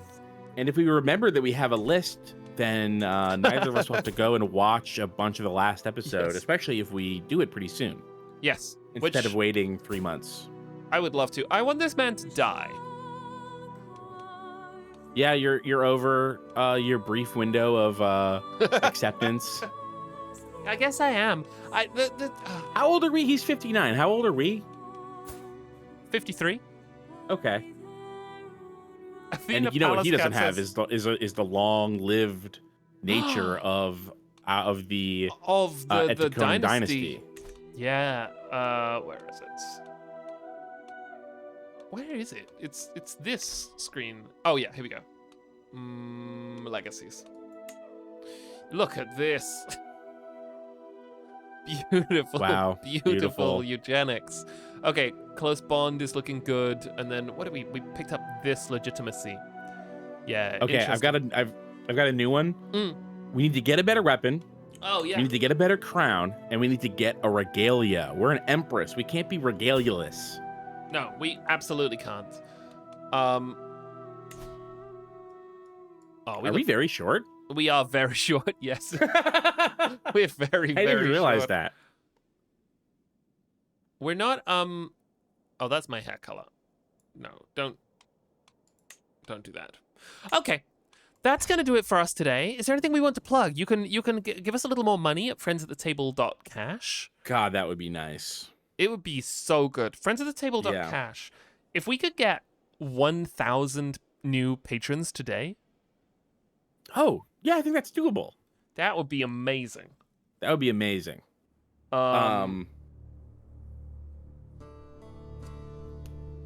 Yeah. Let's see. Of course, you should listen to Media Club Plus. Jack, you were just on talking about The Village. Yes. Janine's Media Club Plus debut. As you talk about The Lady in the Water, or Lady in the Water. I'm not sure which. I think it's The Lady in the Water. And And then- you're going to be on the next episode, of course, is The Happening, and you're back for The Happening. I am. And you can hear, I'm curious to know, because you said that you've kind of softened on The Happening. Yeah. Do you think that, does that mean that, like, what I was trying to explain, my feelings on The Happening, were you're more closely aligned with, or have you softened on it in a different way? I think I've softened on it in a different way. Yeah. Keith, I'm not gonna spoil what you think about The Happening. Keith and I kind of disagree about an aspect of how The Happening feels. Yeah. Which is interesting. And I think in softening, I've actually softened in it because I feel more strongly about what I believe there. Right. And that makes it fun. And that makes it fun. Yes. Yeah. I also just think it's entertaining to watch. The movie's kind of broken. Right. I'll say this. I don't think that this would stop anyone from wanting to listen to that episode. I think that its biggest flaw is that it's too boring to be a good bad movie, and it's not good enough to be a good movie. It floats. It floats, and I think that other people felt much more negative about it. And the reason I disagree is that if I felt more negative about it, it would have been a more fun watch. Right. That makes sense. Yeah, and I hope that that comes across in the episode, but I genuinely don't remember a single second of it, which happens until I edit, of course, and then I remember almost all of it.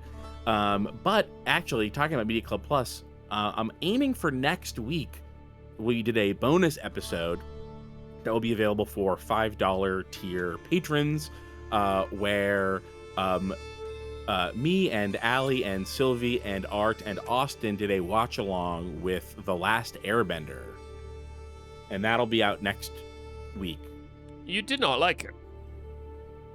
No. Oh my god. No. All right. Oh, what's saying? My partner Kat and I, over the month of October, are playing the Clock Tower series of horror games over at twitch.tv/catbamkapow on Thursdays and Saturdays. It is really cool. The Clock Tower games are very odd and kind of set up a lot of stuff that ends up becoming foundational in horror and survival horror games, while also having their own stuff going on that gets jettisoned because it is too weird. They are a very, very good time. And we are currently playing Clock Tower 2, which is so strange. It is a PlayStation 1 game that is leveraging the full power of the PlayStation 1 to draw botched 3D objects. I should check this out because I've been interested in Clock Tower for a long time. I have multiple of the confusingly titled Clock Tower games on my handheld device, but I haven't looked at them yet. Yeah, I think this would be a very good intro to Clock Tower for you. And that's it. We will see you soon. Bye. Bye.